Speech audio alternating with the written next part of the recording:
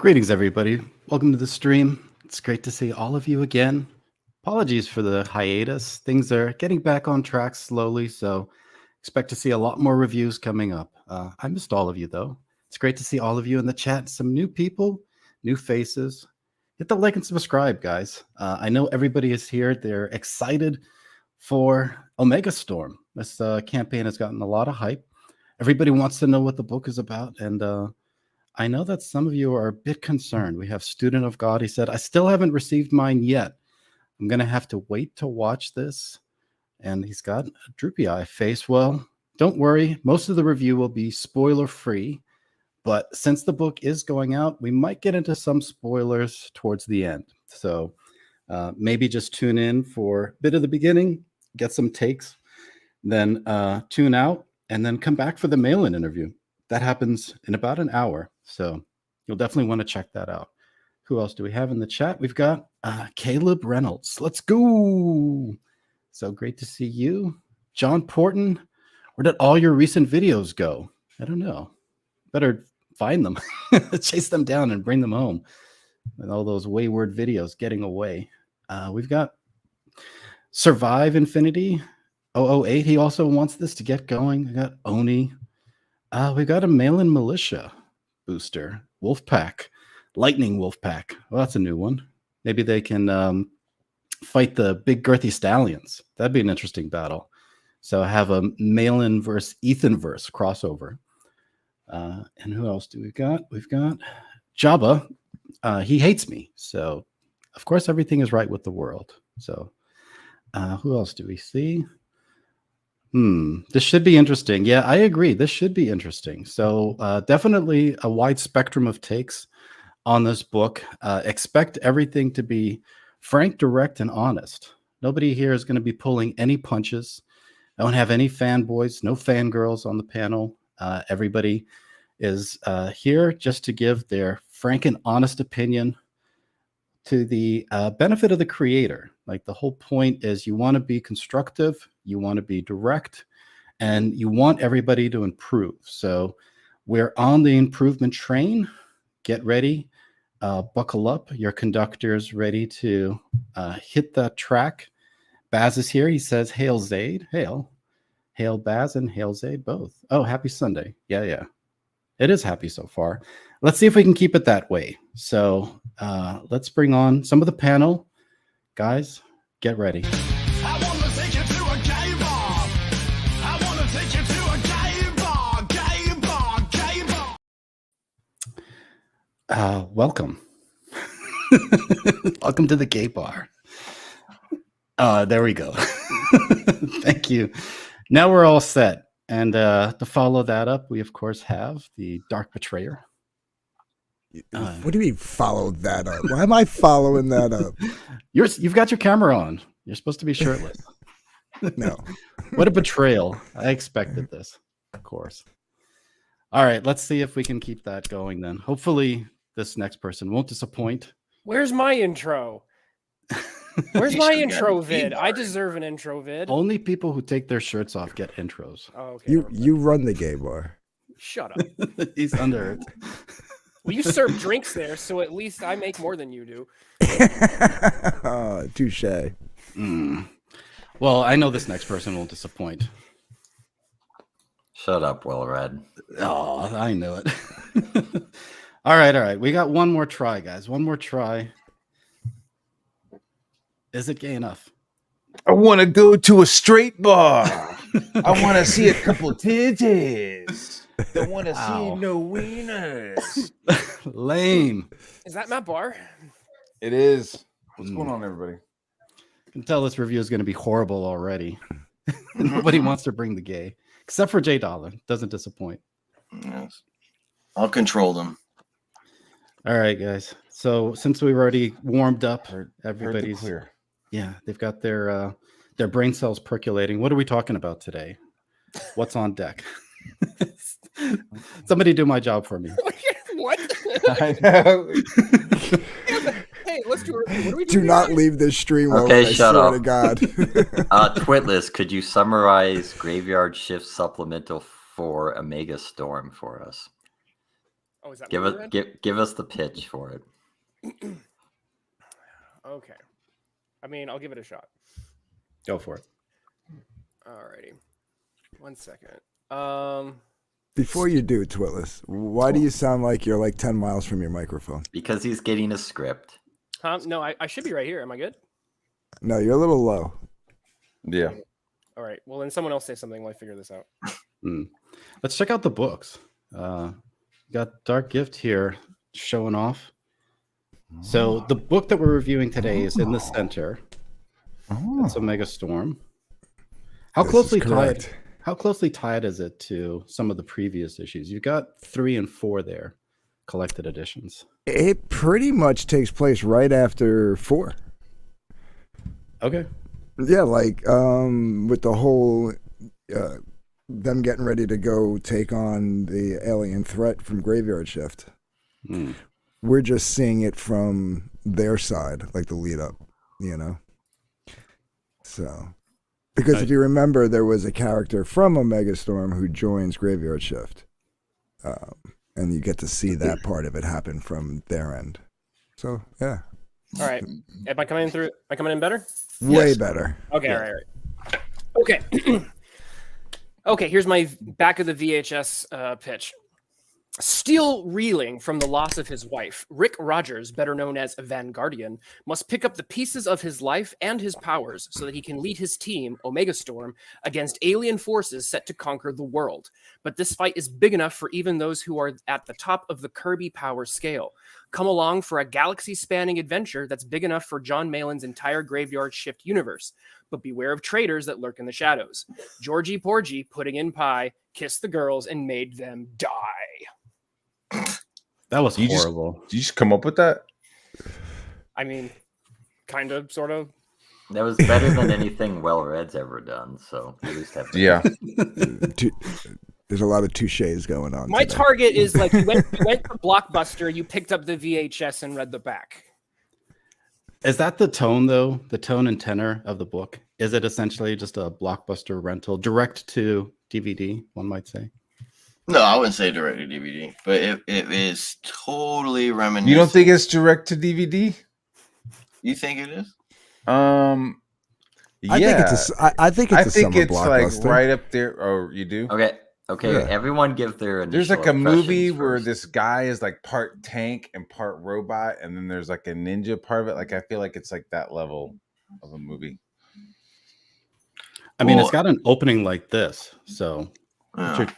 what's your takeaway from seeing a scene like that once you crack this book? Yeah, I Is that- mean that's like the whole like Yeah. you know, the minute you turn that page, you know, because this is actually what pages 2 and 3 Yeah. or 3 and 4. But yeah, once you turn that page and you see that, you're like, okay, this is where we're at. So I think it was more intense than anything in the Graveyard Shift books. Even the exploding fetus. Yeah, way more intense than the exploding fetus. Yeah. Yes. You have more exploding stomachs. Don't worry. Yeah. But this totally felt like a old school. It felt like an Image book. Like it felt like this came from Image. So I think that's like John was trying to hit like that. Well, Nice. both you guys have read Graveyard Shift Forward. I would say this is definitely a better intro than Fishing. Do you agree with that statement? Yes. Yeah, the whole book is better than all of the other ones, to be honest. When did this go downhill for you, Matt? Like, was it right from this jump where you were feeling like, okay, this is probably not the book that is at my standard? What No. were you thinking here? No, I when I opened this up and it was like Rachel, I was like, oh shit, because this is the first Omega Storm. This is the first Graveyard Shift book I've ever read. Same. So it was definitely interesting. So I mean, I'm not squeamish about the decapitated person. You know, that wasn't where I was like, what the fuck? It's a little bit of it's a few pages later where I'm like, It's a what bit the of a fuck turn- is this shit? Is it this one with the wall of text? I feel like some of this is like a wall of text where I think maybe it was like too much white lettering on the black, because with mine it was like kind of blurred out and I couldn't quite fucking read it. Yeah, And he's done this strategy in other books, and there's something about whatever he did here. It's a little more blurry than usual. I don't know what was with I the felt- print job or something. It is straight out of Image though. So to J Doll's point, this is exactly how like Spawn and some other. I'm trying to remember if it's Youngblood. I think does this. Spawn did it. Frank Miller did a lot. Yeah, Spawn did it. in Yeah. Dark Knight. Yeah, it's like using a television to like kind of create a narrative. Like you're getting a glimpse, boom, and the guy's changing the channel, boom, and then he's changing it, and you're like getting that background noise to kind of set. Here we go. Right, but Yeah. Go ahead. Yeah, I Yeah. can understand. It's blurry. The text is a bit blurry. it seems like it's only blurry on like one of the pages, though. That could be. Like when this reappears later in the book, it looks fine. Yeah, like I feel like it's the left page that's blurry, and the right page is fine. I'm gonna come out. What's and going on say the- here? Okay. Well, yeah, I was gonna say that this is apropos of this. I was not. Jan Malin. It's not my cup of tea, is what I'll say. Oh, yeah, I'm surprised to hear that. Yeah, Actually. your This voice is is Well otherwise. Red's cup of tea. Yeah, yeah. Well, I mean, what about it? I mean, other than the homosexual rape, isn't your cup of tea? Why can't Like- homosexual? Yeah, I mean that round you stuff's up? not that shocking. I mean, we've read like The Crossed. I'm just not a big- and what's if you're that gonna gonna do- do Garth something? He Garth writes some Ennis. crazy. Garth Yeah, he Ennis. writes some crazy shit. No, this so, is I mean, yeah, it's very very much in the vein of the boys. And Garth Yeah, Ennis, yep. yeah. I don't know. I'm just personally, it's not like I said, it's not my cup of tea. I like my superheroes to not be this. This is rated R though. It's not. They're not even necessarily superheroes in any. No, I get it. I'm just saying if you're gonna do this is very much a superhero book and it's channeling the superhero genre. It is. Mhm. I prefer it. I just prefer different superhero content. That's it. So It's a Cecil and preference. Zaid, Phil Zaid cameo, apparently. You like rated PG-13 action books. Yeah, no, I agree with this. Is definitely a superhero book, but like my mind was just like in awe of like the different scenarios he came up with. I was like, remind me not to piss John off, like ever. With I mean, the it different- should be pointed Did it out. not? Did it not get look? Because this is where he started doing a lot of telling rather than showing. And after the This fifth is what you time need though. Like of you him need just it. telling you, no, but in this particular sequence when he's like, and this is the other horrible, abominable thing that was done to somebody who was sexually murdered, and like it actually you lose impact of it. It's like, oh, let me guess, they were raped awfully, and it's just you're just being told over and over again. By you saying that, you didn't really read a lot of Image books. You didn't. You know what I'm saying? Like, I've read some Image. I'm just saying there's this. like this nostalgia. Well, I mean, not Wait, even just what? in the, Wait, the- wait, wait. no, How not much of even. Image is well, my nostalgic only for gripe rape? is I wish the text was below the images rather than above. Yeah, I'll agree with That's that. fair. That's I'll fair. agree That's with my that. only like. I'm okay with like all this dump with all this like info dump. I just wish that the text had been below the images. Yeah, me too. Because at first I was like, which one? I had to like look at it for a second and see how the page was structured, so I knew when I was reading what image to associate. Yeah, with. yeah. You know, Like which page? I will say Okay. this is vastly superior if you're gonna have a huge team and some of them dead. Like the Division X intro was awful in Graveyard Shift 4. It was so confusing. These like 4 pages together, it at least sets the team. You get a little bit of each person's character. You get the trauma with the team. It's like Graveyard Shift 4 is just a bunch of people blowing up and dying. I didn't know what was going on there. This is so Yeah. much cleaner. This definitely. okay, apart from one thing, which is the fact that John Malin, who apparently was, I think, his own editor here, big mistake. In this, I think it gets better as it goes along. Oh, There yeah, is dude. there are so many grammar Totally. and punctuation errors in the first few pages. It needs some serious work. yeah. Oh, I see. No typos though. Wait, what? Yes, I there's. was kidding. I was kidding. He's CYAing for when you review his book. Oh yeah, I'm cracking my knuckles on that. No, I just it's it definitely needs to be looked at. There's some serious errors, and there's quite a few of them. It got better as the book went along, actually, which was interesting. Yeah, I actually, again, I don't mind the info dump because it definitely like gave you everything you needed to know so that it could jump right into, okay, Rick's back and here we go. This is the story, you know? Mm-hmm. So it was All a lot of reading, but it was most of it was the least interesting to read. So right. Yeah. So talk about how it picks up the pace of the story. Where do we get dropped into it as it gets Next going? page, I think. Then it Yeah, gets 'cause another it- intro, 'cause- some more people. Yeah, because this is still part of like kind of the intro. I mean, we don't got to go page by page. Like, No. no, Yeah, you I'm- don't Doesn't need really to. No. destroy anything. It's a good little. I'd have to look. It's after all the info dump, and then all of a sudden, boom, they're back at the base, and that's where the story picks up. Yeah, here we go. All But right. I'm sure John would not like you to show a bajillion pages. So I do agree with you. Yeah. So tell me about the pacing. How does it get going once the action actually starts and you're in the plot? Um, Go ahead. It moves pretty fast. It moves Yeah. pretty quickly. Yeah. I don't think. I read it in about an hour and 48 minutes. Well, it was exactly 2 hours to the minute, but I took a 12-minute break in the middle of it to smoke a cigarette and eat an orange. So actual reading time was an hour and 48 minutes, which for 150 something pages is probably dead on. You know. There's a lot going on, and it moves very fast. Matt, you look like you're chomping at the bit to say something.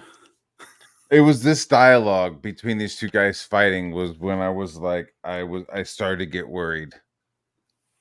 Okay, elaborate. Just the back and forth. Somebody like, nah, bro, cha, brah, dude, like, psych. I don't know if it was like part of their characters, but it's like you're watching Transformers, and the first two robots you hear talking are like the Ebonics robots. So They're it's me- just, they're- it just they're kind of meant- like threw me off a little. I was like, is this how they're going to talk the whole fucking Well, the comic? big guy is definitely told to us being a surfer, so that's partly why he's talking that way. But then Yeah. the other dude is like, psych. I don't know. I wasn't really jamming on this scene, really. But his whole personality, from what you get, at least for me, maybe I'm wrong, is that like he is kind of like the corny one. Like even throughout the whole book, he kind of comes across as like the corny one that wants to be cool. It almost had that Double Dragon comic book feel, you know. Yeah. They were meant And to be chuds, and that definitely like Yeah, I don't- didn't bother me. I think the thing that got me is I feel like, you remember when in the Deadpool movies where it got to a point where it's like, yes, you have the permission to say the F word, but it really feels like you're just saying it to say it. And there were certain things where the vulgarity in graphic language got so extreme, and it was like saying things just to say them because you can. And it's like, how many times can I say, like, come and a bunch of stuff in a sentence? And it's like, I don't need that. You can communicate, these characters have a rapport and they're chuds without needing to just fill with just such degenerate conversation. That's my Kinda feeling. chuddy.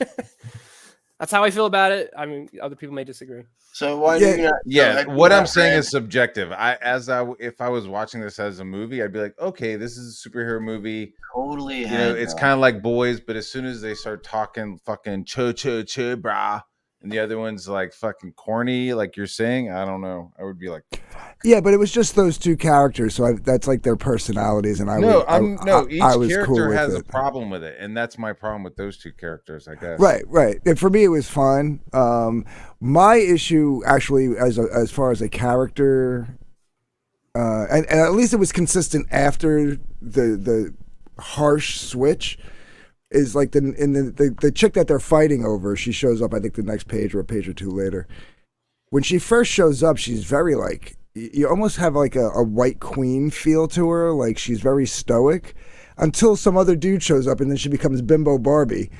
And like it was just a very jarring switch of personality, but then she's that way the rest of the book, so I was okay with it eventually, but it really stuck with me for like the first 10 pages after she shows up. I was like, I don't understand. Is she who who was she supposed to be? Like, you know what I mean? Like what personality is she supposed to be?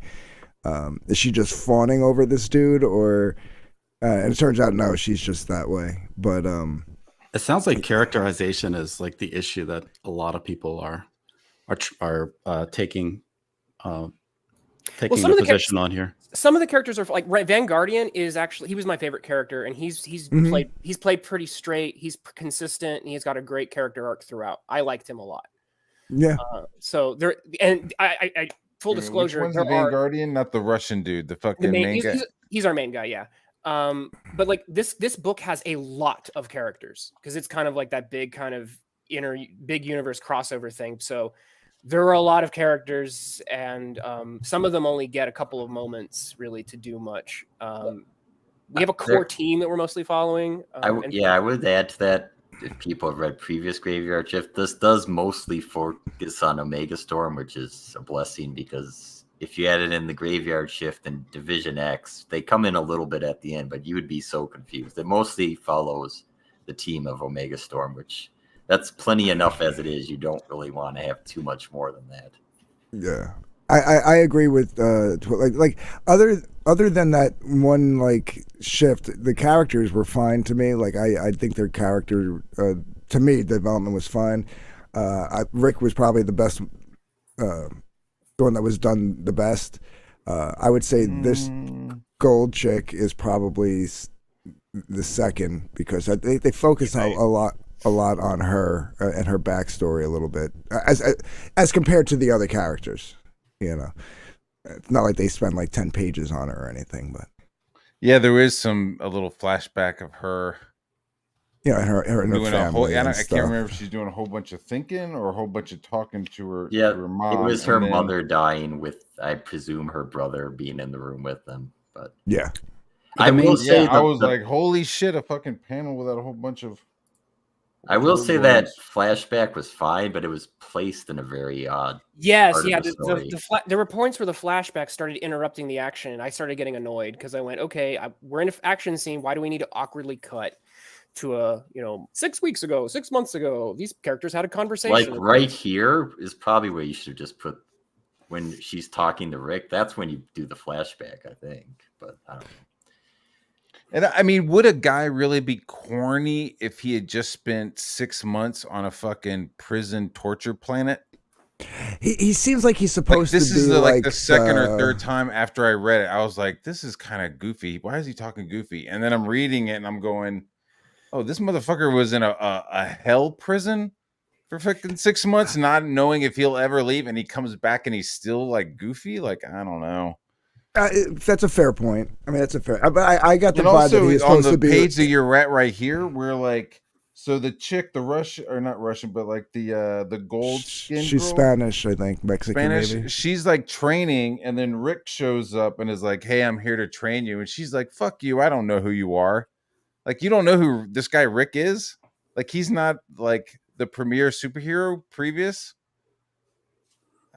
I don't know. Like, and then they stand around talking, right? Then they stand around talking, right? Where it's like, can you educate me? I can educate you. Okay, well then go ahead. Okay, then I quit, agree, done. Okay, the siren, right? And so it's like, from this panel, you look this way and you maybe see two people. Then you turn the panel and it goes in the other direction and there's nobody there. Then this one is just them. Then pull back. It's okay. Then a siren shows up, and suddenly the whole team is in that fucking room. I was like, "Where the fuck where did these people just come from?" And then it's like, "Come on, let's run out to the hallway." And then it's like them down here running to the hallway, and then again another panel of these twinks talking, and they were like talking over here, which was just like, I was expecting them to fucking die like later on, but they didn't. But it was just like, oh, okay. The spatial since Matt's where the characters were, I was like, since Matt's bringing that in up, a training room, this is fucking boring. Oh, right over there, they were fucking standing, never talking. Okay. Since Matt's bringing that up, I did also want to mention that regarding some of the line work, one of the weaknesses, there's some strengths there. It's dynamic, engaging. I looked at the pretty pictures. I had fun with it. Patterson did a good job there. However, when it comes to clarity and sequencing, there were moments I had to read back over and go, what exactly is happening on this page, or what's going on exactly in this action? And there's so many characters that you're following that there are moments where you read and then reread. And I did a couple of rereads on some of the action fights, and I went, I'm still a little unclear as to what exactly happened. I mean, overall, you get the broad strokes of, who's winning or losing a fight, but specifically what's going on page, some of the clarity I think could be improved. Are you reading a first draft? What's your take? I didn't have that issue, honestly. Yeah, I agree with Dark Gift. At least in the fight sequencing, it all actually seemed rather clear. I mean, you could do maybe slightly better, but it wasn't confusing where characters were flopping spots or something, or someone came out of nowhere. There was always some alluding to another character entering the fight if a new one joined. Okay, well, there's a moment where I think Scion is doing a thing with his power, and he's like, push the bad guy back, and then the resolution of that was highly unclear to me. Now I understand that they were doing something with the bad guy and they eventually won the fight, but the specific actions of what these characters were doing with their powers, I didn't know. It was like, but they needed to push the bad guy back because he had a purple energy thing that he was doing. And I'm like, but the purple energy thing didn't resolve from what I could tell. And I was just what like, okay. Purple energy? Which purple guy? Scion. He's talking about when they transform to the bigger people, right? Yeah.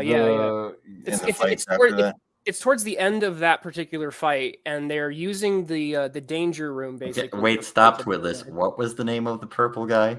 Ha ha ha ha ha ha! Nice try. What was it? Yeah, they were. Fuck, I remember what it was called. It was called like something Chargers. Superchargers. Something Chargers. The Triumvirate. You're the Triumph. Wait, which purple guy you talking about? That guy there, or you talking about the hero? So they're actually, I think, pushing the purple villain, and Scion has a He's purple Sean. energy You can call him square Deshaun. cube. Okay, I can do that. Deshaun is being pushed back, I think, by the heroes. Come on, say his name. Ha ha ha ha ha! Nice try. Yeah, it's weird. They're like one guy's like kind of has his hands open, and then the other guy is just kind of holding his other hands by like his wrists and shit. You're like, what is he doing? They're just fucking pushing on each other. Yeah, but it was, I think I know which what he's talking about, and like it. I mean, to me, it made sense because they tell you that Scion's power is that he makes psychic conscious. They said he's Green Lantern with his mind, right? But they don't. So it doesn't look like it resolves. Yeah, it doesn't. Like they're pushing. I mean, this is fine, and then they're doing their thing. Why is it comes up and headbutts fine? I don't know. It's not fine entirely. It could be better. Nah, yeah, it could have been. Be better. That's what I'm saying. I'm not saying it's like you have electrical powers, but then you're also the Hulk. I just didn't see that like supercharging of energy. Like this guy should be fucking sending out lightning and energy and shit all off of him and stuff, but he's not. And like maybe there's like a little bit of running by the supercharged fucking speedster, but not a lot. But I mean, could you imagine like if the Hulk was as fast as the Flash? Like it'd be fucking terrifying. But this was just like not. I don't know. He just wasn't. And then I don't know. This other guy suddenly shows up. This other giant guy that looks like fucking Pitt. Runner. Yeah, he was in Supplemental 2, I think. 2, yeah. And I think he appears in Graveyard Shift 4 as well. I vote the page looks fine. Well, I mean, is there? So that's not the page I'm talking about, by the way. Is there any, without getting into the nuances of every page, is there any clear direction thus far? Are you grounded? And Rick, the whole like fight. Rick is like, "What do I do? What do I do? What should I do?" Like, there's multiple scenes. Like, okay, you want. Is there a good character to latch onto to carry you through the story? Yes. Like, Rick. What is the reward you're getting thus far for going through these pages? What's his motivation? Yeah.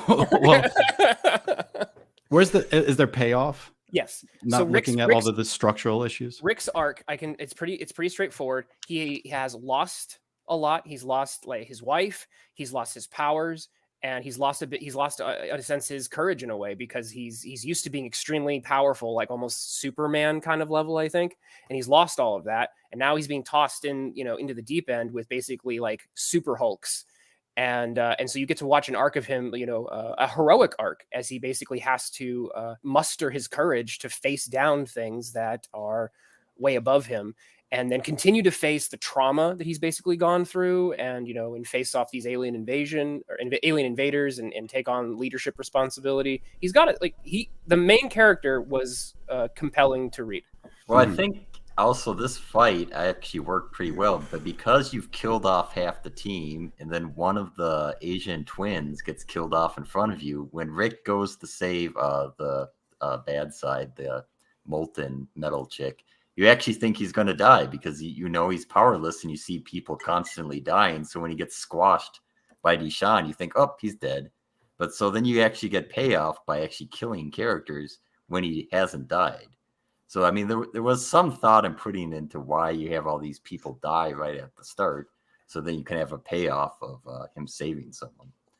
So I think this fight had some good moments in it. Yeah, because I mean, how like spoiler are we getting here?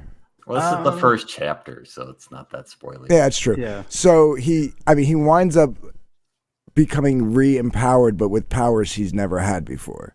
So that's why he was like, what do I do here? Because he basically does this like energy blast that he never had, and he basically shoots his load in one shot, and he kind of realizes that, and he doesn't, so he's got to recharge, and he's learning new powers literally in the heat of the moment.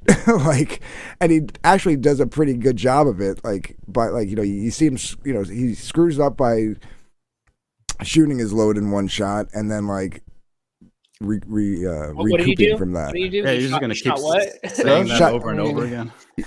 He shot his load in one shot. Yeah. Okay. Yeah. I'm using the term from the book. That's what he says in the book. You really like that phrasing, don't you? J Dollar, what's your take on this first chapter? Were you satisfied? I thought it was fine. Did you shoot your load in one shot? Well, this scene, like they're fighting on the roof, and they Say his name, Twillis. Say his fall name. through the roof. And they're setting scenes. And then, so as they're falling, it cuts to another scene, and then it cuts back to the fight again. I don't know. It seemed fine to me. I don't have any. I mean, there's a lot of dialogue in some spots, but I don't know. Maybe John was just testing out more dialogue. There's quite a bit of text on these pages at times. No issues with pacing or like disjointed storytelling. You were able to track what's happening. You're interested in the main central character and the conflict. The only flaws, like the occasional flashbacks, kind of interrupt the fight. I'm gonna find one of the flashbacks is the start of a new chapter, so that makes sense. But one just kind of gets plopped in the middle, which is a little odd. So how does the conflict build? Like, this thing is broken up over 4 chapters. Are they seamlessly entwined, or do they kind of break the story flow and jump to different things as you're going through each one? Matt, what do you think, since you're interested in the structure of the book? I'm still kind of wrapping my head around the whole fight and how everybody thought it was fine. I said there was improvement. I was agreeing with you. Oh my gosh. Here's the last page from the first chapter. I'm just like, are you fucking kidding? This Hulk has electric. Like, why aren't we seeing his skeleton? Like, why aren't we seeing bolts of fucking energy? Like, there's another guy who could fly around. There's like, I mean, it seemed pretty TV. They you know what I mean? C-list villains that got power-ups, that they have weak. Okay, so well, then even that makes them even more dangerous, right? Like, holy Yes, that shit! was the Like, these are D-list. They've just been powered up. They should be fucking even more dangerous. But like, they just kind of get. I think they were a little bit, and then they get their shit pushed in. I don't know. I thought it could have been more dynamic. All right, so help me out, guys. Please. Fuck out of here, dude. Yeah. All right, so this is the last page of the first chapter, and this is the first page of the next chapter. Tell me that does it jump very abruptly to something? Is there a disconnect here, or is this all flowing very smoothly throughout the entire read? I think it flows smoothly through the first 2 chapters, and then that gets you to the point of the end of Graveyard Shift 4, and then you're on the ship, which fine, getting them introduced, but there's like a span of like 70 days, and that the third chapter I think kind of drags a little bit. There's interesting things in there, but it's kind of just things that are happening. You're like, why are these things happening? They don't seem to relate to anything else. Well, I mean, you skipped a page if you go up one, it shows the spaceship, but the title of the I mean, nothing happens of here. the Though. chapter. Well, it says that the title of the chapter is called Downtime. You can't. J Dollar is correct. Okay, all right, I stand corrected. Yeah, so it's like it's more of like people on the ship. There's like Their conversation. day to day, yeah. Yeah. So I like the design of the space fortress. it looks like a crown. Yeah. It's I kind mean, of Castle Dracula. I think it's got this kind of like. I don't think I minded the day to day so much as there were some serious events, but I'm like, are these events meaning something besides what happens? Like a point, a ship blows up, but then it just kind of is over with. And Well, in the Downtime thing, it goes to the other team, to like the vampire dude and the I forget their names. So it completely. I feel like it's like if you were seeing the scene in like John had it with the television and it would be click click, there would be like a black fade out, and then the next scene would be this ship racing through space, and then you're in the ship, and then with the dialogue, so I don't know, it's just It's fucking weird. It is a little abrupt. I mean, 1 second we're fighting Hulks, and then all of a sudden this other fucking dude shows up and is like, "Hey, I need you to come to outer space with me." And then all of a sudden we're in outer space. It seems it's a little wild. It is. It does happen. Like, what fast. the fuck? Yeah, the president. Yeah, basically, like the president shows up and says, "By the way, fucking high on Robitussin writing this shit, dude." It was like, yeah, and then we'll go to outer space. There's a whole bunch more talking. I don't know. The talking I'm okay with, because without it, we would not know anything about how these characters relate to each other, and that we would not then invest ourselves at all in what happens to them. So that part is necessary. The downtime is necessary. So I'll give it that. Really doesn't. These chapters, I kind of saw as it, like, say if you broke this book down into floppies, right, and they came out month to month, that the way each chapter starts off, like, kind of separate from the previous chapter, is the way I feel like that's how it would have started. Like, it doesn't have to pick right up after the last scene. Like, some time can go by between chapter to chapter. You know what I mean? So to me, it didn't seem. But like, yeah, the third one, even though it's the downtime, it was probably the one that dragged on the most. You know. Well, what about the conflict? I'm agreeing with Wilberforce a lot on this one. Yeah, it's very, very weird.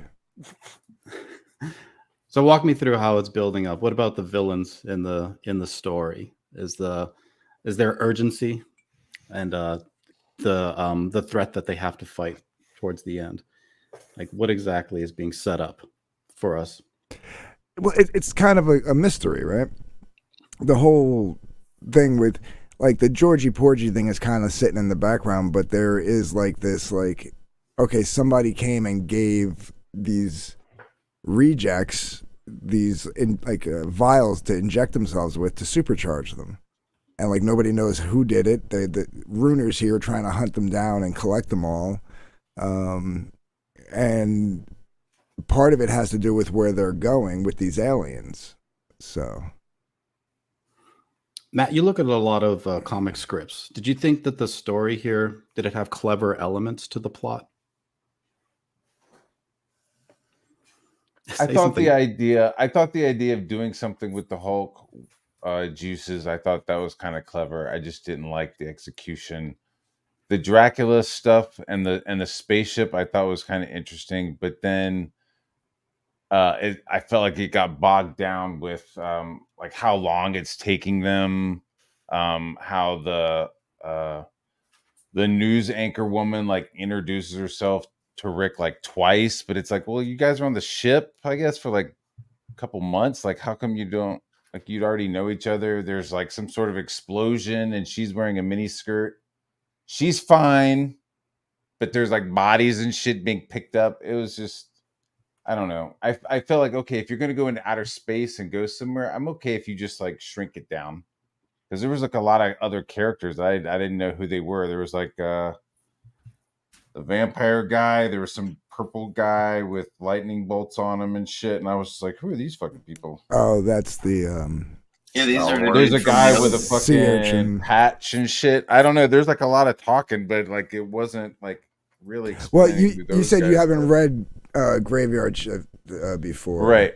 Yeah. So I that's got why a little confused. Yeah, I should Yeah. have. I guess I should have read a whole bunch of other stuff before I read this.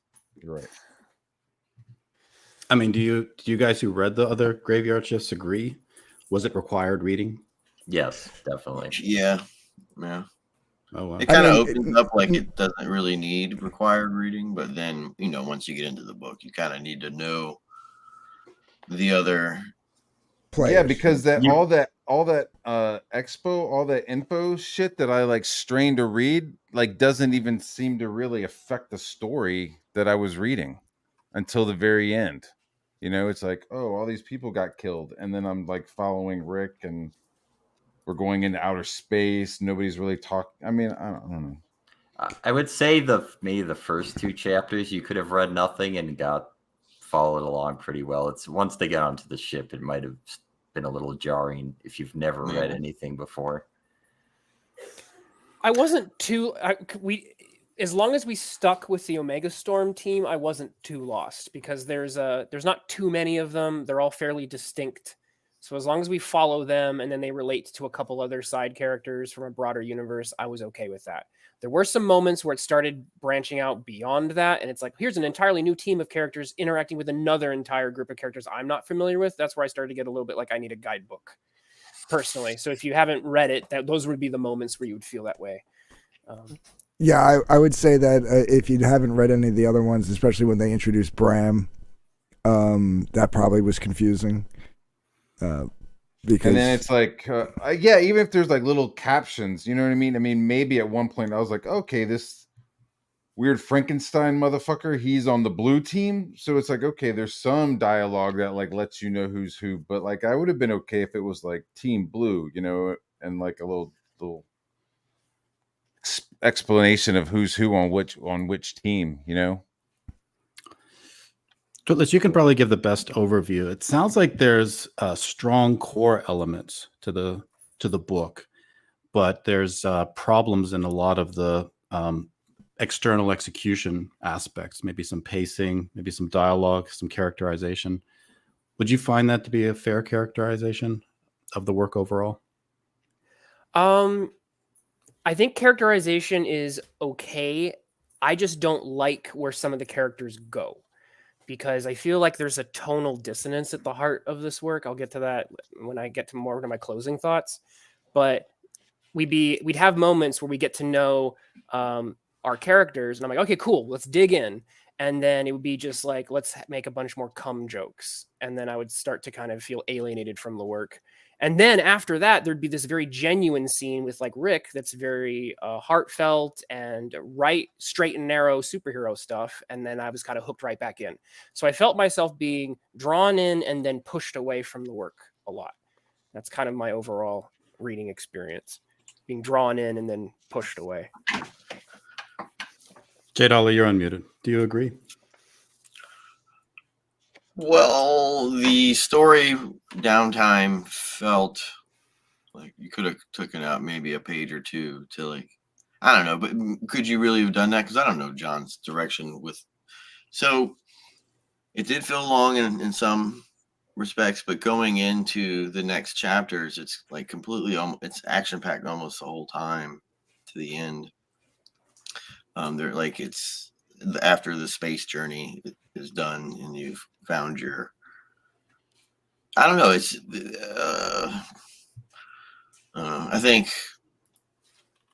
if John was to put in, like an asterisk at every character in every one of his books, it would kind of like, I don't know. That wouldn't make sense. Go ahead, Darky.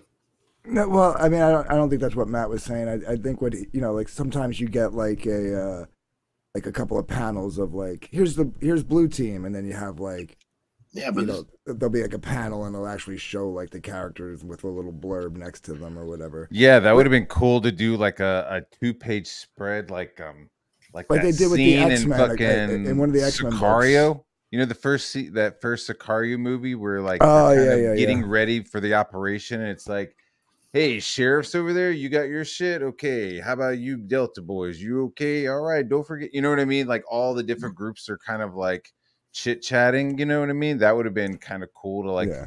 maybe a little chit-chat banter between them. And then underneath have little like even just like the fucking name, you know what I mean? Like this is, I you know, it's not Frankenstein, this is fucking so and so, or But would you do that because every I was like, why is there like Lovecraft references and like Castle Dracula, but like none of the main characters were like uh horror Captain themed. I didn't get it. The Graveyard Shift characters are like basically they were pitched as what if the X-Men were the Universal monsters. So you have the So there was a Captain werewolf in here, or No, there hasn't been a werewolf yet, as far as I can remember. The villain But was the werewolf. oh, And right, Graham right. is a Yeah, werewolf, but he controls her with silver injections. So. correct. Yes. okay. But no, yeah, so you got Captain Blood. He's the Dracula guy. Then you Mm-hmm. have the Frankenstein, the doctor. What's his face? He's the Frankenstein stand-in. Then Yeah. the purple guy with the lines all over him. He's Sea Urchin. So He's without the- reading that other stuff, you could see how I was like, what the fuck is going on? It was like, okay, all these people are dead. Here's a whole bunch of new guys. Here's a guy who's kind of fucked up. Now here's his powers back. Now here's another fucking dude called the Ruiner. Well, now we're on yeah. a fucking spaceship. Here's fucking Captain Dracula. You know what I Well, mean? It well, was just well, like, what the fuck? well, to be fair, let as these far as fuckers I breathe, know, you know, unless I'm like, forgetting who something, am I because there's supposed to been give a fuck about? well, as far as I know, unless I'm forgetting something from one of the other books, this is the first time we're really introduced to a Megastorm as a team. So all those characters that died, that's when we're all finding out that they died. Mm-hmm. Like it's kind of like with like the Watchmen when they talk about like the past members of the Watchmen. You know what I mean? Like Yeah. you know, like you never I really guess saw they, them. yeah. Do they? I don't feel like they really talked enough about that. Then maybe, like, it didn't seem like it really affected the story at all. You know, like, are we ready to go into space? Like, all of our like top people are dead. Are we ready? I don't know. Do you agree? It's subjective. Do you agree, Moonshine? Do you think you needed the previous books as a roadmap to know what to care about in here? Well, I mean, this is technically a supplemental, so I think it works fine as this is the 8th Graveyard Shift book at this point, and I think this does the best development of characters probably since the first 2, which developed the main team itself. I think some of this has been a little rushed, but this actually gave you a lot of time to breathe on Omega Storm. But if you don't know any of the other characters, every time they're going to get introduced, you're going to like, why aren't these characters being developed? And the answer to that is they've been developed in the previous 7 books. Right. Do you guys agree with this characterization of the work? It's Grindhouse. The framing is Grindhouse, the bookends of it, I'd say. Yeah. I'm gonna go to you, Matt. You've got opinions on all of this. Is it Grindhouse? Do you think? I don't know. I don't think so. Okay. I'm not really sure what that means. I'd have to like. It doesn't feel Grindhouse. You ever seen that Tarantino movie, Grindhouse? It's Planet Terror, and Yeah, So- it's like a exploitation. I don't feel like. I feel like this is more the boys. I don't know. It's a little. I don't know. I don't feel like it's exploitation though. Mhm. What about the '90s motif? Grindhouse. Like, I think if this was like made into a movie, I don't think this would be cheap. You know. What about the '90s motif? How did you guys feel about that? Was I it felt retro? I had it the whole time. Yeah. Was it retro, or did it feel current, modern? Sorry, what'd you say, J Dollar? Do you remember like the Geomancer in all those books? Yeah. And Valiant books and like the Turok books. Some of the pages had like that kind of feel, but it always, because I know it's John, I know it'll always have like the image will always be, and you can kind of totally tell by all of the character designs for their costumes. They have like these hints, but that's my opinion. Do you agree with those Yeah. references, Twitless? It's Valiant. Is a strong He's never read any Valiant books. Don't you dare! I collect Solar Man of the Atom. Get the hell out of here! I'm going to pull yours out and I'll pull mine out. I am a gym shoot. I have never mind. Okay, I didn't get. I get more Image vibes off of this. I always felt like Late Image. Valiant's much more. I don't know. Yeah, Man of War. No. I feel like Valiant was much more toned down. Yeah, it's toned down a visually lot in a lot of ways. Yeah, than Image. Yeah, which is what made Deathmate It's so like picking up interesting. a issue of Stormwatch. but yeah, you no, know, it's who the it's fuck are all these definitely people? it's definitely got the '90s edge to it, but it still feels modern in story and tone. But like visually, it definitely has that '90s vibe going. Okay. All right, let's talk quickly climax, how it built up, epilogue a little bit, and then do some final thoughts. So, what did you guys think of the ultimate payoff? Satisfying? Well, I mean, they What the fuck? the story obviously is going to continue. Not even the epilogue aspect of it. Like they still have to get off the planet. Like they didn't leave the planet. Mm-hmm. So, but I think. They That- don't. Okay. Hold on. Go ahead. That it dark the just get you meant what they get is the MacGuffin that they're looking for. So that's the end. So that's Right. the simplest way to explain it. Yeah, thank you. I will say that even though this wasn't a, it's part of an installment of a much larger story, I didn't feel gypped. Like there's a lot of content here. It covers a lot of ground, and by the time I finished it, I went, that was a good meal, as it were, in terms of how much ground we covered. There's some books that we review on this channel where it's 80 pages and we're still not through the same battle scene. And that really bugs me. And so here we get a lot more. I just want to, because I guess the way I phrased it makes it sound like it ends on like a cliffhanger. It doesn't. The story wraps up. It's just obviously there's going to be a continuation to the story. So. I would say though, like for Graveyard Shift 5, if it isn't as long and meaty as this book, it's going to kind of feel a disappointment at this point. Look at this loser. I did have a smoke halfway through, Chuck Reardon. My respect for J-Doll is going up now. Mine is going down. Exo think Man it of could War. be lower. Exo Man of War is a respect. But it had that feeling. Like even the characters on this cover, like almost, Hmm. What about you, Moonshine? What was your take on the conclusion of the story? It was fine. I mean, it was neither exciting or bad. It was fine. They did what they want to do, but the point is to attack this overriding threat, and all they found was something that would get them there faster. So it's fine that the point of the book is to introduce Omega Storm, and I think this is the best that they've done with any group of characters in this whole series. So that in that case, it succeeded. Yeah. So the actual quest didn't really matter so much as introducing you to these characters. So all the punch was left for the epilogue, basically. I mean, if you're gonna talk about the epilogue, I give like everyone here plenty of time to leave. All right. I would say hold on. There's some other stuff. Like, at one point you like show this big giant bad guy, right? And like the one dude who went to the prison planet was like, yeah, he's a real big bad dude, man. Like Kirby level out of this. He like talks a bunch of shit, and then you like see him for one panel, and then we never see him again. I don't know. I was a little like, what the fuck? That's fair. Because especially if you're going to name drop him and then you see him in the panel, and he's Super name drop. Yeah. Super name drop, and then you don't see him. And then the one guy, Toth Amagaba Gaba guy, he fucking wakes up and then like walks maybe 2 or 3 steps and then fucking falls apart.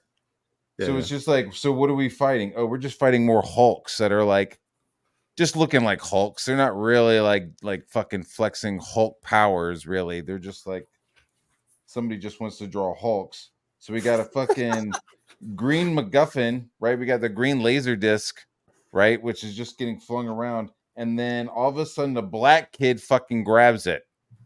A black kid who is a fucking stowaway on a spaceship for how many days? 60? Dude, I thought that was fucking. I was like, what the fuck? Where did he come from? I'll have you know that was the coveted Star Wars Laserdisc with the original uncut trilogy. Is that Whatever it is, dude. I mean, I recognize Laserdisc. My parents have a whole shelf full of fucking Laserdisc movies, right? But I was just like, wait a minute. I thought so. It took him, 60 days to get there, and nobody noticed this black kid in the ducts of Castle Dracula the spaceship. I don't know. Are you saying like everything felt kind of frivolous? Like very weird and just like, it'd be funny. Yeah, let's do that. It'd be crazy. Let's do that. I don't know. There wasn't any the story might have been checked for proof. It's on brand for Image, I'll say. There was no, I don't know. I do think a stronger editorial voice would have helped things. Just in like the story outline mode. You know what I mean? In the beginning, All right, J Dollar, tell us why everybody's wrong. What? Shut up. No, tell us why everybody's wrong. I thought the book was fine. There were some spots where it was dull and slow feeling in the downtime. Just having all that dialogue, reading all that dialogue. The end, J Dollar. What about the end? The end. Not the epilogue end, but and the end. then going into the end, can I finish my story? Oh my gosh, it's one of those stories. Anyway, the one book to the last, almost like the fights kind of felt like confided into like a tight spot, and then the fight opened up into like a more glorious battle. So at the end, you're almost like, oh, and then you're like, oh, okay. So like there was that like type of like you're anticipating the fight to be so much more, and then like as you're reading it, they're like fighting. It almost reminded me of like there's Sonic a big double page spread of some dude we don't even know who it is. Let's see. It's like, who the fuck is that? I don't know. I was like flipping through, right? I'm like flipping through. I'm like, wait a minute, who the fuck is this guy? He's a poster on your wall. Stalwart. Yeah. All right, epilogue, guys. What was your take? Well, you got to give the chat time to leave. Well, Oh yeah, chat, go away. go watch a better show. What are you doing here? Say no more. What's wrong with you people? Degenerates. Yeah, we're gonna talk about the epilogue, the thing that Malin was, using as a selling point. This is what everybody's gonna want to. That's a selling point. Oh. On that image that you're showing right there on the right page, like where she's like, "Hey, I want to interview you and talk to you. Hi, I'm so and so," and it's like you already introduced yourself like three pages before that. Yeah. I don't know. That's why I'm just like not somebody like be like, "Hey, man, you should tell this kind of story," or don't put that gore in it, but just like, hey, I see in your story outline, you already introduced this. Like she's already talking to this guy twice. Like have him talk about something else, or have him already like if they've already been on the ship for like 60 days. Like I'm sure they're like. Well, she obviously has a closer. crush on the dude. The second time she was trying to get him to like have dinner with her. Like right before they're going into battle, he's gonna have dinner. Yeah. Okay. It just doesn't seem. They could have been talking about something else, talking about the battle ahead, something else. I don't know. Now she's into him, and the robot says, "Your Let's have dinner, pheromones are." lady. I'm about to fucking fight for my life with like against Yeah, giant she wants monsters to. and a giant. She was trying to get a little dick in case he didn't come back. Yeah. Before you go See die. that. You know what? That would have been a lot more interesting if it was like, hey, look, I want to. He's like, if she was like, hey, can I talk to you? And he's like, I don't have time. I'm about to fucking fight a giant stone monster. She's like, no, I don't want to interview you. I want to fuck. And then Well, I mean, he could be like, she listen, basically I've already does, lost though. my wife. Have a little flashback of the girl's head missing again, and then he's like, nah, I can't fucking deal with you right now, and then leaves her in her fucking mini skirt. And this is after she was in an But explosion in the fucking mess hall. she basically says that, right? She's like asking him questions. She's like, I can't talk about it. Then she's like, we'll have dinner, and she's like, no shop talk. Hold So up. she Let Matt basically let Matt Barr cook. Let Matt Barr cook. No. I'm not like, yeah, fuck this shit, because I'm definitely, because I don't dislike it. I did like it. There's just parts where I was just like, why did you do that? Like that's, I don't know. Like Yeah, that. but I mean, is it like It just bothered me. You know what I mean? Like I was like, I have to read so much in this book, right? That like when you make me read something twice, it annoys the fuck out of me. Especially when it's like, hi, I'm so and so, such and such channel. It's like, we know, he knows, we all know. Is it like an OCD bothered me where like if you overlooked these little, quirks or, these imperfections, you could enjoy the whole experience overall, and they just like I think if half the cluttering. dialogue, yeah, I think if half the balloon dialogue was removed, and maybe some other dialogue was put in, I think I would have been cool with it. I think the art, I don't know, the art feels very like monthly rather than like a graphic novel or something. Is that a bad thing? Yeah, I'm not. I don't. Yeah, I don't like it. No, I want to hear your more thought. Why is that? Why do you think that's? Well, I don't know what the deadline for this is. I don't know what the deadline for this book, or how quickly they had to put the book out. But like monthly books, like cut corners on stuff, and monthly books sometimes like shit doesn't look as cool because they're rushing. They're trying to hit their deadlines, which is understandable. But like this, I was like, what kind of deadline? Did they really need to hit a monthly deadline for this? Like, why does some of this stuff just look kind of rushed? Some of these faces look kind of wonky. Would you be happy if like most of the book was just this page?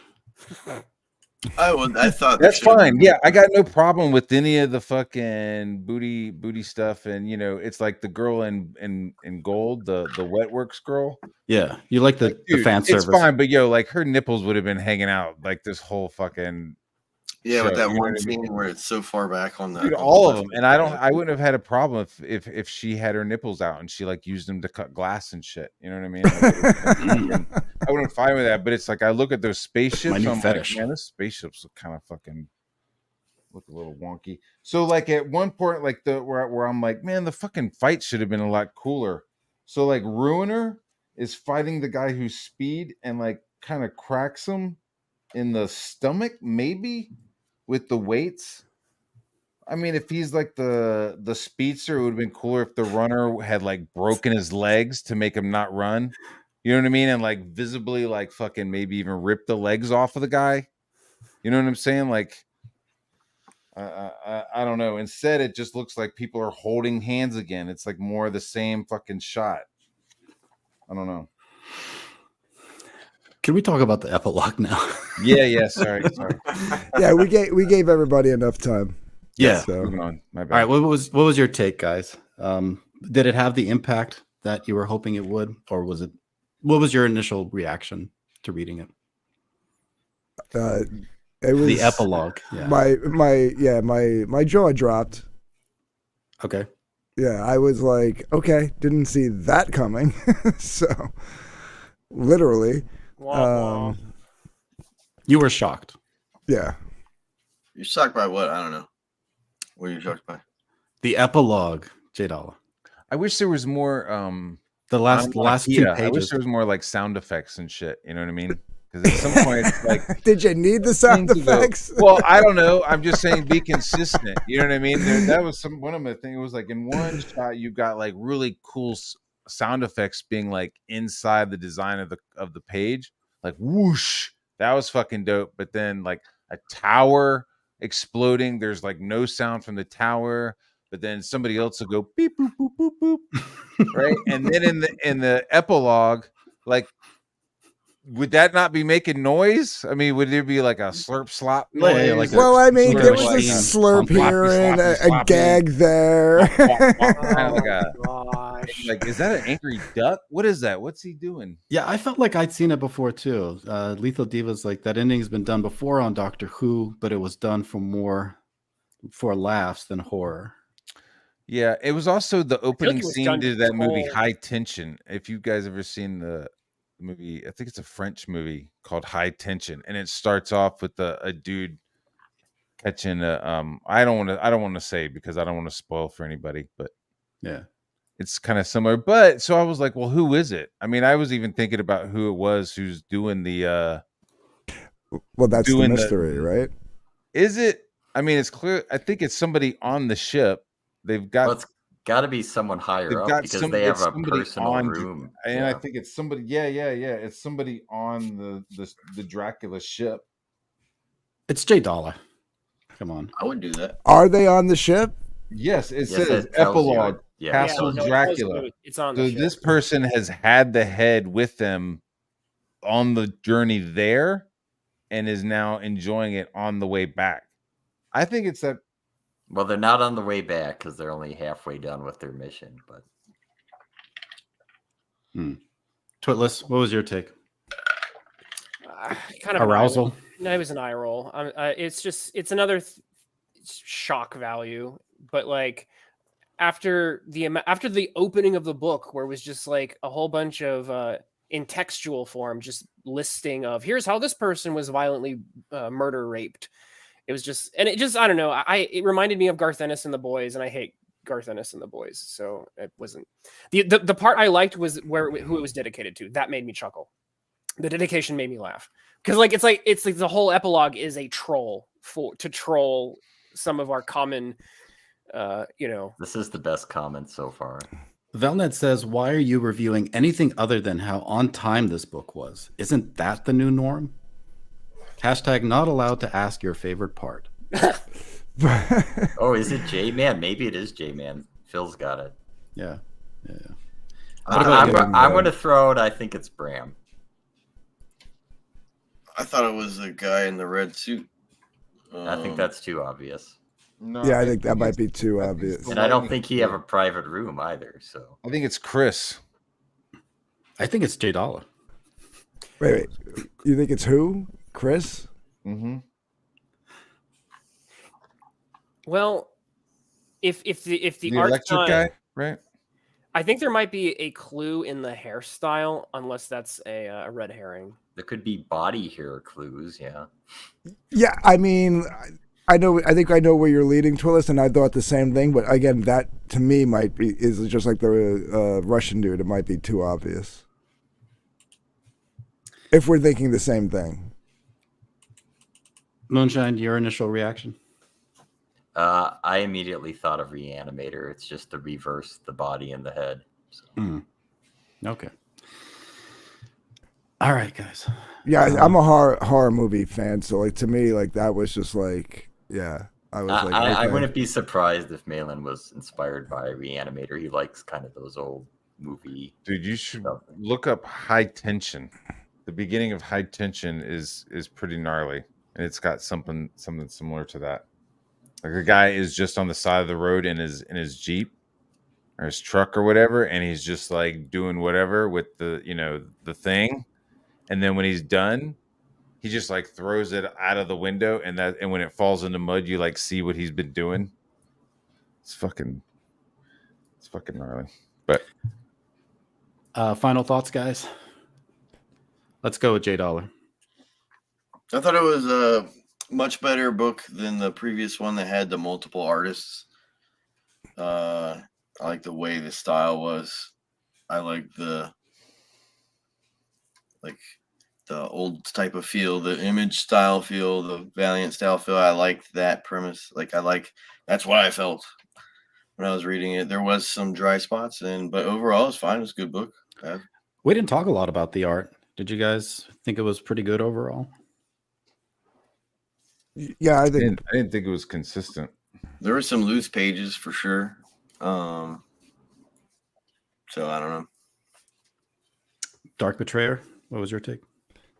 my overall take. Well, no, probably- the art, and then give me your overall. The art, I like Patterson's work. Yeah. Um, Did you see the Yeah. same inconsistency that Barr was mentioning? I don't know if I would use the word inconsistent, but yeah, there were some loose pencils here and there. So I don't know if you would consider that inconsistent. I guess you would, now that I'm thinking about it. Hmm. But yeah, I mean, other than that, like I've seen in like if we're just sticking with the Graveyard Shift series as a whole, I've seen worse.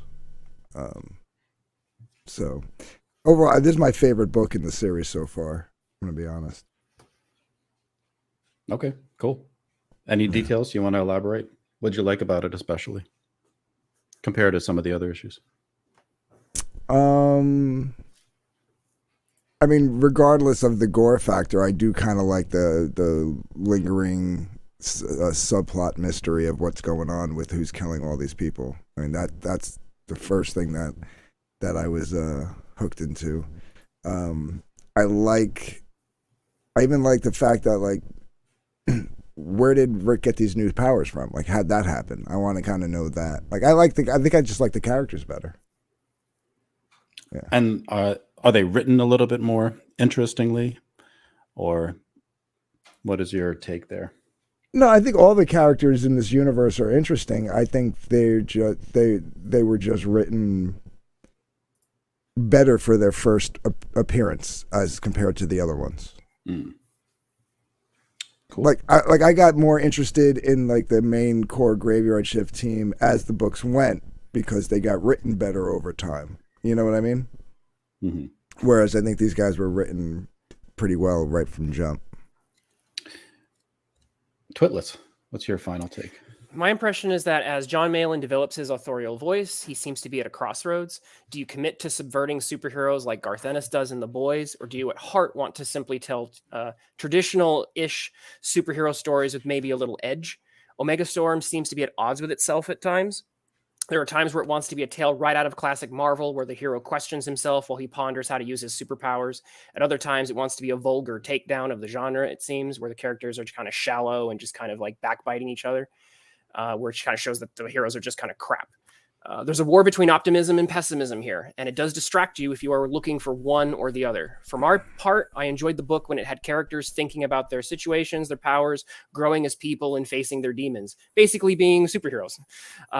Personally, I say choose optimism. I don't think we need more R-rated takes on superheroes. I think there's enough of those already. Also, John Malin needs stronger editing on grammar and stuff because there's some rough spots. All right, so you gave us your pre-prepared take, but can you give us a gut take? What do you mean? tell us something off the cuff. Show a little humanity. So, Overall, I had fun when it was being fun superhero stuff. And when it was being just vulgar and graphic, I wasn't having fun. I love graphic books and vulgar books and books with nudity. I don't understand. I don't like when you mix it with superheroes. That's just my take. But why? I mean, this isn't a superhero book. That's just his. Well, it is, but that's just his personal preference. Who's a superhero in this story? All of them. What book were you reading? It's a superhero genre. Even if it's a subversive take on it, it's still a superhero genre book. I don't know. I don't see them as superheroes. Like, I'm with you as far as like having it, J-Doll, as far as like not minding all that stuff. But that's his personal take. But this is a superhero book. At heart, this is a superhero book. You literally have your Captain America, Superman stand-in with Vanguardian. Matt Barr, do you want to go next? Sure. Final thoughts. Final thoughts. There's some hope. There's some hope for John. I didn't really like it. If other people did, that's cool. There was just some shit that I just didn't really enjoy about it. The Rick guy, I don't know. I didn't really feel like there was much of a story arc to him. Like, he maybe has like a few pages of like, remember my training, and then he gets his powers back, and then he just becomes part of the team. I don't know. I would have maybe liked to see him kind of struggle with him not having powers for a little bit longer, you know. But whatever. Moonshine, what's your final take? Well, I'll point out some things that everyone didn't, so we're not repeating each other. I think some of the inconsistency might be whereas Tommy Patterson did a heroic job drawing 158 pages, there's like a cadre of inkers and colorists through this book. So obviously they're going to have different styles, so that may be part of it. I keep saying this Good about point. so many books, increase the DPI on the lettering. As far as I can tell, this was printed in Canada, so I assume it's the same place Ethan prints. And if so, Ethan has a much cleaner printing even for the black text, which probably would have helped the white on black as well. I mean, the black text is okay, but you could actually have it cleaner even still, as it is in Black Riding Hood. The text in there is incredibly smooth. I agree. I think was J Dollar or was it Dark Gift? This is probably the best Graveyard Shift. Is vastly superior to Graveyard Shift 4. That was just confusing. Tommy Patterson's style is much closer to Malin's, whereas Zay Garcia is an amazing artist, but it doesn't really fit this series. So Yeah, that was a little drawing with him on it. Yeah, that was me. Yeah, that was me. And I'm glad this team was developed because Division X was not developed and it was confusing. This team is developed, and I would say the first 2 chapters, you're just going to be flipping through pages so fast because it just moves. And the 3rd chapter tells you right away it's downtime. And I'm not so against the daily life, but there's some events in there. I don't know if I didn't understand something or it's just, or we have to have events. So besides just the daily life, they didn't seem like they needed to be in there. So that's my general thoughts on the matter. To be honest, the 3rd chapter is where like 2 pages in is where I like said, okay, I put a bookmark in it, sat down, had something to eat, smoked a cigarette, and then went back to reading. If you're going to read it all, that's a good spot to stop for a bit. Yep. I would have loved to have done this book first. But yeah, do any of you agree with this take? Have any of you read Black Riding Hood? I haven't read it yet, no. Carbon Heart says Black Riding Hood is his best book. I mean, it's 10 pages. It's got a good hook, and I think it moves a lot like the first 2 chapters of this, but it's so short, I can't really say it's better. I mean, it's very a simplistic story since it's so short. This book was definitely a challenging undertaking, like to write a book of this length and also to do a team, which everybody says is like a really hard thing to take on, especially for like one of your first books. So we can always ask the man himself, and he can tell us about the pain and experience. John Malin. The pain. Hey guys. Yeah. Did everyone get their final thoughts? I didn't want to pop in until everyone had got through all that stuff. So we just finished that. Oh, okay. All right. Cool. Yeah. All right. Here I am. Hit me. Knives out for Malin. You got a question or whatever? Look, anything I say will be me defending myself. It won't be taken any other way than that. John's a prick, so all right, let's go. Can't stand you. We bought your stuff and read it and reviewed it, so clearly someone read it 2 or 3 haters. times, they said, and that's pretty cool because it's a long book. I read it Who was that? at least 3 times. Is that you, Twitless? Nice. Did you read it a few times too? I think it was Matt Barr. Yeah, I read it twice, and the first 2 chapters a 3rd time. Great. I'd love to ask actually just more broader questions. Maybe set the context a little bit. So this is your second time writing. You wrote Black Riding Hood first, and then you attempted this. I mean, of recent stuff. I did like some Naughty and Nice, way back when. I've been, involved in the writing in Graveyard Shift as it went on. Not so much in the first issue, but more so in the 2nd, 3rd, and 4th. So, yeah. Also the supplemental, the Ruiner supplemental, wrote that. So, what kind of motivated you though to take up the pencil? Is writing something you've always had an affinity for? You wanted to be a writer? Yeah, I guess. I feel like it's so bad right now that I can't do any worse. So I might as well get in there and just start doing it. So, and I think that not too shabby. 158-page story was a huge undertaking. It was a process, and I'm better for it. Yeah, whatever people's takes are, like you wrote from the heart. This was definitely from an era that you feel close to. you're inspired by. A lot of creators were at their peak at the time, and you were looking up to them and admiring them. So tell us a little bit about your inspirations for the writing for Omega Storm. Well, yeah, it definitely is a superhero book, I would say. But it's still a graveyard shift book. So what I wanted to show was that in this world, which we've shown plenty of just kind of monster related characters in the main book, but I wanted to show what was going on in the superhero realm and pull that into the main storyline. So I mean that's kind of what I was going for with making this whole thing a little bit different than what we're already doing over in the mainline book. So yeah, so shined a little light on the superhero stuff, and all that will work in a much larger way as we keep going through. So I mean, everything that was done here, I didn't invest 158 pages worth of money just to have this one thing shot out.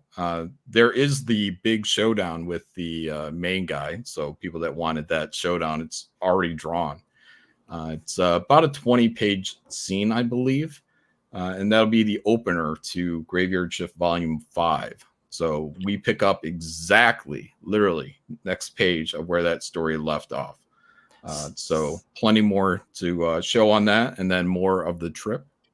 Mm-hmm. Do you think Graveyard Shift 5 will be about the same length as this No supplemental? way. No? No way.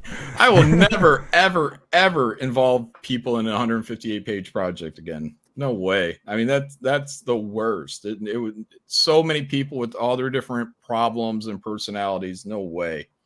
Plus, I mean, it's not cost effective. So, I thought that if I did 158-page, but there was a lot of people out there saying, "Oh, we want bigger stories." Blah, blah, blah, blah. So I gave it a shot, and it cost an arm and a leg to do it. Not to mention all the difficulties along the way. So there's no way in hell I would do another 158-page story, even if it was a Megastorm. No way. How many people did you have on that book? A Megastorm? How many? Yeah, total. Or the problem book, whichever book it was. 3 inkers, 3 colorists. Yeah. So, thankfully 1 artist. So Tommy did great. Yeah. But the pains of dealing with people. Yeah, I'm learning my lesson with that. So yeah, I'm trimming stuff back actually because of my experience behind the scenes with these people. So you're saying like modern day writing is bad though. So like what were you trying to tap into with the comic reading experience with the Megastorm? Well, I wanted to show a hero, Rick Rogers. Wanted to show somebody that is very much Superman, Captain America-esque. He is the true blue good guy. I wanted to show definitely different voices for the characters. I know Matt didn't like the bruh talk, but it's a surfer. Who was it? Moonshine or Twitless didn't like the cum conversations or dick conversations. I don't know if there was a cum conversation. I think they talked about dicks a couple of times in there. Yeah, what was Twitless reading? Yeah, and getting laid. But I mean, that's characterization. So if you're attracted to all characters, and there's probably not an interesting character in bunch for you, you have to have somebody out there that you're not relating to. You're not going to be pulled. You shouldn't be pulled into everybody. So that's what I'd say about that. I'd say that's an example of good characterization in that there were people that you were kind of not wanting to be around because of their choice in language, which might even be, how you are in real life. But it doesn't mean that, somebody potty mouth like me is necessarily, written poorly. It's just that's what comes out of my mouth. That's my own characterization. Matt has his own characterization, So, I mean, it's different personalities, and that's fine. So, can I push? Yeah. So I was actually watching the interview that you did with Abra before this. And oh, by the way, she does great interviews. If nobody knows, you guys should go. Yeah, we'll go give her a sub. One thing you said in that I got to push back on, and you said that like you didn't need to read the other books, and I would say that you would. Okay. Only for the other characters, because Oh my ju- god, when we get on the spaceship, I mean, That's where I think that's fuck, because the thing Matt's is, the like, perfect I'm example like, of I'm this. seeing Yeah. whole fucking crowds of characters. There's like Mhm. a purple dude. There's like a guy with a fucking eagle on his shit. Like, I haven't read the other stuff, so I'm like, who the fuck are all these people? I would And then there's remind a one giant that it's space supplemental. This is a supplemental book. So, but I would also say that I'm not a DC fan, but when I went and read Kingdom Come, I didn't know who more than half of the characters were. It was just this monster of an epic. But I didn't need it all spelt out for me. I got the core, so I got my own enjoyment out of Kingdom Come. I still, that's the reason I'm in comics still, is because of Kingdom Come.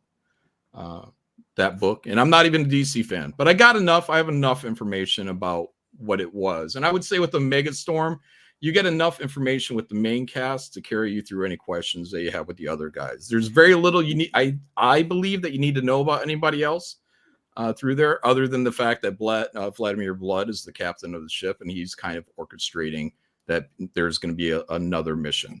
So The scene with Stalwart pushes that to a tension point because that's a scene where we get characters who were really not. If you're not familiar with them, that's where I felt more disconnected.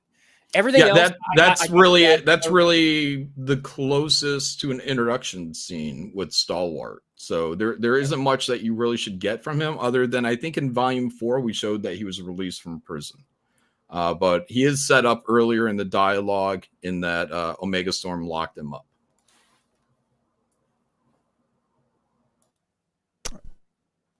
Well read stepped away. So if any of the rest of you have questions, go ahead and shoot them at Malin. Yeah. I mean, for me, I mean, I can see personally, like, if you're just focusing in on the Omega Storm characters, yeah, and you don't like pay too much credence to the other characters, I think you're probably right. But if you're someone who's like, I guess like Matt, like he never read any of the other books, you kind of get a little lost. But and it's like a double-edged sword, right? Where it's like, I'm imagining this as like a movie, right? And so I'm watching the movie where like all the superheroes are getting together right before they go down, and then suddenly like there's a whole bunch of other like cool fucking characters that show up, and like you don't mention them and nobody really talks to them, so you're like, hey, those but are if you want cool if you want looking. that Who the fuck are those? experience, if you want that experience, you're watching part 5 of a movie. Yeah. Part 1 is Graveyard Shift Volume 1. That's to know all those background characters that I feel aren't that important to carrying the story in the back end of the book. Again, other than the fact that this guy's the captain of the ship, we established that he was seen as a terrorist, and now he's running the show. And hopefully set up that maybe there's a little bit more mystery with the character. But again, this is Volume 4. I'd agree supplemental.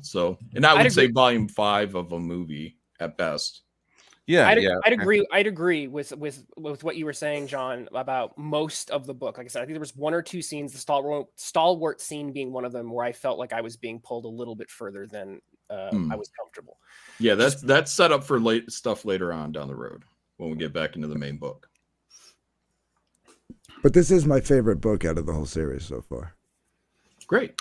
Yeah. So what do you feel about their like Twitless saying it's like too vulgar and it's missing the superhero point? It's definitely vulgar. It's definitely vulgar. I can't say that it's not vulgar. The superhero stuff, again, there's a method to the madness. Everyone will see it further along we get. But I needed to introduce these guys for a reason. And I can't divulge that yet. So, but yeah, it is a superhero book in a horror kind of universe. So, well, can I follow up with that then? Since thanks for teeing that up for me, Jadala. So, people like Bill Willingham have said that they're kind of done with subverting superheroes, and they just kind of want like what they did in Elementals, and he kind of wants to rebuild them.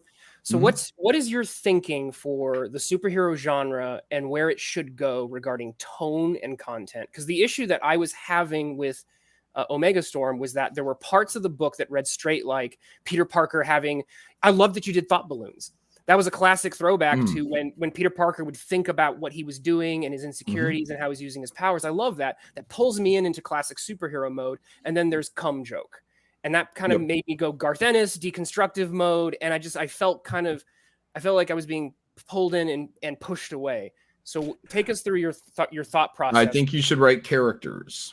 I don't think you should do much limitation. Now, whether or not you're talking about if you're a mainstream company or an independent company, I think there's differences there. I think you can go about as far as you want in the independent realm, as long as it's not illegal. But at the end of the day, and I was talking about this on Abras too, is that, I think Marvel is much more of a kids company. I think there's certain limitations. DC is probably a little bit darker. People are a little bit more comfortable with darker things at DC. So work within those bounds. I don't think there's one way to do these things. But you got to have characters, and you have to have bad guys that are actual bad guys. You have to get people invested in what's going on. And if you don't, then you're 90% of the rest of the comic books that are out there right now. So congratulations. Can I ask, speaking of deconstruct, do you feel that you're deconstructing the superhero genre with this? No, no way. It's already been deconstructed. I mean, does that say I'm no, I mean, this thing was deconstructed a long time ago. I'm using deconstruction as a tool. It's hard for me to explain right now, but there's a point in the violence to what happened to these heroes. So that's interesting. You're using I'd like to hear more on that. You're using deconstruction as a tool. That's a fascinating idea. Mm-hmm. Yeah, I can't divulge why I'm doing that though. There's a reason that these things are so violent to what you presume are good people. Can you speak more philosophically, as not like plot details, but like where you're on it? I mean, it's a little bit about what we deal with the SJWs in mainstream comics, where they take your heroes, these, again, what you presume to be as good people, and then you degrade them. Cool. You're just doing it within the story. There's a point. Gotcha. It'll be like in one of those Hellraiser, when he reaches the precipice and he's being turned into a Hellraiser. Well, the SJWs, they take people that are good and they degrade them. Yeah, they try to mischaracterize them as being these things that they're not completely. So is there kind of like a sleight of hand? Is that what you're getting at? When you see it, you see it. It'll happen. Yeah, so, to me, it doesn't seem like you're deconstructing the superhero. I feel like these are actual superheroes. You just place them into a horror theme. Yeah, I don't think I'm doing any deconstruction, any ground that hadn't been laid already. I feel like if I was to say I'm doing deconstruction, that I would have to be doing this to a new level or something like that. I mean, I'm working with deconstructed characters, more or less, in archetypes, the ones that Georgie primarily has broken. Yeah, but for the most part, the other guys, like the dick talk and stuff like that, that's just what I would call normal characterization that you can expect out of conversations with a variety of different people. These aren't conversations that Rick Rogers has. This is conversations that primarily Ark has. And Kronos kind of indulges him in these conversations. I wonder if there's a path to uplift through deconstruction. Maybe that's a little bit. Mm-hmm. Is it really deconstructed? I mean, he's right. It's like he's not really. It's superheroes with consequences, right? We've seen that before. Mm. Yeah, the classical Superman right and wrong. Well, like the Ultimates, like the early Ultimates, and like some of like Authority. Stuff like that, like that shit was cool. Like where it was like superheroes were like fighting and sometimes they die. Those were somewhat deconstructed. Yeah, Shane got me to read The Authority. I got a copy of it somewhere. Oh man, I took it downstairs. But I'm starting to read The Authority. I'm starting at volume 2 because it's Mark Miller though. So I'm giving that a go. Authority is fucking dope. That shit's dope. I mean, I liked Warren Ellis's stuff. That was really Is good. the Authority the one that was from Image and it got re? Is that the Wildstorm one? is I believe Wildstorm, and then right around the time Wildstorm got bought up by DC, I guess. Okay. Yeah, they used to be Stormwatch, and then they kind of just rebranded the whole thing. Yes. Yeah. Stormwatch, yeah. Was it Stormwatch though? Wasn't Authority Stormwatch before? It was at the very It doesn't end. say in the. It doesn't Stormwatch. say in what I'm reading, but I could see that, sure. Yeah, I thought they just took a lot of, kind of like how Wildcats, they had 2 different versions. They had Well, the something version happened with the satellite that they were at with Stormwatch. It was called something, the Sword or something like that, and it got demolished. And they were like, "Fuck it, we're gonna be the Authority. We're not gonna listen to anybody anymore." Yeah. Anyways, but like it's superheroes doing stuff, and there's consequences to what they're doing. I guess maybe more like the Ultimates. You know, that early Ultimate stuff was really cool. And what is that? That was Miller, right? Yep. Yeah. That shit was dope, man. So I do like the idea of like these people getting fucking like smashed, you know? Seems a little more realistic. Do you kind of have an archetype that you're working from, it sounds like, for the way that you're doing these characters? Sure, a few of them, yeah. Yeah, I'd say so. What's your writing process? Like, do you just start like just writing? Do you have an outline? Do you do panel by panel? I get a general idea, and try to write it down, big points, front, middle, back, fill in the gaps. But I'd say that my full writing process really, and then that's good enough to get to art. But then when the art is coming in, then I'm trying to rewrite to the art. And then we get to the lettering. And then when I see the lettering and what we're dealing with there, sometimes it needs a rewrite. Something needs to be shorter, or I want to kill more space, so I write more. Or I find that I could actually, with maybe just a word or a phrase, I can make a creative beat to move over to that next panel. So the lettering process is intensive. Yeah, it's a lot of work. But that's because it's not done until it's at pre-press. And sometimes that's not even done because they might find something. But yeah, so that's it. Someone said smoke weed. Maybe on the idea phase, but you got to kind of structure this stuff down a little bit. So yeah. I want to Sadly, I can't. I wish I could listen to music, but I can't. Apparently, I can't listen to music. I can listen to music and draw all day long, but I can't while I'm writing. It's too distracting. So Dude, writing is a whole different muscle, right? I want to hear more Lots about of erasing and deleting. I want to hear more about rewriting to the art, because that's something that I've noticed that I've been doing when I'm working on my stuff. And kind of like, what do you go through when you I guess kind of a simple thing would be, like you can look at a panel, even just, maybe you wrote something for an expression that went one way. But when you look at the panel, it's off a little bit. Maybe just something didn't hit right. So you might want to change up what's being said a little bit in order to fit the expression that ended up being there, instead of fighting the artist for a redraw and be like, hey, you didn't capture that, so kind of working like that, being, I guess, a little fluid with it. And where they're, you got to kind of bend a little bit in what you're trying to do, fit the expressions, because that makes it, instead of fighting what they're doing, fit the expressions and something in the panel, whatever, anything that might kind of, you think, or even like transitions of scenes, like maybe they didn't cut a scene well enough, or you didn't write it well enough for a proper cut. So maybe you can set up something in the dialogue that might help transition that a little bit more. So have you discovered anything have you discovered any new avenues through that, or interesting things through that process that weren't there? It's all interesting to me. I'm doing this, the 158 page story, it's just like, it was a lot going on, and I'm trying to figure all this stuff out mainly on the fly.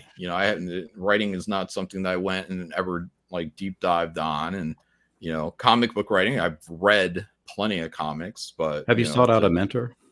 No. I don't want any. I don't really want anybody's influence. I'm just, wasn't sending out my scripts for anybody to check or get into.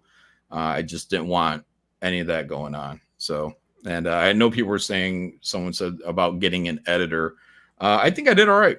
So someone said grammar errors in the beginning. I'm unaware of those, but if anybody wants to send me a list of them, I'll look into it for sure. There were some grammar errors in the beginning. There was some sentences that kind of broke apart a bit. Sure. Yeah. Send me a list of them. I'll look at them all for sure. Oh, nothing that can't get fixed in a reprint. Believe that. You ever been? I mean, you probably did this with Mark Polton, though. You bounce ideas back and forth off the Graveyard Shift and the scripts that he puts together. A little bit, yeah. Mm-hmm. Do you find value in that process though for your own writing, your own scripts? I mean, I guess there could be a value in that. I don't open that door for that. I knew exactly what I wanted to do, so I just like I said, I'm the only one that knows who Georgie Porgy is. If I die, nobody finds out. Sorry. It's everything is really close and everything's really personal. And I didn't want to have to be like, hey guys, tell me what you think about all of this. Help me along. I didn't feel that it was, again, I have such a low view of most comic book writers. I just don't feel like I need advice to be as bad. So I'm going to aim to be better. But I don't think I need advice to be as bad. And I'm not trying to take anything away from anybody, but if you want to call me a prick, okay, but that's fine. So, where do you feel like most writers are deficient? Like, why do they just fall in that low scale? Completely uninteresting stories, uninteresting action, uninteresting characterizations, fear of taking any kind of grand leap of in any direction. Look, I mean, you can go out in the independent market for sure. You can find some wacky, kooky things, absolutely. But can you pull that together with a mainstream? And that's my goal. That look, no one else has to do what I do, but can you pull that together with a little bit of a mainstream flair? Can you make it slick? Can you make it commercial? That's my goals. So I'm doing what I can. Can I ask another question real quick? Mm-hmm. Speaking of Mark, being that like I guess you guys were co-creators of Graveyard Shift, right? Mm-hmm.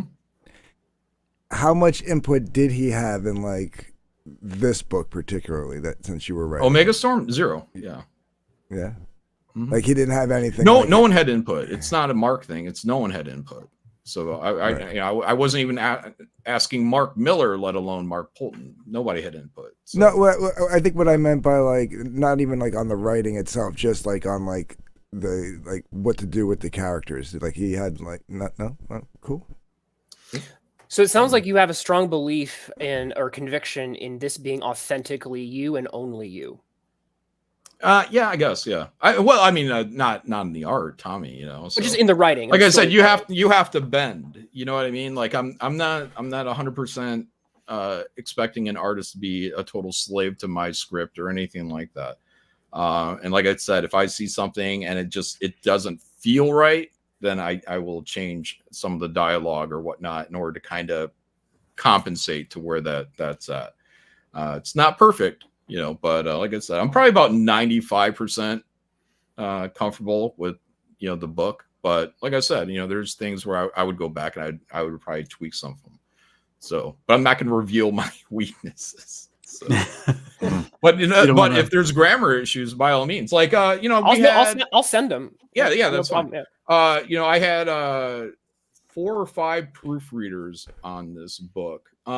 2 of them actually had recommendations in like dialogue, and they're like, "Oh, if you say it with this little flip that, it'll read better." I'm like, "Okay, all right, boom, it's in."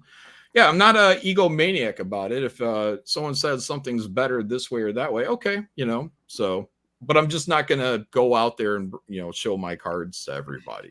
You don't want to bare your soul. These guys are proofreaders, and the proofreaders didn't even see the last pages. They didn't see the epilogue because that was something I didn't want to leak out. So trust issues.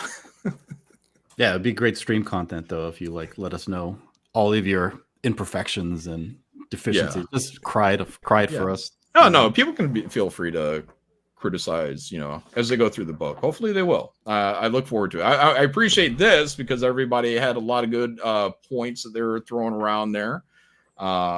Specifically, if there's grammar issues, like I said, I'm totally down for that.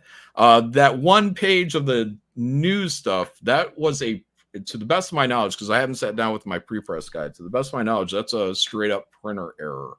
And that's on all the texts for that one news page. So it kind of blurred it out a little bit.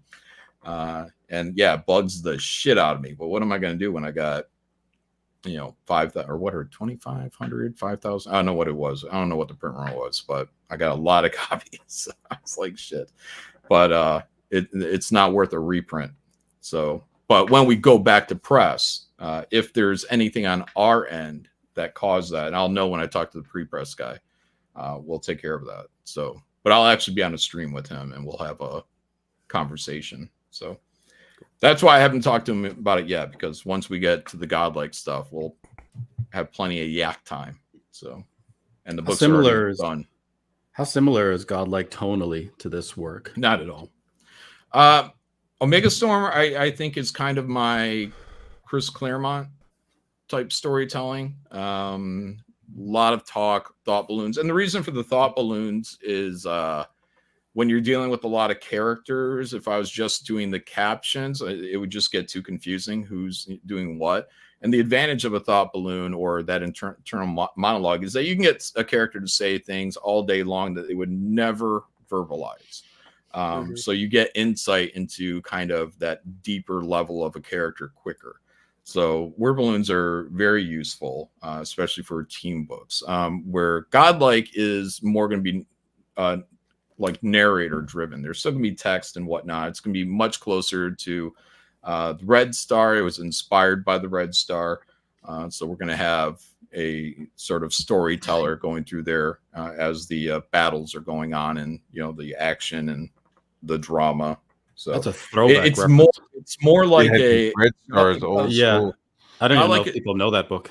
Yeah, godlike. Well, just like the Red Star, it's meant to be like more of a almost fairy tale. Like eventually, I'd love to do an oversized version of it, just like they did on Red Star. So when you hold the book, that you almost feel like a kid, because the book is going to be so oversized in your lap.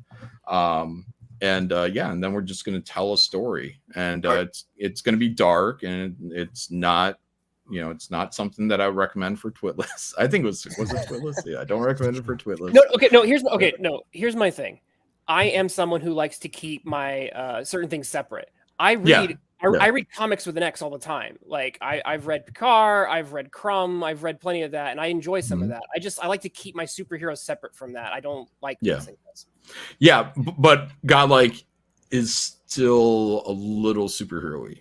So it's going to play on that, because that's what I love. I love superheroes. I'm not in superheroes because they were or are popular. I love the superhero stuff. So playing around with those little genres, and not to sound like I have some kind of limitation. I'm also planning on doing like a horror book, which is going to be like an EC Comics eerie, creepy book. Which again, I don't recommend for Twitless. I don't know, maybe Twitless. I like books. All right, you can read them under the covers. The attempt would be to be the most crazy gore horror book that's like ever existed. Level. It's gonna be like, why is the word "come" in here so much? Oh yeah. Maybe why do is some that fun. A fault? Yeah, why am I don't know if I would have anybody slurping cum up out of the bathtub. But put it in there for Twitless. Yeah, serial killer like drowns his victims in a tub of cum. Yeah. Does Twitless have? Are you doing something else on your computer right now? Because you are roboting. Am I? Hold on. No, that's his regular voice. Is the color palette for godlike gonna? Is it going? You said it's darker, but is the colors still going to be like as bright as what this was or the previous ones, or is it going to even be tonally darker? For what? For his new book, godlike. Oh, I'll find a godlike colored image. I mean, I've shown some images, so let me see what I can find here. While you're looking for that, who's writing Graveyard Shift 5? Mark. Yeah. So I got So to Mark, go- Mark, and me. So I mean, because again, part of the story is just, and same with Godlike. It's I know too much about what I want to do and where I want to kind of get these stories. Graveyard Shift to our volume 6, and it might end up being a volume 7 at this point, but. So I have my own kind of designs, and I tell Mark, hey, we're doing this. Mark writes up whatever, and then I go through it on another pass. So Gotcha. and, Yeah, because I was going to go back to what I was saying. So like if you wrote this, because this is obviously leading into 5. So yeah, basically, it's just my own plot points. So I mean, So I'm kind of controlling where this goes all the way up to when we end this arc. So Gotcha. I have Okay. kind of the bigger ideas on what's happening, and I need Mark to kind of go in there and just kind of break things down into whatever the smaller pieces, and then I'll look at the smaller pieces, and then wherever it needs to be dusted up at, I'll dust it up. If I need a new scene, I'll add a new scene. So actually there was, I believe it, yeah, there was a new scene that I added for Graveyard Shift 5. So just because there's things that I want set up for when we get to the next volumes, and but and you guys will see, like, even this entire 158 page Omega Storm story, it's a setup, so it's a setup that you're gonna say, oh, all this stuff. Yeah, that's why I was asking, like, if Mark had any input, but it seems like you're plotting it and then he's just writing based off your plot. Yeah, well, I mean, I don't know. Mark has input as well, but I mean, I'm controlling the larger beat. So if he puts in a little bathroom scene, or if he wants to do something, I'll look at it. We'll see. So right. I'm functioning as editor and publisher of this stuff. Well, editor in chief now for Graveyard Shift, because I brought on Clayton Barton as an editor for that. So he's kind of maintaining the what Tommy is working on and dealing with corrections and all that stuff. And again, I'm kind of doing more of the big picture stuff. If I have to, and then I get involved with an editor's note. But for the most part, things are going pretty well. Tommy does as he does. It's he's pretty consistent. The only thing we need better is time. But I don't think we're going to get better time out of hardly anybody around these parts. So it seems like 1 page a week is about what they're ready to average now. And that's a good week. So it's odd, but as I'm hearing like your workflow, I don't know why I get flashes of Jim Shooter constantly in my mind. Like, was he a childhood inspiration for you? No, I'm aware he was a bit of a taskmaster, micromanager. Like if I was editor in chief of Marvel, people would probably compare me to Shooter. Yeah. Well, he was a font of ideas too, though, and he knew the language of comics. It was something that he'd known from childhood. So he was trained by Mort Weisinger, I think, on all levels of the business, right? So he was given from a very young age, like, how to run the entire thing, from like the presses to like the business room. So he knew the entire business. He could write, he could do the editor in chief thing. He could be like the mastermind of all of these series. So on running printers and technical things on the business end, I don't want any of that stuff. But in terms of creating comics and managing, editors to manage artists, I could do that. Yeah, I think I would probably thrive in that kind of environment. You kind of are you fulfilling a lot of childhood ambitions here, where you have all these ideas? We're all gonna die here pretty quick. So yeah. All right, I got a shot here. So I mean, that's why we've kind of made these campaigns as big as we did. And again, now I'm at the point where I'm just like, all right, I'm ready to scale back on some of the stuff, just due from creative frustrations, but with others. And but yeah, I mean, doing the entire supplemental book was trying to get more and more content out. But I like being able to expand. Even the Godlike series has a supplemental. We'll see if we keep that involved, because part of me is just like, I might just do a single book. So, Right. yeah, and but we have a story in the supplemental that we're going to have to close up in order for that to happen. That's written by Vaughn, and Vaughn did a really great job there too. But also I'm going in there and like I'm trying to explain that he doesn't know the world. Like it's like, hey, do a sci-fi gangster story, but he doesn't understand the rules of the world. So I have to go in there and be like, okay, well, I set up a certain thing here, or I put something here, break down how many families kind of overrun, these areas, and what is the area, things like that. But yeah, so it's a process. And I don't know if it's like anybody else's process, but I just have to have it how I need it. And that probably is bugging a lot of people. Which goes back to why if I just do it all by myself, then no one gets bugged. So, but that's just it. I can't let something go out. I can't let it go out and not be creatively satisfying to me, with the idea that it might not be creatively satisfying to the reader. So if a day came where you had to just start chucking out your comic books, I want you to say, well, this one's entertaining, I'm going to keep it. And I hope I did that with the Megastorm. I think it turned out fairly well. Like I said, 95% happy with it. And I would be hard pressed. I've read it. I've read this book more times than anybody before it was ever even a book. Like I read it over and over again, looking for all the little fuck ups and whatnots, and caught most of them. And then everything off to the proofreaders and whatnot. And then when it got to press, I read it again in book form so I could try to experience it as a reader. I read it 2 or 3 times as a book. Trying to get that experience as a reader, and just trying to go back to square one and be like, what did I think? Where did I go wrong? What could I do better next time? So, and again, I know what I think my faults are, but I'm just not going to unveil them for everybody. So. Tell us all of your faults. Yeah. Expose yourself, John. Yeah. We'll get the tissue and the Oprah couch for you. Great. Great. Yeah. Well, so these are, it sounds like, because you said this was your Claremont book, these are ideas. Very wordy. Well, Claremont, though, he focused on relationships. Like that was the strength of a lot of his writing. Yeah, I hope I did. I hope I got that. And a hell of a lot of that across.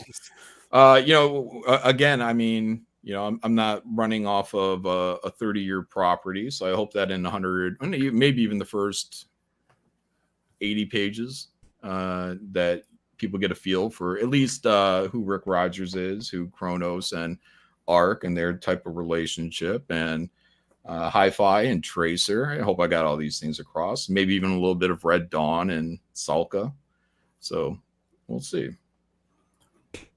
But so do you find modern influences, or are a lot of these things just, properties you looked up to when you were a kid and were really inspired by and wanted to recreate? Mostly, stuff from when I was a kid. Yeah, there's not a lot. If there's any modern, it's television or film or something like that, maybe that I'm pulling from somewhere. Like I said, I'm just now reading The Authority. So, but I read The Ultimates. I thought The Ultimates was great. I read that way back in the day. But Authority is something I'm kind of catching up on, and I see what other people are doing and how far they're taking it. At least in the mainstream, and trying to find ways of a clever way of either outdoing or, just putting another spin on an idea somewhere. So was Red Star just like all my eerie and creepy collections I've bought. Just before I go in there and I try to outdo eerie and creepy, I have to arm myself with eerie and creepy. So was Red Star one of those things you read and like you were blown away and said, one day I want to make my Red Star comic? Storytelling Red Star, for anyone that doesn't know, it's a lot of kind of double page spreads, but they intercut with panels, so it's not always, oh yeah, look at there. Some of that, dude. This is dope. Nice. Yeah, I like Mason. Amazing, dude. Some of that early early like lettering and stuff was so like just put it all at the top, just shove it all Yeah. at the top. We don't give That's a a fuck. lot of writing. Look at that. Dude, Incredible. it's fucking a lot. But then as it progresses, it definitely starts to kind of evolve. But I love this shit right here. That's fucking Mhm. it's Yeah, fucking that's dope. nice. Yeah, I like the graphics, the graphic quality. So dope. But yeah, Red Star is mostly double page spreads. They use the big logo. Same thing I did in Omega Storm. That's coming from Red Star, where you take the big logo and you just pull it across as a double page spread and make it a large graphic. And I'm not the first one to homage that. Bendis took that idea as well with Powers. And just wrote Powers as like I don't know if it was page 2-3 spread, but not. But yeah, same stuff. But it was big storytelling. It was like just big, nice images. I also like. I mean, they really did it. For me, I guess almost like a little bit like punk in that they broke the rules in where normally we draw on like an 11x17 board and then it gets reduced down to comic book page. I believe a lot of the drawings that they did for Red Star were actually done on scrap paper. And they would blow them up, and then Snakebite, the colorist that I was working with on Omega Storm, worked on that book. He kind of composited these sketches along with 3D models and put them all together, colored everything up, and it was the first time in any comic, I think, that 3D models were actually kind of working. And you can look at them, and they're still kind of crude, but they were actually kind of working. And I think it had to do with that integration that Snakebite was doing. Really fantastic. And yeah, it felt like almost like a big adult fairy tale in your lap going through that book. Yeah, I bought it off the newsstand, and I remember thinking like this is something really unique too when it came out. I think it was a 3-issue series, from what I remember. Yeah, I think they did more than that. I mean, there's 2 volumes out there. So. Oh yeah. I think maybe I with probably Image, the first maybe they started with Image and went off and self-published. So I mean, these collections are actually IDW. Okay. So yeah, that makes sense. Yep. What about somebody mentioned Reanimator? Are you familiar with this? Yeah, I watched it before. I'm not sure of the reference. What was the reference on here? The reference is for the epilogue. So I guess everybody's kind of curious where you got the idea from. There's a lot of speculation. Oh, do they have sex with the head? Well, I mean, it's not the kind that is in your book. You can see here there's a female and a male head, so there's a bit of role reversal there. But yeah. Careful! You're gonna get nipples on regular TV. Well, this is on YouTube though, so I mean, yeah, but Dan Fraga lost his channel by showing a girl with pasties. I don't think the rules are the same with live streams. Oh, they're not. Yeah. All right. Careful. Yeah, I'll kill that. No, Matt was talking about High Tension. I've seen High Tension. And I was like, well, how do I take that idea and take that to the next level? And that's what I think I did. Maybe not so much if they're doing the same thing in Reanimator. I guess I'd have to see to what degree we're having spoiler head sex. It also it also reminds me of that Mindhunter show on Netflix where they were talking to Kemper, the co-ed killer, and he was like talking about like how a head feels different than fucking a body, and like how fucking an ass feels different than somebody's decapitated head socket and shit. It's a wild, disturbing interview that this dude is having, and the FBI people are like, they have to sit there and record it, and they're like, what the fuck? Like, they're horrified and throwing up when they leave. But it's I've probably seen it. You haven't seen that? Other no, I may have seen that. Yeah, I don't recall it, but yeah, I may have seen that. But I'm saying I probably have seen head sex somewhere else. I just don't know where. But not to that extent. Maybe like a severed head, but not one that's being utilized. Well, utilized, sure, but we're talking superheroes. So yeah. I'm trying not to like spoil it, But that was the one part I was like, oh, okay. I've seen the head fucking, but I've never seen like the Please stop. I wish there was some onomatopoeia there. I wish there was Oh some my sound gosh. effects. I mean, she Oh gives a on little the sound gasp. effects. but I So was like, yeah, so the sound effects, I kind of decided that what I was going to do with sound effects is unless they're necessary for storytelling, and there could be one that maybe slips through or something like, or maybe just graphically it looked well, but unless they were necessary for storytelling, that I was trying to keep them out. They tend to take up a lot of room in the panel. Also, when you're dealing with a lot of dialogue and your space gets down, and usually a lot of times they're just not. You got to really be a master of the craft to get sound effects to one look good, especially when everything's coming off of computers. But to try to integrate them into the artwork, it doesn't work very often, and you got to really care about what you're doing to make it work every time. the whoosh was pretty dope. Oh, with gosh, Yeah, those the are whoosh was dope. hand drawn. Yeah, those are. That would have been dope if he punched one of the Hulk fucking dudes, like having fucking squirt going, like spelled out in guts and blood. I mean, I'm just spitballing. The book's already printed, but having onomatopoeia incorporated into. Yeah, there were originally written sound effects, and I think I ultimately just said, no, let's just take them all out, except for the ones that were necessary for storytelling.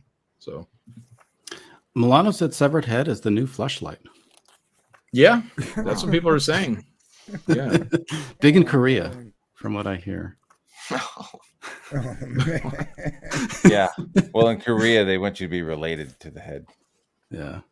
Huh. So yeah, now that I know that Godlike is inspired by Red Star, I'm looking forward to it even more. Yep. Yeah. So I mean, completely different storytelling approach on that. Visually, how it's going to be written, and then when I get around to that EC project, that'll be kind of another big step. I don't know when I'm going to do the EC kind of inspired project, but again, I'm going to be coming at it from a whole different way. I'm just going to write every which way I can possibly write for these projects. Like, I also want to do a Christmas story. I want to do a Christmas book, right? I mean, it's just going to be straight up kid friendly, nice, magical, share it with your grandkids type story. So, whatever. I'm kind of enjoying the writing process a lot. So I'm looking forward to more things to write and to get artists on board for. While I'm working on Godlike, and also when I'm doing the EC, because it's probably going to be a series of shorter stories, and I will probably be drawing at least one of those, and maybe a kind of crypt keeper kind of type intro to the whole thing. So, yeah, but it'll be a lot of fun. It's keeping me interested for sure on the writing end, and I just kind of want to stretch all the little muscles out, see what I can do. Short time, we're all going to die. That's how I feel. I feel like we're all on borrowed time at this point. We're getting old. Got to get this shit out there. Got to make it fucking cool. Yeah, you got to live every day like it's your last. This guy certainly did. 3 pages a week, motherfucker. 3 pages a week. I don't know if you ever seen this video. Oh, Christ. Well, Red, you're going to lose your channel. I'm not seeing anything. I don't know. Is it just me? All right. Yeah. Everybody's telling me I'm screwing up today. So I've never read Red Star. Very risky moves today, Well Red, is all I'm going to say. I don't know. I'm not seeing anything. Oh my god! Dude, what are you doing? If you just wanted to quit YouTube, just say you were quitting YouTube. That's right. I hit 1K subs and I'm done. Yeah. Screw all of you. Going out big. We're all gonna die, but my channel's definitely dead. Holy Christ. I don't know. I've seen those things on other YouTube channels. I think you guys are kind of taking it too hard. I don't know, man. Ask Dan Frigg. He lost his whole channel for showing a girl with pasties on her nipples. I was on that stream. Yeah, it was insane. Everybody was like, "What just happened?" Yeah, I'm just saying YouTube's not fair. So if you're looking for fair, like, you might want to delete this stream after it's done. No, I wouldn't do that. I'd probably edit it. Yeah, I'd edit it down. Need a bigger cock. Yeah, I think you have to have big cocks to get your channel struck. You can't do it with the little ones. So I don't know. Yeah, Georgie Porgy's hung. I had to ask Tommy twice to make his dick bigger. I don't know if you guys saw it in the shower scene, but Yeah. I'm like, make it big, like a porn star. And then he sent it back. I was like, no, big. Should have told him like a black porn star, and then he would have got it. You know? It would have made the torture like more, put it Painful. Yeah. Yeah, Like a plumber. put an emphasis on it. Yeah. Little exclamation mark. So, what do you think about the comparison that they were saying earlier to The Boys? I didn't really get that at all. I've never read The Boys, but I love Yeah. the Boys show. Yeah, I can totally see that. I mean, it's I never read it superheroes with either. ultra violence. Yeah. Yeah. Mm-hmm. Yeah, I mean, I don't see that as like a negative or whatnot. Again, it's a Yeah. graveyard shift book, and so the core of it is horror. We started with the nod to the Universal monsters. We introduced the 80s slasher, and now I've brought in the kind of torture porn aspect of horror. So of the late 90s, early 2000s stuff. So I'm with Yeah. Jasper. That scene was like definitely to me like a Batwang homage, like from when they like kind of like blacked out. Oh. yeah. Well, I've already done Wang in Graveyard Shift Volume 1, I think it was, when Mick the monster comes out of the water. Like if you look, his dick is there. It's all in like a hatch silhouette, but it's there. So it's like Wang has already appeared, just in shadow. Even here, it was in shadow. I mean, I'm not doing like straight up cock on a page. Like I was watching that Boys spinoff with my wife, God. and that girl was hugging the dude's penis or whatever, and like I got an 80-inch TV, so on my TV was like an 80-inch penis head. I don't know if the wife liked that so much, but it's If kind you of did straight up peen on the page, I think Twitless's head would have exploded. yeah. I don't know if something called for it. Yeah, I've never read R. Crumb work. Give me a Later in Yeah. that show, she blows Just up a dude's teasing dick. you, Twitless. I think if that happened, it'd probably be more likely to happen like the EC inspired horror. I story can't that wait. I'm Oops. trying to do. You're hoping to establish kind of a new genre there. Is that the goal? What with the EC stuff? I mean, Yeah. it's not new. No, it's just I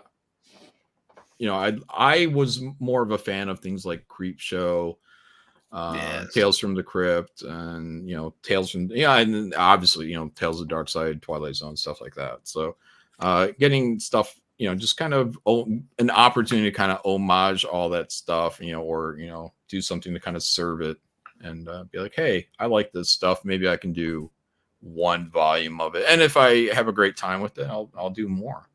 But we'll just see. I mean, like I said, that's not even on the plate right now. I'm probably going to be doing something with Black Riding Hood coming up here quick, and we'll see. Right now, I'm doing Graveyard Shift Volume 5, which we're probably going to launch in like a month. I don't know. So I got to get some more stuff done before I kind of lay that down. But that might be that might, if it's not, it might be, if it's not February, it'll probably be March, and then we'll launch that there and just roll with it. So Penisaurus. There you go. D-Man's ancestry. Yeah. A humor book would be fun to do, right? Something with D-Man and any of the other things that I've been joked about in the past, but like I said, I kind of want to do a little of everything. If you want to rhyme with Georgie Porgy, you can go with Who Killed Cock Robin. Has anyone even tried to do like a Mad type of book in CG or anything? Oh, around it? like a Mad Magazine humor book? Yeah, like anything like that at all? No one's done that. I don't yet, know. right? I don't know. Yeah, I don't think anyone's done that. Yeah. That would be interesting if someone was to get that right. There was like an image parody book in the beginning. Was it? Well, you would get Like a wizard, there was a Red Rocket. Dan right? Lawless. Get Dan Lawless to work on something Donald like DeLay would do good. a Mad Magazine. Yeah. Mm-hmm. I mean, That would be cool, actually. we need the CG Deathmate first. before we get to the What? parody book. Yeah. Yeah, but I can't do that until we get further along with Graveyard Shift and excuse me, Godlike. So because I want to kind of get a crossover going between those two universes, but I don't want to do it right now because I got to finish these stories up a bit, specifically Graveyard Shift. But yeah, to sit there and do that, or to do a full on Deathmate. But the problem is I don't know how that would work out with all the legalities of everything and using so many different characters and whatnot. And again, I'm right now where I'm at. I'm a little burnt out with dealing with people, but we'll see. We'll see. But that is something that I'm definitely interested in doing. And Deathmate was a crossover between Image and who was it? Valiant. Valiant. Yeah. It was Valiant. So I think didn't it kill Valiant partially? It killed Image. what do you mean killed him? Did it I'm kill pretty the sure company? No, I'm pretty sure Valiant. I think Valiant died after Deathmate, and Deathmate is considered one of the reasons why. And it probably died because it didn't have very many interesting things going on over there. Yeah, nothing really. Yeah. I No, mean, but Deathmate big Red- artist. Exo, wasn't Exo? Wasn't that Valiant? Yeah, Exo, Man of War. Yeah, that was an interesting thing. Well, I had said that You earlier had in the some chat. cool, that like you- Quesada was working on EXO at the beginning. yeah, Yeah. there had that Anybody feeling. cool that was there got poached. Yeah. And Yeah, he did Shooter Geomancer. Shooter put together like a lot of interesting things over there, but like it just didn't have legs. But Deathmate Red, the Rob Liefeld issue, is the reason why Image died because they pre-sold that and it was so late. I think there was like a lot of losses that the comic shops incurred. I because wouldn't of say that. that's why Image died. Let's put a No. lot on Rob to say that killed Image. Just like to say that Deathmate killed Valiant, and there's a lot of other issues going on there other than these books. I mean, the primary issue with Image was that the stories look great, or the art looked great, but the stories were kind of like, like I said, I mean, I was a huge Image fan, but primarily for the art. And like I said, I got burned out. And when I was getting ready to get out of comics, the only thing that kind of kept me in was Kingdom Come. So needed a good story, needed something a little heartfelt, So Zaid Comics says Don Chin killed Image Comics, so it puts No, a lot I on think we're him. talking about the Mad. Yeah. Yeah, he's talking about what is writers parody? It'd be funny if Don Chin. No, he's talking about writers for the Mad like CG Mad magazine or whatever. Yeah. I just Well, want you to see got- something done bigger. I like the idea of having something done, like printed bigger, like Mad Magazine size or Yeah, Heavy that would Metal be- size. Sometimes I'm always bummed out. Like I get Inglorious Rex and it's like this fucking tiny. I want it to be bigger, That's cool. Yeah. You can get it graded Cyber though. Frog, I'd like it to be fucking printed bigger. Give that shit to me like European, like hardback. I'd pay for it. I like getting the book slabbed. Like I think that's a nice thing that Shane offers. I don't know. I'm a collector. Yeah, so some people are into that. Yeah. Well, you don't read it. That's why, Warren. I like the speculation. Yeah. I mean, I've got a lot of slabs, so Mhm. like the value in the books, especially if they're keys. So, and a lot of these CG books, they'll come back 9.9s just because of the printing process. They're a little thicker, and so it's easier to grade them higher. So the value is a little okay. bit better. Yeah. Yeah. I was You thinking get about a- doing that stuff. It's just another step and another thing that I just right now I'm just like, I don't feel like doing. But Do you get CGC? Shane to press talks them? about it. What's that? Do you get CGC to press them before you grade them? It's a good idea, just in general. It doesn't I hurt. would feel safer pressing them and then Yeah. grade 'em. I've heard horror stories. People ask CGC to do that cleanup and pressing, and they ruin the book. But that doesn't typically happen. So I'm sure there's some. Yeah, I used- Slabheroes.com. I used to have a guy all though, done like with slabs. he could take an 8.5 and turn it into a 9.8. Like he just worked magic with Mhm. a lot of the older books. Yeah.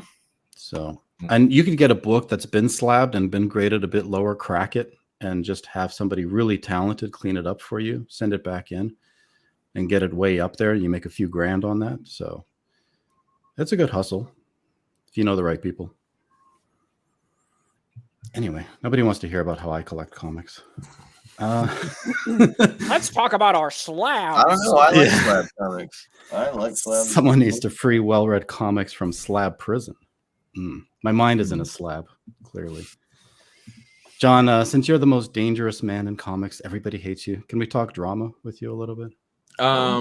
Sure. There was a clip from. Let me bring it up. I just uploaded it like 2 minutes ago. Clip. Yeah, here we go. Another clip. You've been clipped. This one Out was of from, context or in context? What was the context? I don't. I just play them. I have no idea. No, this one I think it's in context. This is from your closeout from the Triple Threat. Oh, just the other day or something? Okay. Yeah, Last night? Last night. Okay. Texas Mofo already has this up. But yeah, this is like a shorter version. This is specifically about the DM group stuff. And Oh yeah. Matt Barr probably wants to chime in. The Vaughn Klaus stuff. Okay, go ahead. Yeah. Wow, 7 minutes. This is a long clip. We don't have to play the whole thing. But yeah, there is discussion for 7 All minutes. right, yeah, that's fine. Go ahead. I had to turn my mic up. By the way, shout out to the PTP fans who are watching right now and crying in their own personal chat room. Jane, I just sent you and John over in the weekly showroom if you want to take a look at what these pussies are saying. Oh, hold on. I gotta know. Oh my god. I gotta know. It doesn't stop, guys. Still farming drama. It is what it is. Those farmers. Tampa derangement syndrome. They're watching right now and commenting live. You got to be kidding me, guys. We're just joking. What the hell? Oh, there's Vaughn. No shit. That's why Vaughn's not in here, because Vaughn's in the other room talking shit about us. He said, right. Y'all see the clip of them shitting on Rini and I the other day too? Just jokes though. What's the context? Who is Vaughn? What happened to Vaughn? Vaughn Coleman. He's a up and coming writer, I believe. He went to Tampa, so he's been counted as one of the Dungeoneers. Blonde guy, very blonde guy. Oh, the blonde dude. Yes. But yeah, I don't know. He's Vaughn friends Coleman, with New Chimera. Yeah, he's friends with Patrick, I guess, probably because of Tampa. And yeah, so somebody posted that. That's Vaughn on the back. He's cute. Yeah, party time Patrick on the front. Yeah, he's got a great smile. Okay, so he's an innocent in this whole debacle of dungeoneering. Yeah. They lured him. He's like, I don't know. He's like 22, maybe. I mean, he's not a kid, just a young dude. So is he gay? Really? No, Mike says. Oh no, I don't think Vaughn's No. Mike. As far as I know, Vaughn's just a good kid. Like, Yeah, he's and I a say good- kid, he he's is. 22. So Yeah. And this is Patrick here. He's got the actually bald from head. my- so I was actually shocked when I saw this leaked DM that Vaughn was calling us saying psych. I don't know. I think I might say it in this clip. It was like a psychopathically something or other. I was like, what? He's from my neck of the woods. Obsessed. He's- It's like he's- psychopathically obsessed. And I was like, damn, Vaughn. It hurt a little bit. Psychologically obsessed with what? I don't know. Them? I don't know. Patrick, I guess. Yeah, I don't know. So they Do you think that apparently they what don't we're hang talking out about. around? I guess we're talking about Vaughn and Rini, I think is what he was addressing. But I don't even remember what we said about him. It's just like, I don't know. It's like a non-thing. But you mentioned somebody, and it becomes a thing. I mean, he looks so innocent here, though. He's got the chain. Got his nips up. Oh, That's not his actual body, though. He's dressed for that Florida weather. I don't know. He looks harmless. That hair, I don't know why they even cut his normal. His normal hair looks like that. They should have just left his normal hair there. It's that blonde. So So let's see this clip. All right, let's see you guys crucify this Okay. poor innocent virgin sacrifice. no one What even did you talked guys say Vaughn. about I have Rini? no idea. I say plenty of things about Rini. I don't know what I've said about Where's Vaughn this though. being- Usually I say Vaughn is innocent, but Oh, I think you were calling him a simp the other day. when he what? made, Oh, like, that's probably because he was simping. Oh yeah, because he was like, and that was like weeks ago. He was like, yeah, it was that long ago. John. like you are like the Oh, most special Oh, wait, artist wait. I've You say ever just seen. jokes though, but yes, the just jokes though. Yes, exactly. Yes, Yeah, just jokes. They're just jokes, guys. just jokes. Yeah. Vaughn had retweeted Rini, and it was just like this retweet, and then he just wrote about how great Rini is. She's the best writer, the best artist. She's so special. Just like Sweet guy. whoa, chill out here, slow your roll, Vaughn. Just she's all right, man, but like I don't know, he was like putting her up on the fucking top of the mountain. So I mean, anyways, that was what the simping thing was. yeah. Well, I mean, he's a man with an itch, so Yeah. he's trying You to can't let these ladies know how much you love them. Like, come on, back he's off. trying to climb the mountain. Yeah. So all the way to Everest. comic skate. No. Yeah. Oh my god! For the last 4 years, people have been calling me fucking a simp for Anna. for I call you a faggot every single time I see you. And John, an eyebrowless freak. Are we not allowed Yeah. to make jokes about people? Yeah. And I'm on steroids. Boy. No, we don't say that. We say you're Yeah, fat. make fun of people. That's it.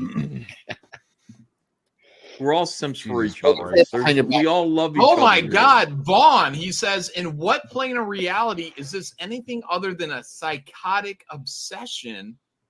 Not this one, that's for sure. Wow. Okay, so he said that in a stream.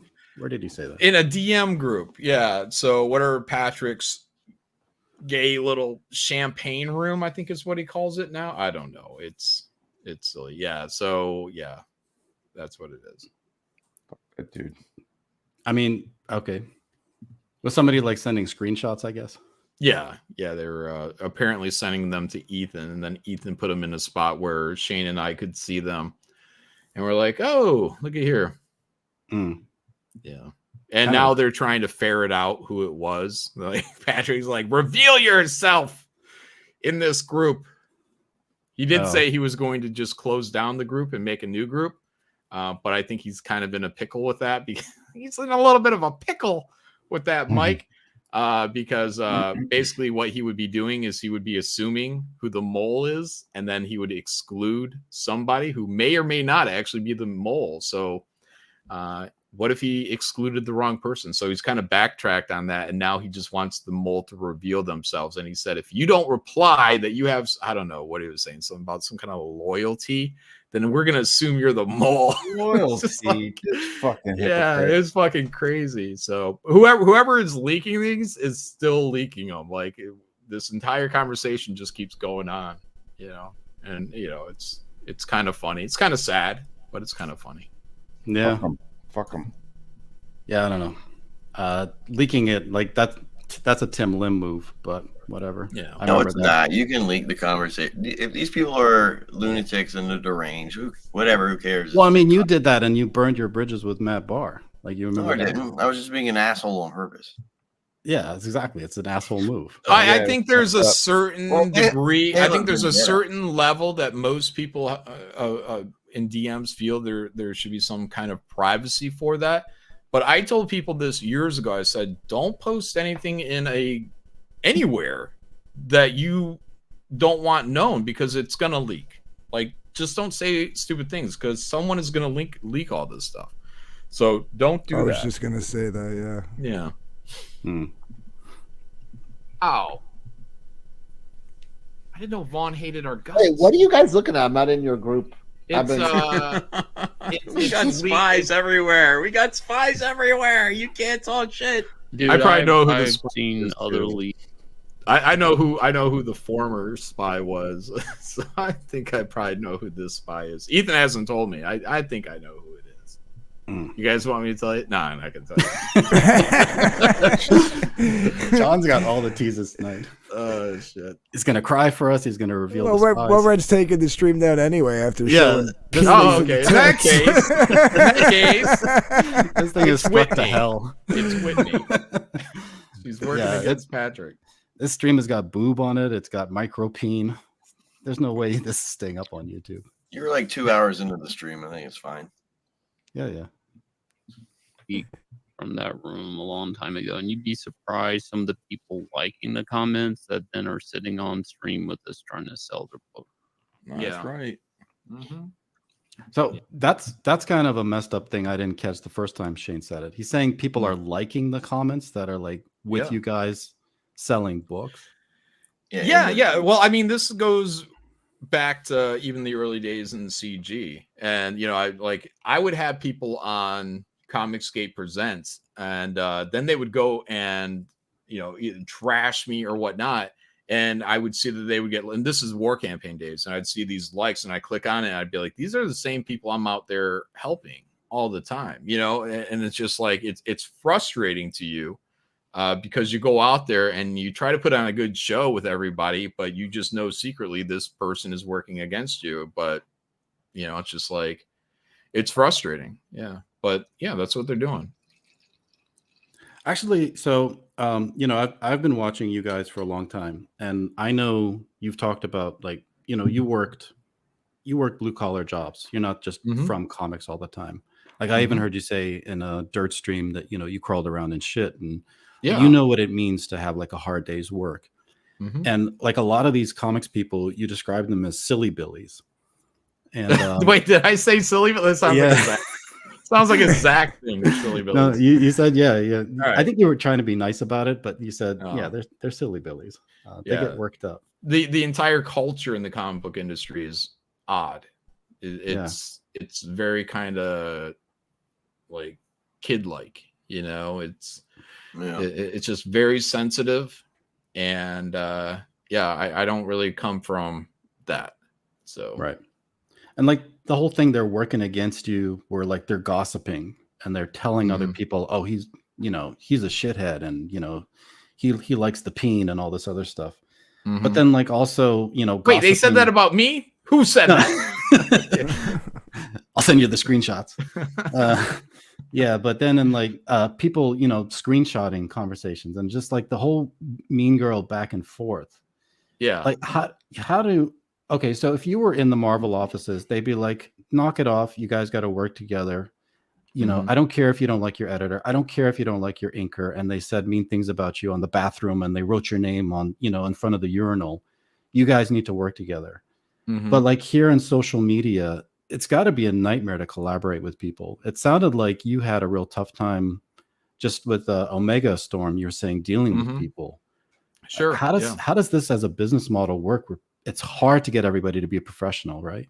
Yeah, absolutely. Yeah, it's very difficult. But I mean, I hate to say it, but it is what it is. It's just this is all new. Even though we're 5 years into it now, and it's all still very new. Of what is the way that you communicate with people and fans and whatnot in a professional setting, as both a YouTuber and a comic book creator. What are the rules? What are the ways that for everything to be and function? It can be tricky. So what I think we know is that for the most part, the YouTube part, we're here to entertain people. And look, if part of the entertainment is something like everyone went to a sex dungeon and broadcast it, and then we comment on that, that's what I would call good-natured ribbing. Like, that's not me going out there and saying you guys are racists and you guys are homophobes, or you guys are XYZ. Like there's a big difference between your friends laughing at the idea that you went to a sex club and your friends trying to ruin you. So people are acting like us laughing about this sex club stuff is us trying to ruin them. They take it on a personal level, that it's getting in the way of like their business or something like that. And it's like, well, I mean, everything is affected by, the internet, the conversations on the internet, good and bad. But like if you don't want people laughing at the fact that you go to a sex club, don't go to a sex club and broadcast it. Do it in the shadows. Well, I mean, the funny You thing guys about find it is if you it guys ever wasn't walk even- into a sex club and you see a dark corner and you see some fat guy that looks like me in that dark corner, don't take a picture. Just walk on. You know, Minding your own I'm just business, kidding. right? You're not going to see that, but Yeah. if you did, just ignore the fat man in the corner. Yeah, I mean, Hey, but we have to have, and what it becomes is it becomes different standards. Like, if me and Ethan and Shane went to a sex club and we were, hey, yeah, butt plugs were hanging out, guys, nudists were walking around, whatever, and we would be like, this is fucking gross, you know. But everybody would be talking about how we were in this, and it would be nothing but fire in the chats about how we're all perving out and going to sex clubs. It would be an avalanche of people talking about these sex clubs, and it would go on for a long time until eventually wears down. But every now and then it would pop back up because it's something that happened. It's something in the past. It's we have conversations, we have 4-hour streams, things come up as time goes by. So someone's going to bring up the sex club again, and then me, Ethan, and Shane are going to be like, ooh, you know. So you have to fucking embrace it, you know, or it's going to fucking destroy you. But if you're concerned about it destroying you more than the fact of you being able to embrace it, then don't do it. How about that? So what is Patrick's problem? Like where did everything go wrong? Like what? Somebody in chat kind of pointed it out, and I think they might be right. And Patrick might be mad at me because of the Bud Light boycott stuff. Where and that was early 2023, I think, and where I was on a panel with several other people, and I was like, okay, well, let me ask, how long do we boycott Bud Light for? You know, and Patrick's answer was something along the lines of forever. He's like, we boycott them forever because there's plenty of other beer options out there. So we're going to boycott them forever because there's other options out there. And then after everybody else kind of answered, I said, okay, well, why aren't you guys supporting the Kickstarter boycott anymore? You know, just, you know, crickets. And like, okay, well, if we boycott something for life, you know, let's do it for life. If not, then we don't. And that's why I said I would do the boycott for 6 months. I'm like, I'll do it for 6 months. I'll boycott it for 6 months. No Bud Light, which I am a Bud drinker. No Corona, nothing. I didn't even drink beer, I don't think. I drank whiskey. No Mick Ultra. Nothing. Like, I didn't drink anything. Anthony, I only everyone has recently a drank problem. beer, and that was like 4 or 5, maybe a week ago. I was on stream and I drank Bud. I brought some Bud and I drank that, and I drank my bourbon. I was lit, dude. Anthony feels the same way that Patrick does about this. So Anthony, about going on a Kickstarter? No, the Forever Man thing. No, I just tease Jay Dollar because he drinks Mick Ultra, which is made by Anheuser. Oh, okay, yeah. I mean, Anyway, going so to like the dungeon and making fun of might have that been is the one first thing, but he's a fucking snake.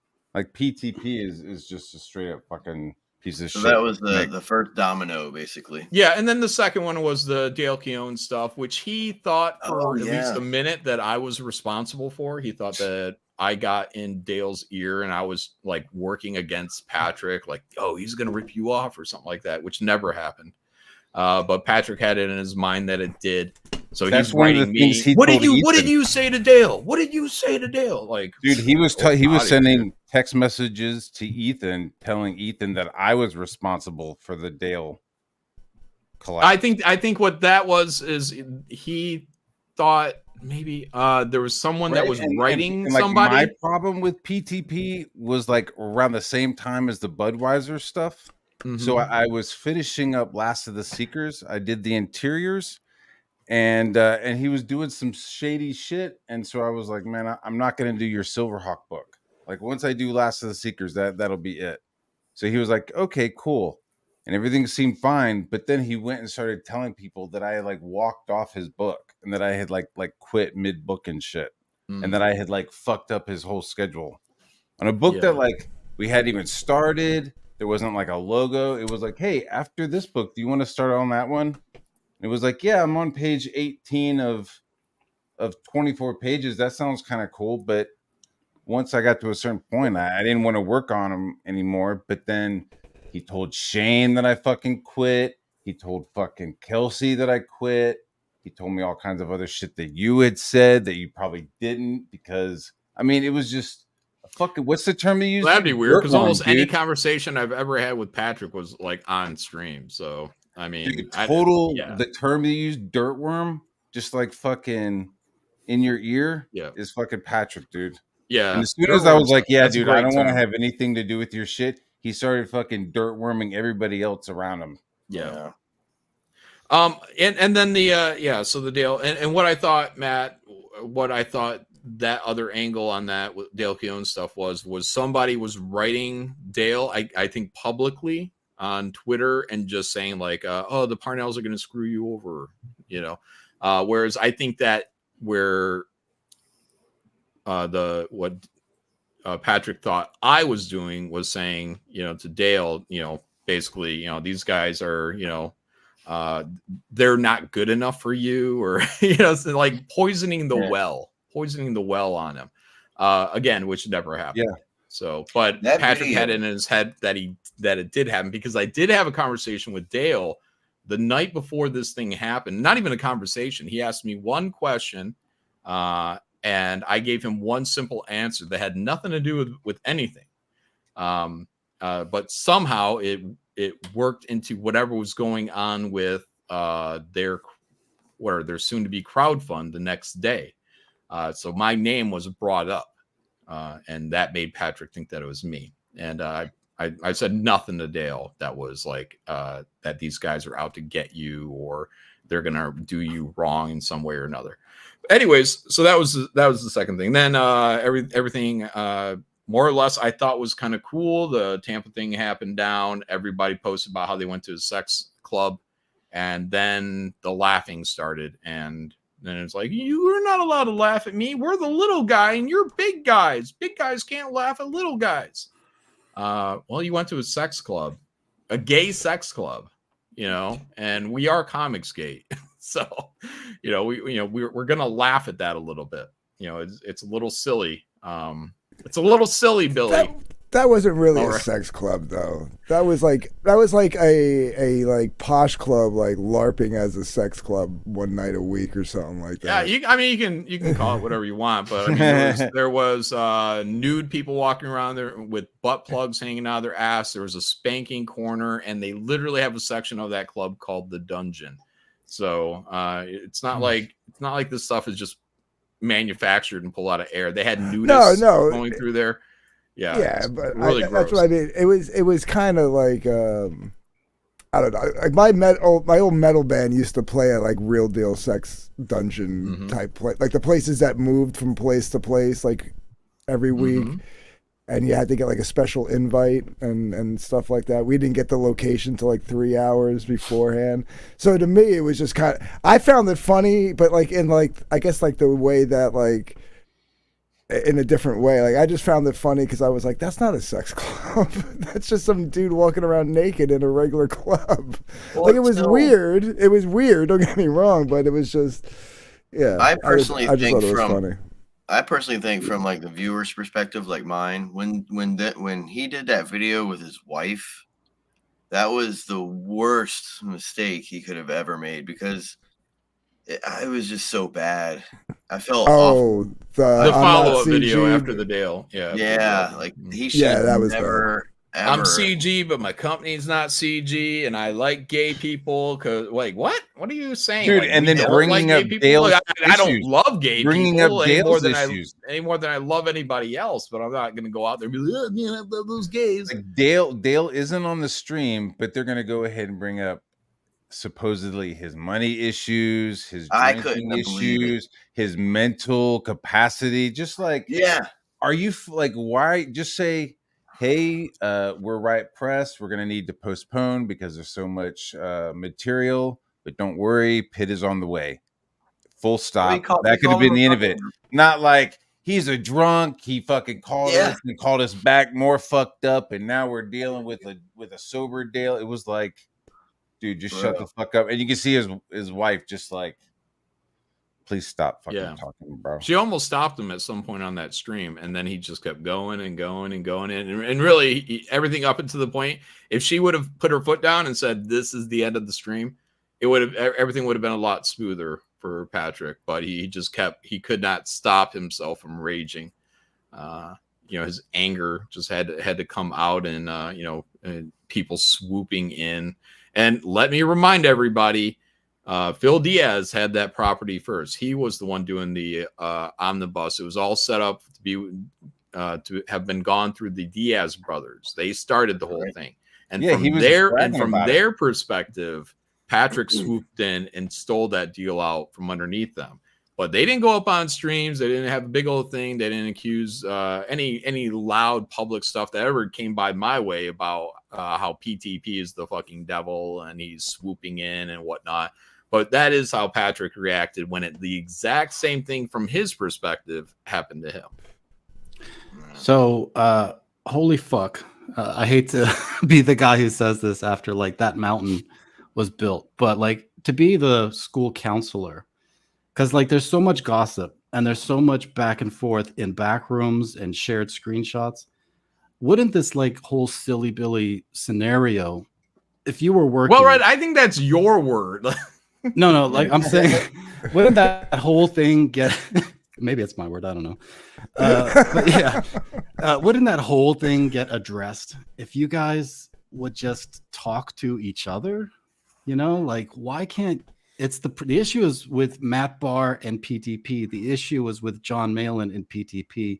All these other people got spun up into it. Get on stream with each other and hash it out. Oh, and yeah. Ethan, Well, I mean, that's Ethan- the thing. It's like Ethan now wants the Vaughn link. wants to have a one-on-one phone call with me, and I'm just like, it's not really what I Want me do. to send it? Ethan Yeah. is the guy. Well, I'll he'll send talk it. on the That's phone fine. to people. He'll meet people in restaurants. Like, I'm not really interested. And just there's just nothing to really do. Like, ultimately, what Vaughn said wasn't even that bad. Other than we're psychotically obsessed, whatever it was he said. Look, again, we can take it. Fuck it. All right, say that. But it's just like it's the the whole Patrick thing is really the bull. In the room now, and Vaughn, I feel bad is because Vaughn is there and Yeah, he's exactly. underneath this bull. I think he thinks he's being protected by the bull, but the bull's about to stomp on him, and he doesn't even realize it. So I mean, can't the men work out the men stuff, and so that it doesn't affect cute little Vaughn who just wants to be on the back seat with his chain and stuff? The problem though Dirt is, woman, is that- people's Motherfuckers in the back sensitivity. room, dirt woman. The problem That's is what the I'm saying. Like, people's let's sensitivity. cut that out. Let's cut no, that though, out. because that won't change. Like, their sensitivity is going to be the same. Yeah. If people see it, maybe it prolongs it. Maybe things get well, but it's just like If that's people already see it- maybe it could change with Vaughn because he's still young. I'd like to think that people get tougher, but I don't know if there's a lot of if you're already in that spot. I don't know. if people see this stuff on Front Street, though, like I think they're gonna have a better impression of it, because right now, like you said, it's everybody talking in private and in echo chambers and getting caught up in their own narratives. Let's get the facts out there. Yeah, Let's get well, the people who are at the heart of it out. But that's the thing. We sent Vaughn the link, and I think that's even to your point about this clip with what Shane says at some point in here. And so Vaughn had the invite to actually come on the stream, and Vaughn could have came in here and had the entire conversation and cleared the things up or whatever the case might have been. We could have had some laughs, and but he didn't. He decided to stay back in back rooms and keep chit chatting about how we were psychotic. Send PTP and send Biggins the link. Hey, Ethan. Let's go. How you doing, guys? Send him the link. What's up? Let's talk about it. Let's see what's going on. Oh, I'm on the Well Read show. I can actually be on instead of watching it. How did you know I'm streaming? You don't watch my content. Now, I knew Paradox. that this was going to happen because I'm in a back room talking with Smiller about John Malin and ruining his night. And that's why he's not here right now. Because, Matt, you're in that room where I'm talking to Smiller, ruining his whole life. Oh my god! reminding him of how he's Pounding him all day long. all dude. day long. If Smiller It's stood on his hilarious. tippy toes, he might be able to touch John Malin's ankles. God damn. And Dude, that's it's like in terms brutal. of height and also talent, skill, ability, what he brings to the table. Wow. And I proved it. I actually itemized the list of reasons why Smiller sucks in comparison to John, and he couldn't deny it. Like, he's just like, Yeah, one time I had a movie option. So did Max Visaggio, you cuck. John Malin. Where's the It's movie? like, Where's John the Ma- movie, dude? John Malin's making comics, dude. He's making comics that people want to read and have fun with. And, it's clear that, Mike had fun with the comic too. Whether or not he actually thought it was literature, he enjoyed it. It's Grindhouse. It is a fucking good time, that book, and you can't deny it. Great. Excellent. Anything that gets That's on what I Mike's wanted to nerves, say. I'm Yeah. happy, yeah. By the way, Yellow Flash has me blocked. What? I just saw that shit. On what? On Twitter? Twitter. He's got me blocked on Twitter. I haven't said word one to Yellow Flash. I wonder if I'm You guys, you want to talk about an Omega Storm? Get ready. There's a whole. Well, I got a Yellow Flash tweet bookmark that I was going to bring up in Unzipped because I figure it's that level of gossip. But I'll bring it up here. No, I'm not blocked. You're gonna do it after this? It'll be up to like 6 a.m. This is what he says: "How dare Eric July make comics that come out consistently and on time?" Hooray! He threw me and Shane out of the or wait, no, we weren't thrown out, but he abandoned the previous Flash green room. He By made the way, a new one. here's Did the he thing ever that's- invite you into that, Ethan? No, I The was new in one? it, and I was on his show a lot, and he was just like, "Hey, man, cool." And I said, "Listen, every time I'm on your show, I'm going to try to be funny. I'm going to try to make your show better. I can't guarantee you I'll be there every Saturday, but when I'm on your show, there's so many dead, like long, empty silences on his show, and it's exhausting." I said, "If I come in there, I know you got a big audience. I will work hard on your show." A lot of people show up on a show and just sit there like pieces of shit. You know what I mean? And You do were on there nothing, pretty just- recently with the Black Riding Hood book. Probably. Oh yeah. I showed up and I made lit that whole show up. All the clips, all the YouTube clips were me talking to Director X about Black Riding Hood, and I feel like I made that show special. I didn't say anything to Yellow Flash, nothing at all. It's just I think all of a sudden what happened were some YouTubers said, "Listen, we understand you've got a comic coming out. You want to side with us or you want to side with him?"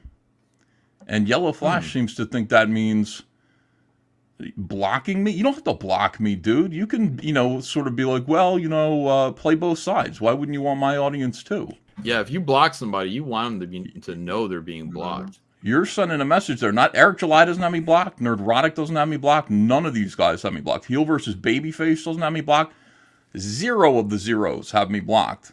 You're the first one, dude. That's incredible. I'm going to point out Eric July's reply. Yeah, Eric says, "Your mentions are now about to be raided by some angry individuals screaming about quality." That's a terrible reply. Guys, this is something else. Get ready. I noticed something was up because he had, how they have communities on Twitter? Yeah. Flash had made the Comicsgate one, and then it just disappeared the other day. Really? Yeah. General Piggy had to start a new one. Yeah. I checked in on Yellow Flash's artist, who it turns out I wasn't following. I try to follow all comic skaters, just whether they like me or not. Like, you should be getting a follow from me. John Dillard. And John Dillard. His house got flooded. Like, he had to move out. I just looked at his timeline. Like, his house is flooded. He's broke. He's living in his backyard in a trailer. Comicsgate barely came together to help him. All this stuff. That sucks, man. I had no idea. Nobody told me that, and it's on me, I guess, because I should have known. I would have organized some kind of a fundraiser. One comic skater was good enough to send him a Christmas tree for his kids and some presents. So that was me and Quaff, yeah. Good. Thank you so much. I mean, that means a lot. That's great. Eyes on the people. Yeah, it's going to be an interesting year, 2024. Heads up. Heads up. Yeah. Everyone's Well, gonna die. That's why he hasn't been streaming, and he didn't really want it to be totally publicly known, and he's a very proud He made guy. it public. Yeah, He made it he public. did like after the fact, like after other people started talking about it. Yeah, but originally it was just kind of talked about like behind the scenes. Yeah. I don't know if we should do a fundraiser. Is that gay in 2024 to help a comic skater? It would We be haven't nice, done that in a while. I guess, wouldn't it? Maybe Yellow Flash should do one.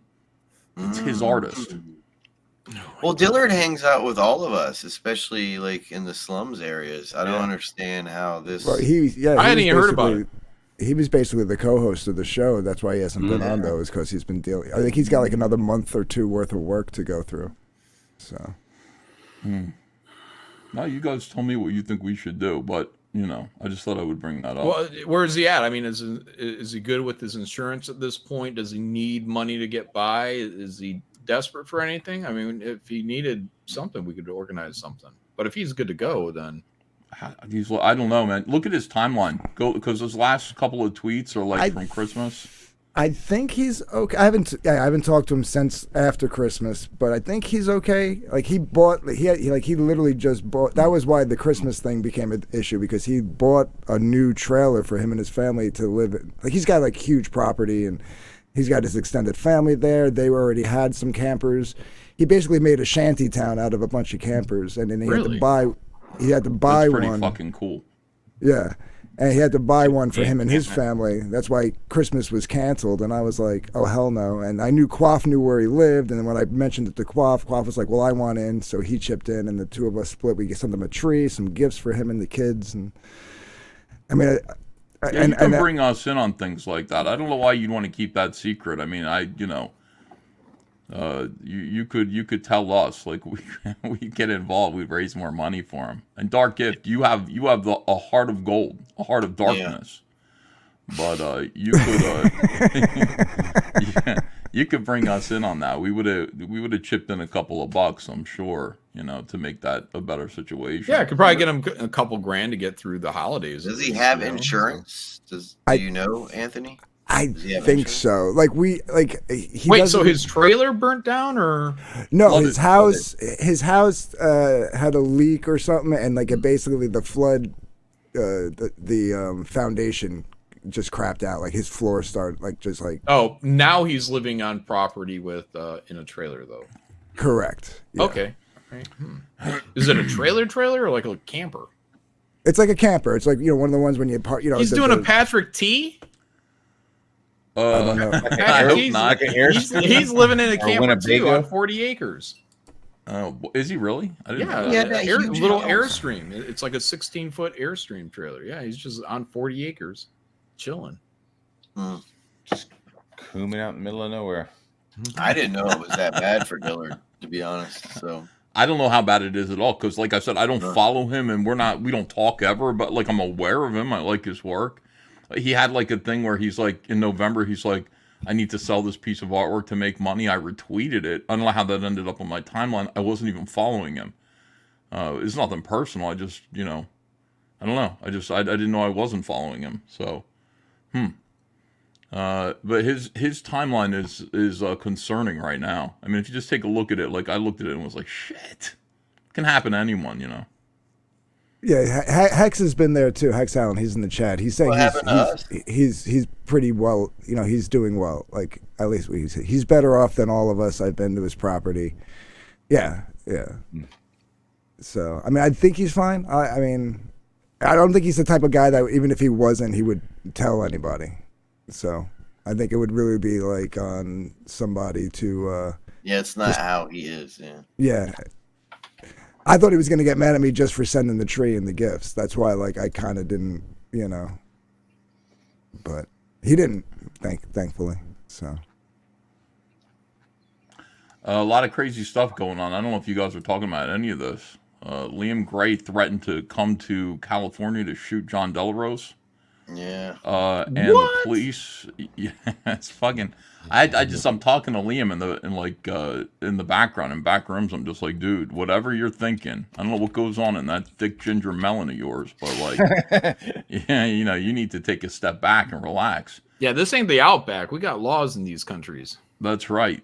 He says he's on his way to do it. He's not going to say when it's going to happen, but it's interesting. Wow. I was watching the whole live stream about it.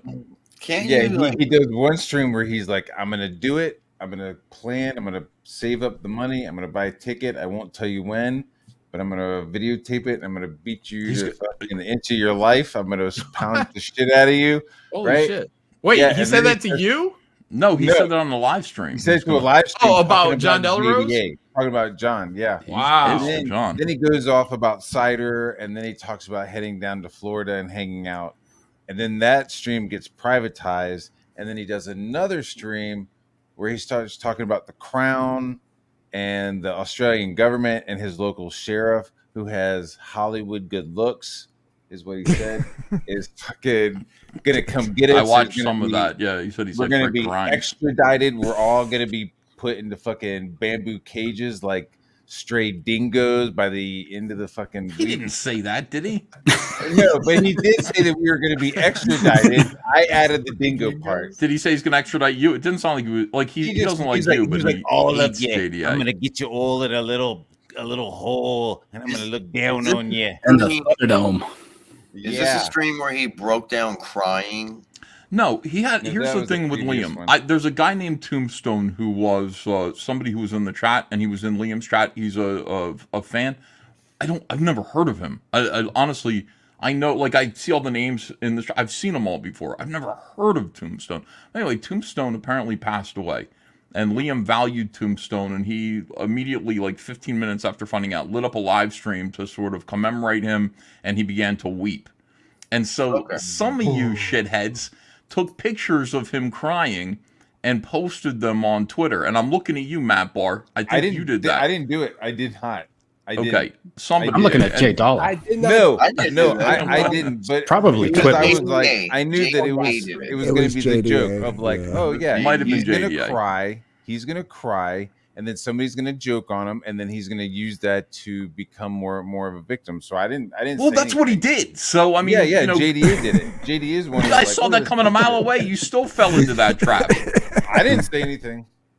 Okay, I'm just saying, if somebody's crying on a live stream over being fat and sad, that's one thing. Feel Don't make free fun to of clip Ethan that when he shit. does that. Yeah. Yeah, whenever I do I that, don't know no, you're anything allowed about the to. If death. I do that. Yeah, I stay If away you're from the crying death. over somebody's death, a friend Yeah. who died, common decency stipulates that is not the time to take shots at a weeping man. I agree. It just I isn't. would agree. So Liam has every reason and every right to be angry. He does not have a right to come to California and shoot JDA, but I'm sure JDA will give him another reason to do that eventually. I mean, it's just holy shit. So anyway, that's what's going on right now. Tombstone has passed away. Then Liam said he's going to come, and then Liam also posted a live stream today that was a little shorter, saying the police came and said that if they filled out a little extra paperwork, they'd be able to extradite JDA from California to Australia to stand trial for his crimes on the internet. Which I don't know if that the crown. You want to do Answer to the crown. I don't know enough of the laws to know if that's true. I don't know either. I Could be. can't imagine. I can't imagine that being true. I would love that to be true. I would love to see JDA shackled and shipped over to fucking Sydney, Australia. Julian Assange That's gonna get Jr. clipped. I mean, right. He'll fit in the luggage. It'd be like one of those comic book covers with like the hero in shackles on trial Yeah. in front of literally a Neo. kangaroo court. You know what I mean? In Australia, just like standing I trial. don't want John to be the hero. God damn it. I don't either. It's 5'4". I mean, he'll fit in the luggage. Just put him in there.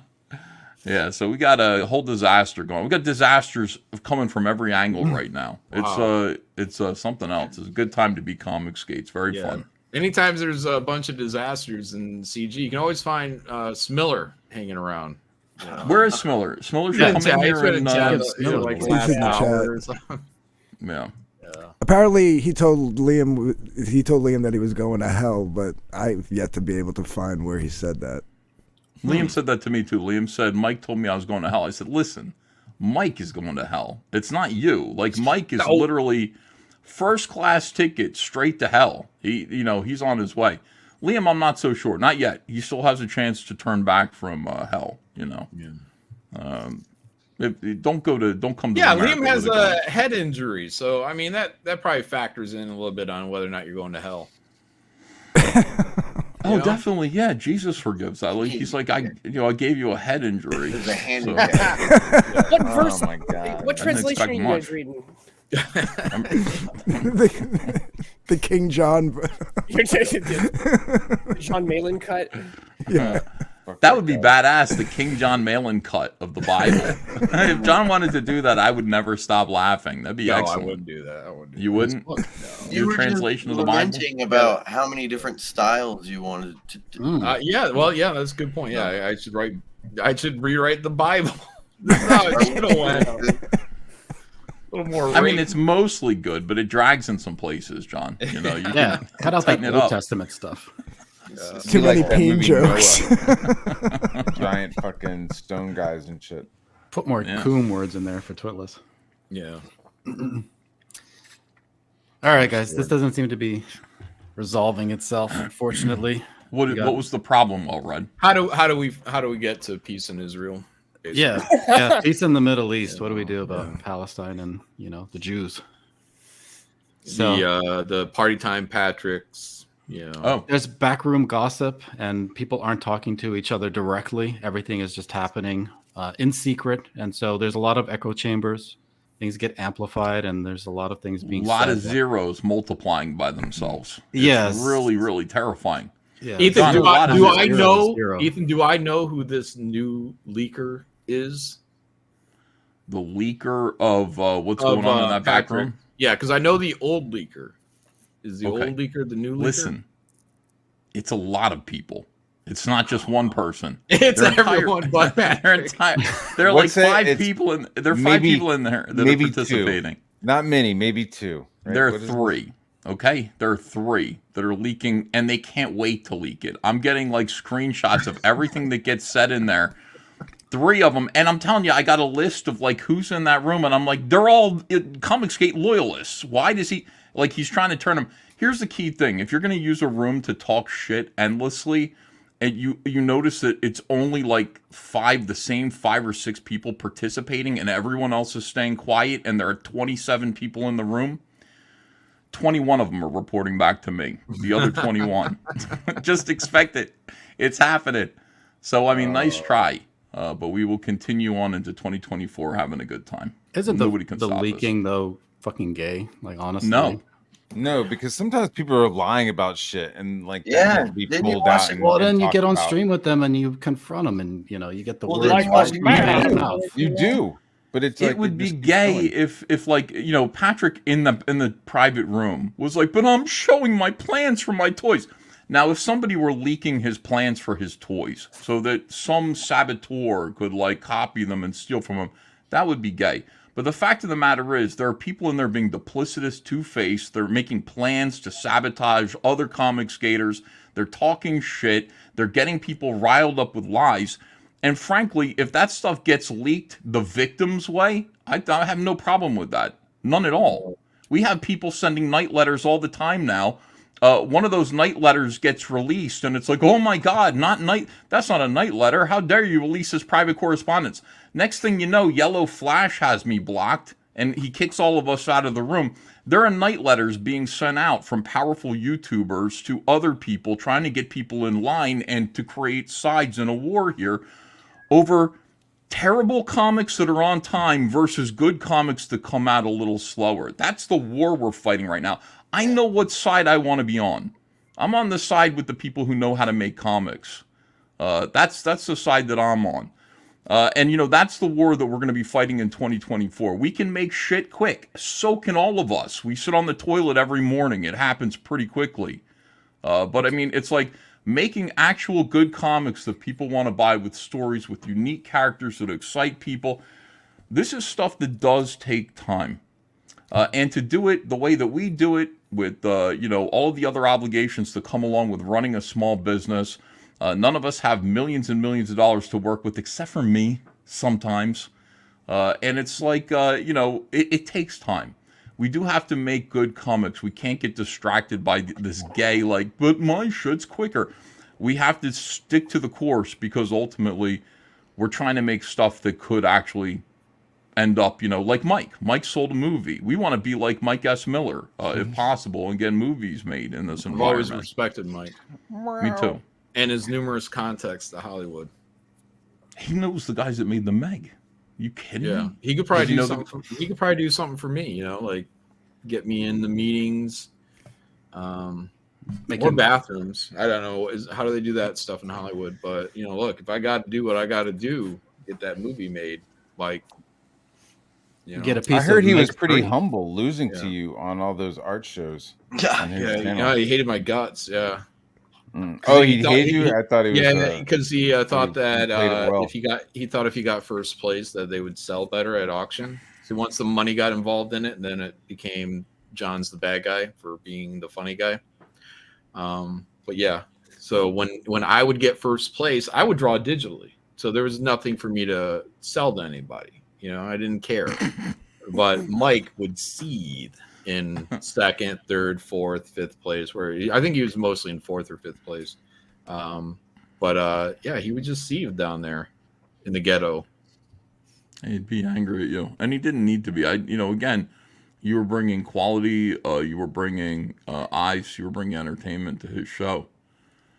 Most popular show on his entire channel. Like nobody was tuning in until I was on there for Drawing a Quarter, and then when I was gone, excommunicated, the views just dropped like a rock. We're better together. We're stronger together. That's why I'm here to mend fences with everybody. Yeah, except for Mike. But with all that said, if Patrick all day if long, Mike can get me into those Hollywood meetings, you know what I mean? He's What an alright percentage guy. of being He's a an alright guy CGer in is my being a books. troll? Like, what healthy percentage is Like 99%. Yeah, that's what I thought. Where's Marvel HR when you need them? That was Get the question I everybody back asked in John line. about the end of Omega Storm. Is like, you committed to that troll. Oh yeah, the Well, there's- dedication. The dedication. There was lore behind that troll. There's like Yeah. old, deep lore behind that. Yeah, layers. Imagine a writer trying to provoke with layers and depth. I don't know. That's what I did. That was really good. Yeah, the refrigerator thing was really good. Really smart. Thank you.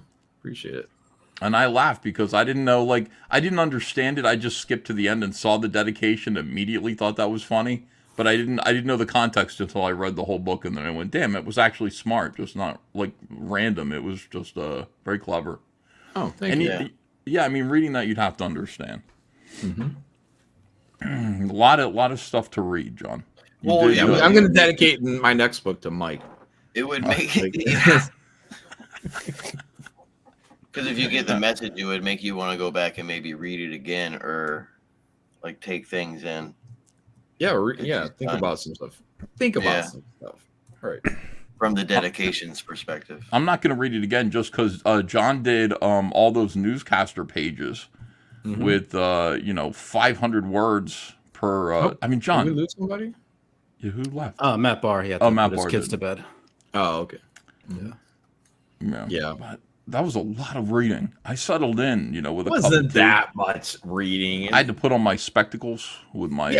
I mean, the font is small because it's a comic. You're an old man now. I am, and I Pages I had a was lot like, of words on them. That is true. yeah, I was like, oh, what is this? The homosexual had his penis cut off and choked himself in his window. Oh no! Oh, How can you be gay without a penis? So, yeah, it was. He was Heard dead of. at that point. Oh, Yeah, he's dead. Yeah. then it's okay. I mean, with all this stuff going on, Ethan, how much would you love to be able to have like a frank, direct, one-on-one discussion with Yellow Flash to figure out what exactly is the issue? Why is he blocking you and not telling you? I feel like I know what the issue is, and the conversation would be embarrassing. What I think is going on. Can I speculate? And I don't know that this is the case. This but is the slumps. Go for it. Here's what I think is going on. I think what's going on is, with the help of Eric July, who is having some difficulty right now because, his numbers are dropping precipitously. He put his business together with the numbers that he got from ISOM number 1 and assumed that he was going to grow those numbers. So he built a shipping business that costs way more than it does to produce comics. That's what he did. He built, like FedEx, he built the structure for FedEx there. So he's got to find a way to make it so that shipping business can afford itself. So I think his first idea was to maybe do fulfillment for other creators in Comicsgate. I don't think he's going to do that now. I think what he's going to do instead is he's going to take some of these big YouTubers, the guys with 400, 500,000 subscribers, people who are up in the upper echelons of YouTube, who are looking down on Comicsgate with some bit of envy and derision. And I think that these YouTubers are working on comics themselves, some of these individuals, and I think they're getting together to form Voltron. And I think this year they're all going to be working with a new homosexual version of Image Comics, where all of these guys launch their books together with Rippaverse, with his fulfillment system. And I think hey, Yellow we're the only Flash- homosexual version of Image Comics. we're just, yeah, I know. We're not Voltron. We're like Transor Z or some shit. I mean, they're like Voltron, this is the whole thing. Except they're all pigeons, driving their lions. It's like all pigeons. But what I'm saying is that I think that's the plan. I think that's what's going on here. And I think look, Yellow it's Flash- Miller. Miller's going to try to get in on that plan. Watch him. You guys hate Ethan? I hate him too. Ah! No, I mean he would be in on it because he's doing comics with what's his face? Oh yeah, Shadiversity. that's right. Yeah, that Shadversity guy. But Shad replaced him with AI. I don't know if Shad told him yet. It's the smartest thing. First I was like, AI art is worthless, and then it's like, oh, it could replace Mike. I like it. I like AI. When your writer is sitting around and posting all of his AI work, you might want to get a little concerned about your job because he's thinking, how do I get rid of this motherfucker and keep all the money? Right. So I think that Yellow Flash was sent a little message there. In fact, I know he was.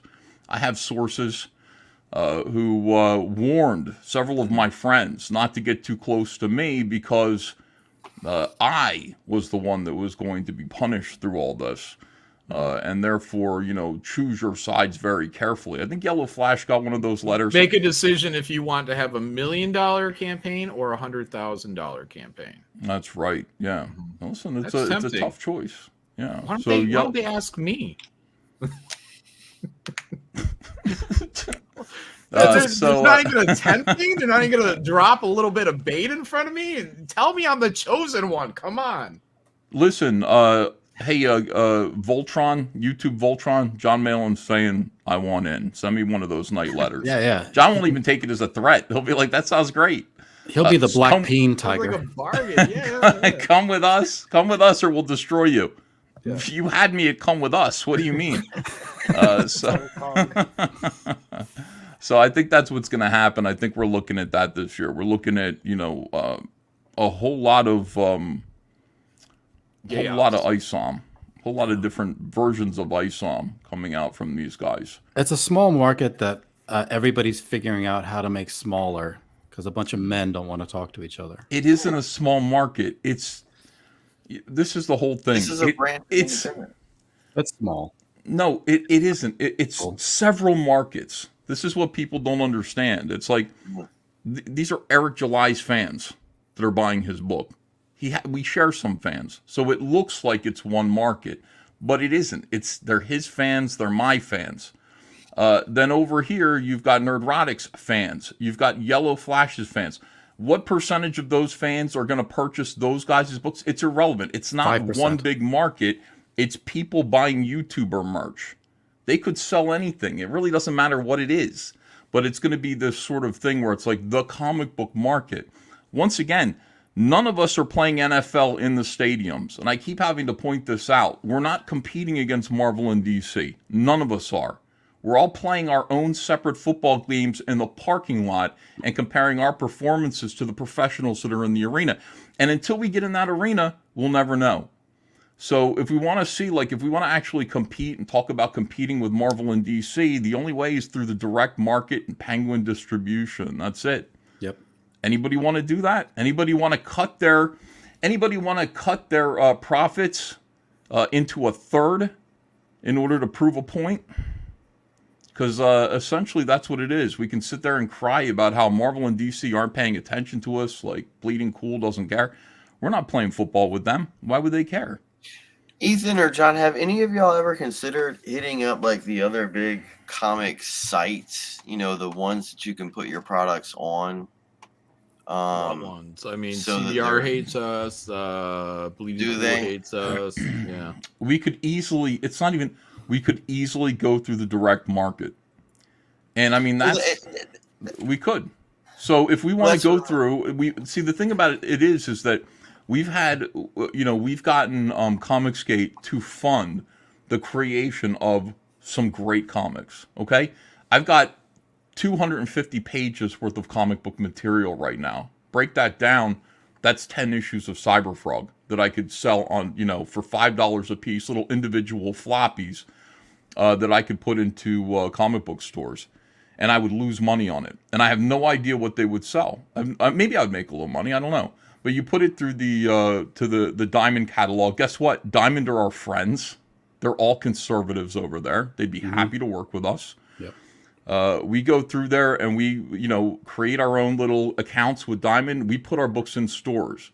The thing is, it's going to be really embarrassing in a way because a lot of those stores are going to be kind of immediately politically aligned against us. So we're not going to get a fair shot. Cyberfrog 1 goes through the catalogs, sells 1,500, 2,000 copies. You know what I mean? Like now I'm like selling less than Mags Visaggio would through, whatever company she's with. It's a little embarrassing. That would be the start. But we'd have our books in comic book stores, which seems to be what everybody really wants right now. We would be able to compete with people. So that's what I meant. There's places like comicmint.com and there's other like independent online You like drive-through sites comics that exist that you could approach individually to get your it's not like the big guys from New York or those that one with a beaver on the cover, but there's places like comicmint.com and these other independent huge comic book sale sites that there has to be a viable way, and I don't like there's just attempting it would be. I think eyes on the product is the key thing, and building a loyal readership. And you've got your own marketing, campaign. And yeah, like it sucks you're selling less than Mags Visaggio, but at the same time you're building legitimacy, and you have more reason to build loyalty than Mags Visaggio. Nobody gives a shit about what Mags Visaggio says. People are tuning into your YouTube channel and they're like, hey, this dude's book that I bought on the newsstand, he's not so bad. He's funny. He's entertaining. Well, I'm going to tell my friends about it. Yeah, we could possibly bring more people in. I mean, look, if we wanted to form our own Gay Voltron, we could do it. And this would be the time and the way to do it, where we create a little company that's an umbrella company that publishes books, publishes versions of the books. I mean, John, me and Shane are doing this already, kind of, with our, the books that we're doing for C2E2, where it all appears to be under the same umbrella. So, I mean, if we actually wanted to do that and create a company that is going to solicit and publish versions of Comicsgate books to be put into the retail shops, here's the reason why you would want to do that. Again, you would be possibly attracting new fans. You put a bunch of books out there, indie books, you see what happens. I mean, people go in there to buy Marvel and DC. They might run into your book. But the good thing about it is, if you want to be a big high roller like Smiller and get a movie deal, that's the only way to do it. Movie money coming soon. Yeah, that's the only way to do it, because that's where Hollywood producers go. That's where they're going to see the comic book. Listen, we have this kind of notoriety about us that might make us compelling to just regular people. It's just like, here are the comics that you were told you're not allowed to read. and we put those into comic book stores. Yeah, I mean, I think you're underestimating your marketability. Like, I don't mean to be, Well, out of what you're place basically or saying is like an upfront, but image central. You would need to have an image central. Like they handled all the solicitations for Diamond and foreign markets and whatnot. But those people cost money. You're gonna just like Ripa's doing with his warehouse. You're gonna get people coming in. They're gonna need 40 hours a week. I don't think we got 40 hours a week worth of work, image to keep that place going, all week long. I mean, that's numerous titles going in and out. And right now, what is the good thing about what we're doing is we're kind of building the catalogs up now, and we're getting the delays out of the way now. If we went into the direct market, I think we would actually have a better chance of being successful if we were launching several products that are already pre-made and come out in regular monthly intervals, and then get collected in trades and go through that process. But you still have to have a lot of volume of work going through there to justify having full-time employees doing your foreign markets and your solicitations or marketing, your handshakings, whatnot. Is there going to be a publisher? Is there going to be a production guy? I don't know. We could team up with Antarctic. Is the other thing. We could go right back to Antarctic. Antarctic's currently working with a bunch of other Comicsgate folks and Comicsgate adjacent folks and publishing their comics. We could talk to them, and we could just use their infrastructure, which seems to be working. Maybe. I mean, it didn't work out too well last time, but you got War Campaign. They got shook. They got shook last time, so maybe they won't get shook this time. I'm saying at this point, when you're dividing, when you're working with we're talking about the amount of money that we could possibly make from this as being minute. I mean, starvation wages from this. There would be no profit at all. The entire point of doing it would just be to get into comic stores and maybe get more eyes on our work, which is an end in and of itself. I mean, I don't know. Yeah. I'm not sure. Yeah, it's just not, for me personally, it's not something I'm ready to do right now. I'd much rather get a larger body of work behind me. And then if I went into shops, I'd want to be able to put out monthly stuff without worrying about the delays and whatnot. So even like Graveyard Shift, we talked about that a little bit, going to volume 6 and maybe volume 7 to kind of wrap up that larger story. But at that point, ideally you could actually take that, break it down into 20, 30 page books or 40 page, whatever, and let those go out at that time. And maybe get one full year of, comics being released. That'd be kind of cool. But yeah, it wouldn't necessarily be something where it's like, yeah, this is going to be this big profit thing, other than the fact that maybe it gets out there. Maybe it ends up doing well. I don't know, but I wouldn't be counting on it. Man, the entire reason to do it wouldn't be for money. Would you guys be more open to doing it if it were like collected editions as opposed to monthlies or anything like that? Because then you could just, time it better with your release schedules. Jump into Barnes and Noble. I was going to do that anyway. Like, my ultimate plan is Cyberfrog 1 through 4 as a big collected edition in Barnes and Noble. Like, that's the ultimate plan. But bro, your shit would be brilliant as one of those big 11 by 17 collections. I don't think we could sell that through Barnes and Noble, though. I think we'd have to do budget, because you're looking at people who would just stumble across it, and it's like, here's the epic tome of they'd be like, Cyber what? Frog. And they probably wouldn't want to spend $40-$50 on, whatever the retail would be for that in Barnes and Noble. Little manga volumes or just, regular book, I think. That's what I'd like to do. But I mean, in the meantime, yeah, I don't see why.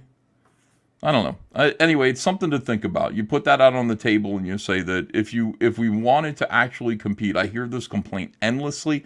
I don't think people understand, have perspective over who we are in relation to the mainstream comic book company, comic book industry. If we wanted that, that's how to do it. If we wanted them to have to deal with us in some way, that would be the way to go about it. And I don't think it would be. I don't know, John. You think it would be that much? We'd need that many people? They're tiny little operations that put these books through Diamond. You really think we need? Image Central was 4 or 5. So I mean, you got to have you don't have to, but I mean, you had the publisher, you have the financial person, you have the 2 pre-press guys, I think is what they had. I'm not sure what one of the dudes did. You got to have your foreign publishing. I mean, that might be worth it in terms of getting into foreign markets. There's A one more person marketing you have to guy, add. someone has to handle the marketing, and someone has to handle the production. So we got people. You just here have to who decide would what do it. you would want to cut out of that. Like You'd we also we have already to- do our own production for the most part. So Twitless. You'd also have to you'd also have to add to that list someone to fight all the extradition orders that'd be coming in. Oh, for God's sake, Twitless. Twitless, you're fired. No, I mean, there are people. John, you were on a show today talking about, how many shows have you been on today? 2, Abra and this one. So you got a girl like Abracadabra who Abra's 2 cents. Abra's 2 cents. You got her. She's somebody that we would hire to run shit. You know what I mean? She's somebody. Maybe. See, there are people. Is she qualified? I don't know.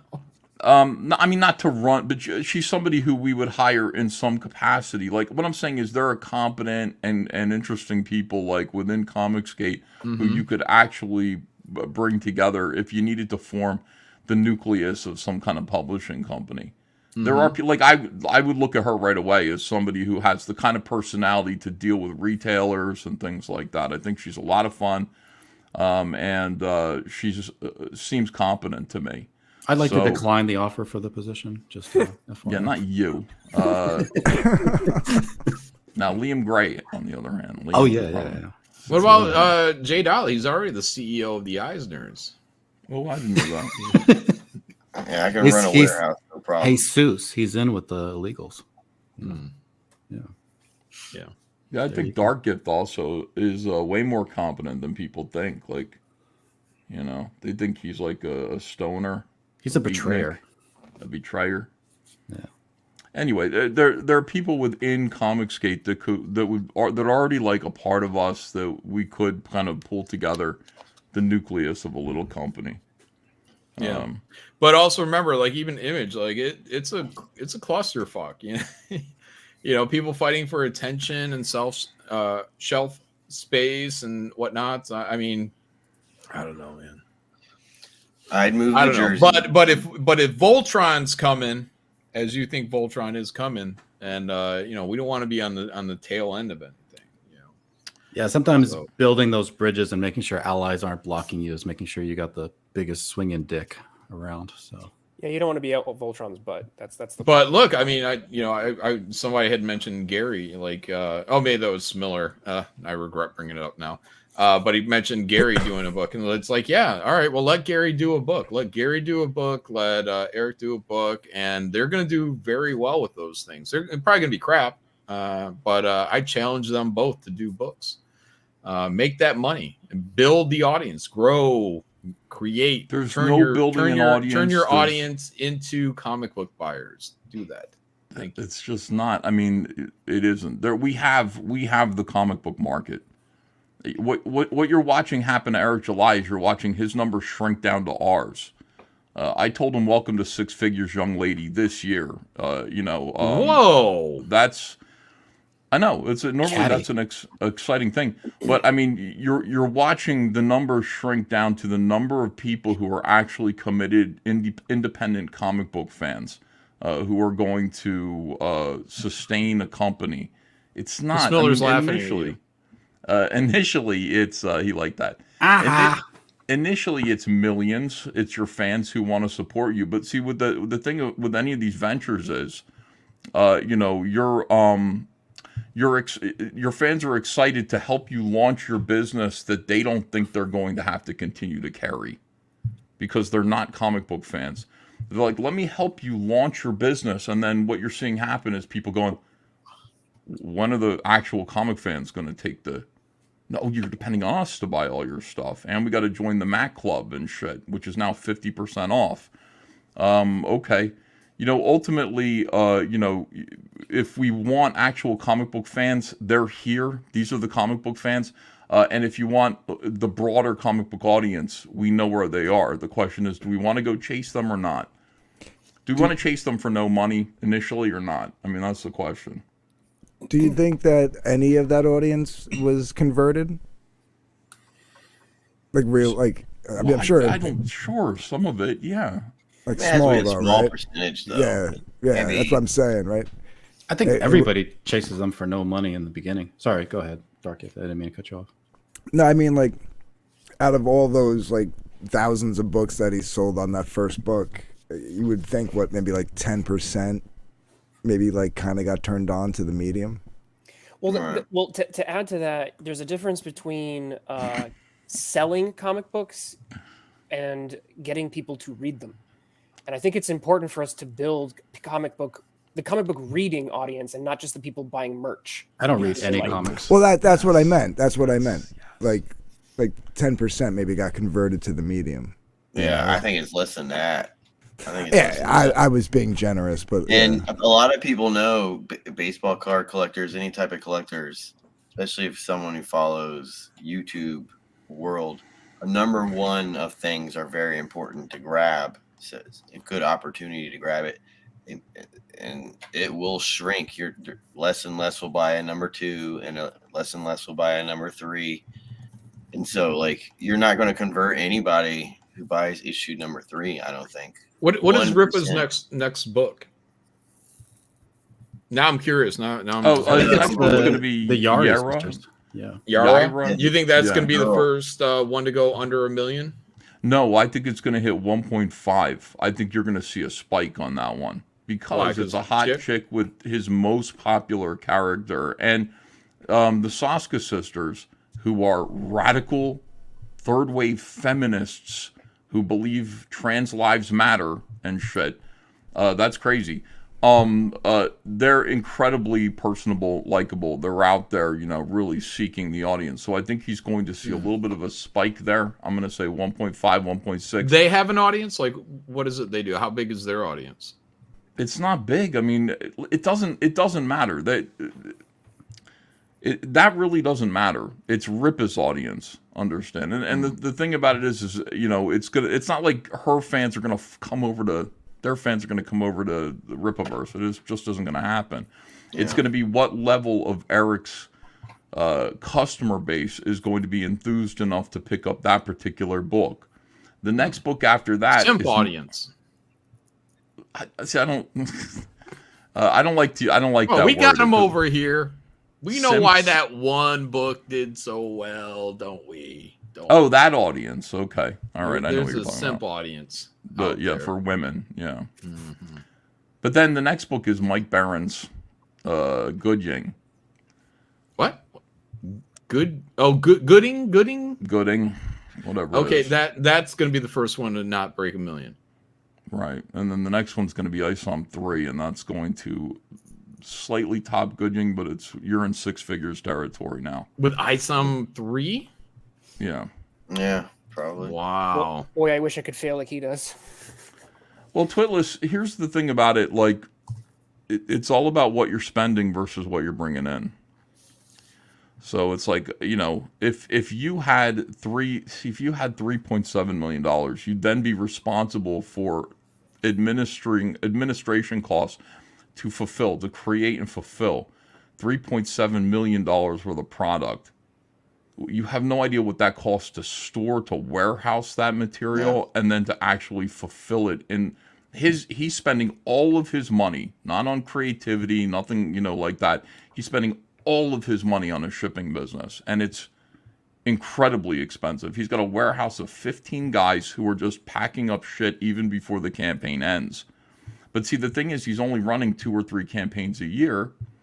So what is that shipping business doing in the meantime? 15 sitting guys? There, yes. Holy sitting shit. there, and we're on the internet trying to, market and everything like this. Market merchandise that's in his store. What are they doing in the meantime? That's the whole thing. Not much. They're kind of sitting around. They're working. They're shipping for about, 3 weeks out of the year. And still they have to be in that warehouse. So he has them full time. He doesn't do seasonal or anything. I really don't know. I just see, Hopefully, chat. Yeah, hopefully he's pulling them from Home Depot. That'd be just getting in there. We got wear this hat, wear this sweatshirt, wear this hoodie. Anyway, Pulling them straight from the border. yeah, like that's what I should do. Yeah, cut out the middleman. Yeah. Well, he is in Texas, right? I was gonna say he's in Texas, right? So It's hard to find those in New Jersey. Oh, they're coming. well, We got plane tickets. Don't they? No, don't. Us man. They've been busing them to Jersey. Yeah. Go hang out at the bus stations. No, they've always been here. You just got to know where to look. Yeah, but they're up near you. I don't know if they're down near me, really. You'd have to go more towards the border, like the Philly limits, like the out, right outside Philly, right before you get into Pennsylvania. You'd probably find them at the 7-Elevens and stuff, hanging out at 6 o'clock in the morning with a cup of coffee. He's saying you got to dig. Right. Yeah. Dark Gift, that was an extremely specific location. Yeah. Draw some map. Like he knows exactly where they are. I can completely picture it now. I'm like, I think he's right about that. Got the tracking app like the one for San Francisco for all this shit. I'm just saying, I bus think we boys should don't know. grow on trees. You got to find them. Between the hours of 2 and 6 a.m. at Yeah, so I don't know. I mean, I don't know what everybody wants to do, but anyway, that's life in 2024 for Comicsgate. Wow, that's gonna be crazy if he does go below a mil. I will be shocked, but John, he's almost there, like right now. Like he's at 1.2 million. Mm-hmm. Yeah, After- but I expect, and you could be absolutely right, but I already expected the drop for ISOM 2 because of just collector mentality. Number ones are strong. Number two, you're maybe weeding out. Doesn't apply, John. That doesn't. No. That's only We'll for see. I mean, the direct we'll market. see. That, It's possible for it to go under 7 figures, 100%. I feel that might be a little prematurely, but that's more of a feeling than any actual numbers that I can provide. But I would be surprised. Diversity. That's right. I would be surprised because I'm writing ISOM 3. I know John's already got something going on over there. Yeah, big time stuff over there. Big time stuff. Backdoor. So big. Wow. Well, Red, when's your next Ripa interview? It's coming pretty soon, I think. Okay. After this stream. Yeah. Going to be sending the link out to everybody. Try to get people talking to each other. I don't know what the issue is. There you go. Attaboy. Yeah. But I do have to go, guys. I got new to work on some of Kumbaya that maker. fulfillment today. So, but thanks for having me on. Thanks for reviewing the book. If you guys, to the ones that liked it, thank you. Appreciate that. And more to come. So, all right. Otherwise, have a great night. I'll head Bye, out guys. too. Thanks, guys. Have a good night. Bye-bye. Chuck. Later, Ethan. guys. All right, I gotta bounce too. Night. Later, Twitlers. All right, everybody, get the hell out of here. Stinking up my stream. Well, I just lit a cigarette. You got me for 10 more minutes.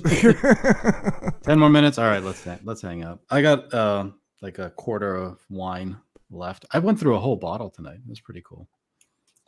So I'm happy about that. I don't think I accomplished anything, and I'm looking forward to all the viewers that are here right now dropping. It's 304. Let's watch that number go down. Yeah, it goes boom. It went from 312 to 300 and like. Are you going to stream after this? No, this was the after stream. I think we did a combo. We're done. Yeah, I mean, Mike's welcome to come in. He can give his afterglow take of everything. So, yeah, just winding down, everybody. I mean, I could play you guys some silly things from Twitter. I could play you some music. I think you played enough silly things today. Yeah. Get Mike in. Mike should come in and give his take. Actually, a lot of people should come in here and give their take because I was asking a lot of people to participate. Phil. Let's get Phil in here. I want to. A lot of people, needed to come in and have their say. I've got 999 subs. So No, you know. no, what am I up to right now? Am I monetized yet? It says 1,000.01. Yeah. Oh, I broke my cherry. Thank you, Dark Gift and J Dollar for being here for this momentous occasion Yes, sir. of my cherry being popped.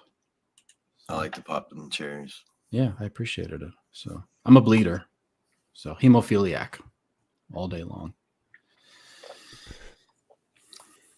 Yanafui said he's waiting for me to go away. I don't know why Yanafui doesn't Why? like me anymore. I don't know. He doesn't like me Did he anymore. really say that? Yeah. Yeah. Oh, here we go. Let's go. Mike Miller. Criminy, that's loud. Hello, Mike. I should have played you your new intro, Mike. Here's your new intro. I wanna take you to a gay bar. I wanna take you to a gay bar, gay bar, gay bar. You're welcome, Mike. I don't know why that's everybody's intro tonight. It's the theme. It's the theme of the night. What's your take, Mike? Is everybody going broke? Does everyone hate each other? Does everyone gossip in back rooms? And is everyone going broke? No, we'll give the him only a room I'm single in is that has any of that going on is JDA's. So it's like That's the backest of back rooms. I know. I, when you and Ethan go at it, it's funny. I want to hear what Phil has to was say the about conversation. him losing whatchamacallit to Patrick. I want to hear No what one Mike likes has to say snitches. about Ethan's I've and never John's snitched. very public business plans. Come on, Phil, get in here, sir. We love you. well, a plan is a plan. Why did Yellow Flash block Ethan? Why do you think? I don't know. I heard that live on here too. So I messaged Yellow Flash and he hasn't gotten back to me yet. Yeah. Is he gonna like respond with a LOL emoji or something? I don't know. We shall see. Did you really DM him? Why are all these YouTube relationships so super? Do you think I'm not friends with Flash? Bro, y'all gotta watch the Cat Williams interview. That shit is. I watched fucking it. fire. I watched It has it. everything. Cat Everything that's Williams? in the interview has to deal with a bunch of you comic creator and your emotional deficiencies. He's a blackety black comedian that was in Friday, the movie. Yeah, Bro, the he's interview is so basically easy. one of the cats that never played ball with Hollywood, so his career Yeah, never he's really like, went the that one far. thing I want to do when I came into Hollywood is have a virgin butthole and to never suck a dick. And he's like, Mission accomplished. mission accomplished. All Like right. that standard you Well, to live all up to. right. So, do you have a specific question about a specific thing? Oh, I'm You sorry. Drag me in here for something. Degeneracy all day, every day. Yeah. Tell us what's going on. Why did Flash block Ethan? That's the first. Again, that was news to me, so I thought it was funny. Why would he do that though? Like, isn't he friends with everybody? I can't answer for Flash, and I'm not in any back rooms with those guys to know what. Yeah, like I said, I knew something. I think something there, weird. yeah, there might be a little tribalism going on. Gee, imagine that. Is But, choosing sides like a requirement for your business? Tribalism is so normal, though. I know Well, tribalism but- is the natural state of humankind. In America, we Yeah. usually call it racism. But What the rest pressure? of the world, it's just but tribalism. What pressure is that going to put on a lot of the people that are like working with these guys, though? I It's mean, the pressure you got to put on them. no, but you got people Pressure like in the Joe backbone. Ball and Dillard that work with Yellow Mhm. Flash, and if he's cutting ties, That's and why these Joe guys are Ball comics hasn't been game. talking to me as much. Oh, you and Joe Ball are on the outside. I've been wanting to ask you that. Who? What? What? Who? No, but I knew something weird was up because, like I said, on Twitter, Flash, like a year ago or so, maybe longer, started a Comicsgate community on Twitter. And like last week, I noticed it was gone. Phil, you can. Phil, like, if you have an opinion on that, I have no idea. You guys, how am I supposed to pay attention to any of this crap? Phil is at liberty to You divulge pay Yeah, attention. come on in. Let us know. occasionally. You pay attention to a lot, Mike. So come on now. No, I don't, dude. You know how much I know about crypto? It's because I don't pay attention to this stuff. I pay attention to crypto.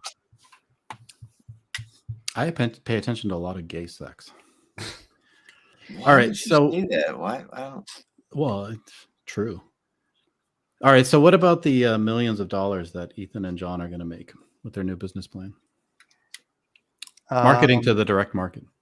I mean, I think, look, if I had several $1 million at my disposal to create a comic book company, I would absolutely be going after the direct market. Hmm. You know, Remember Impact Comics? Do you remember? yeah. Impact Is that Comics? DC or was No, that independent? It was an independent.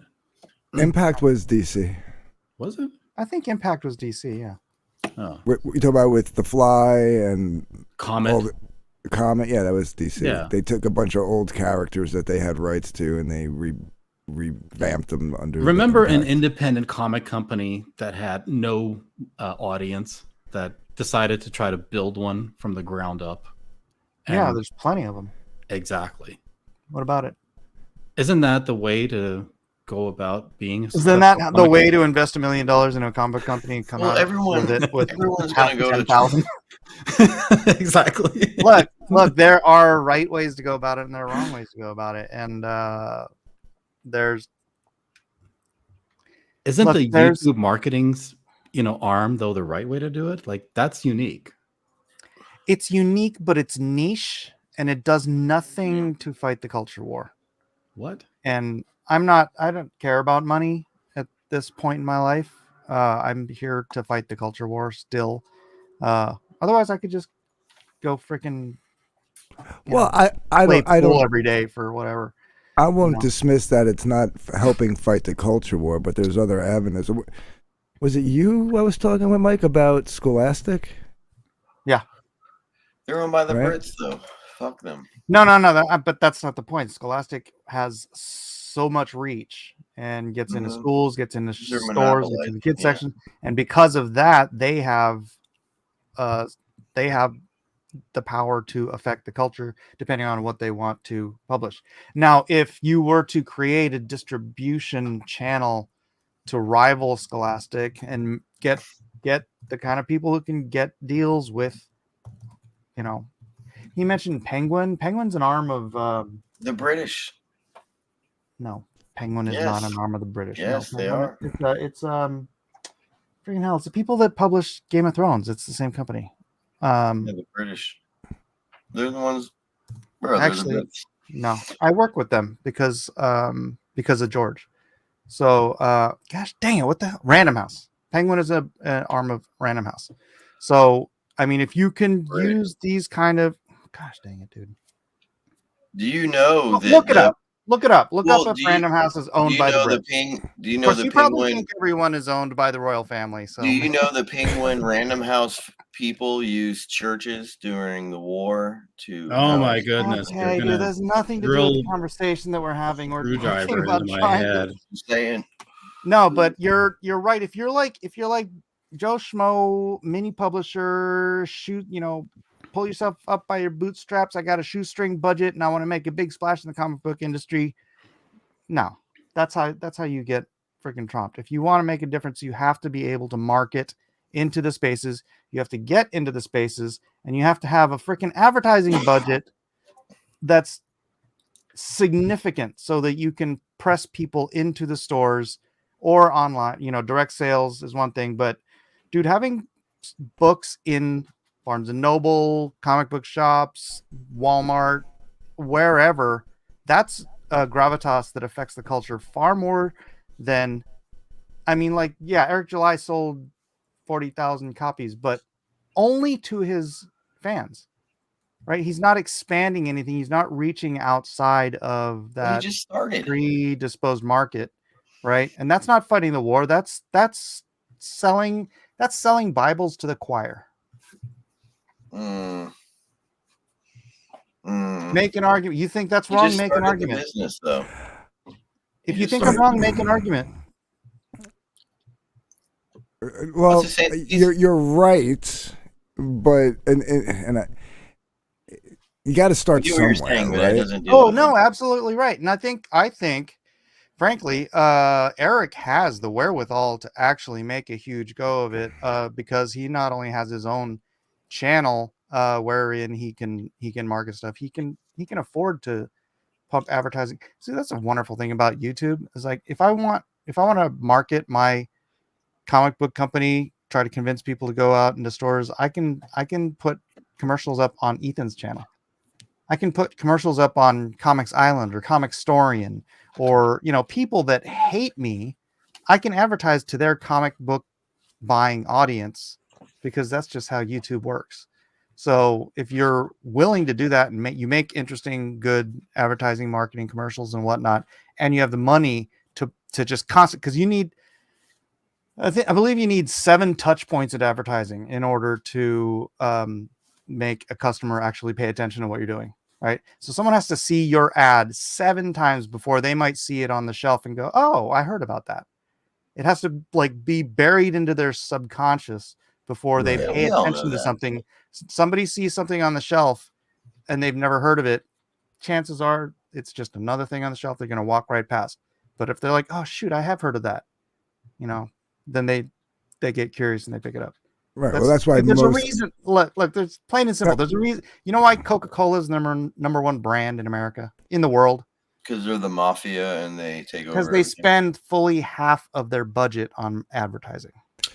Well, I mean, and bribing people. There's a reason why like spin racks and comic book shops have the books facing out, so you can see the cover to hopefully get that attention. And if you happen to be reading previews back in the day or Wizard or whatever it was, and you saw the picture of the cover, and then you go and you saw it, you'd be like, "Oh yeah, I remember seeing that in previews. Maybe I'll check it out. It looks cool. The art's good.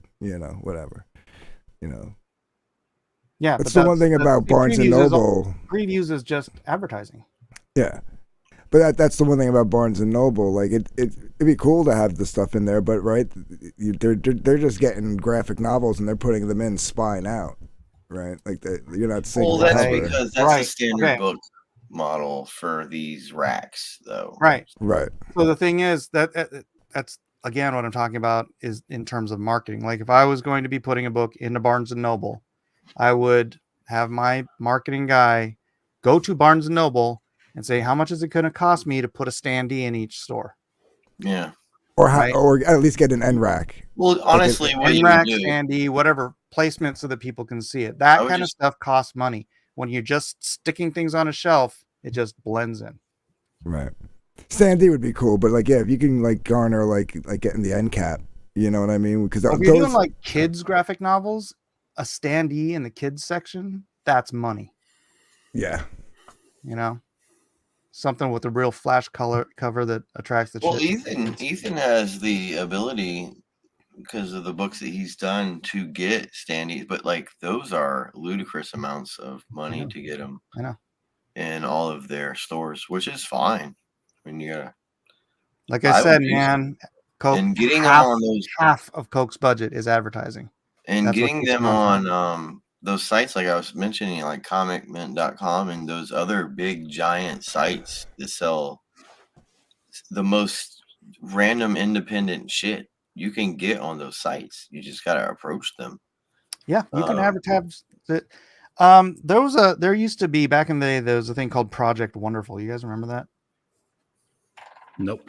Project Wonderful was an advertising auction site. So websites would create banner placement for Project Wonderful banner ads, and then they would place those ads on Project Wonderful, and people could bid to be on their site. And so people like PvP or what's that one?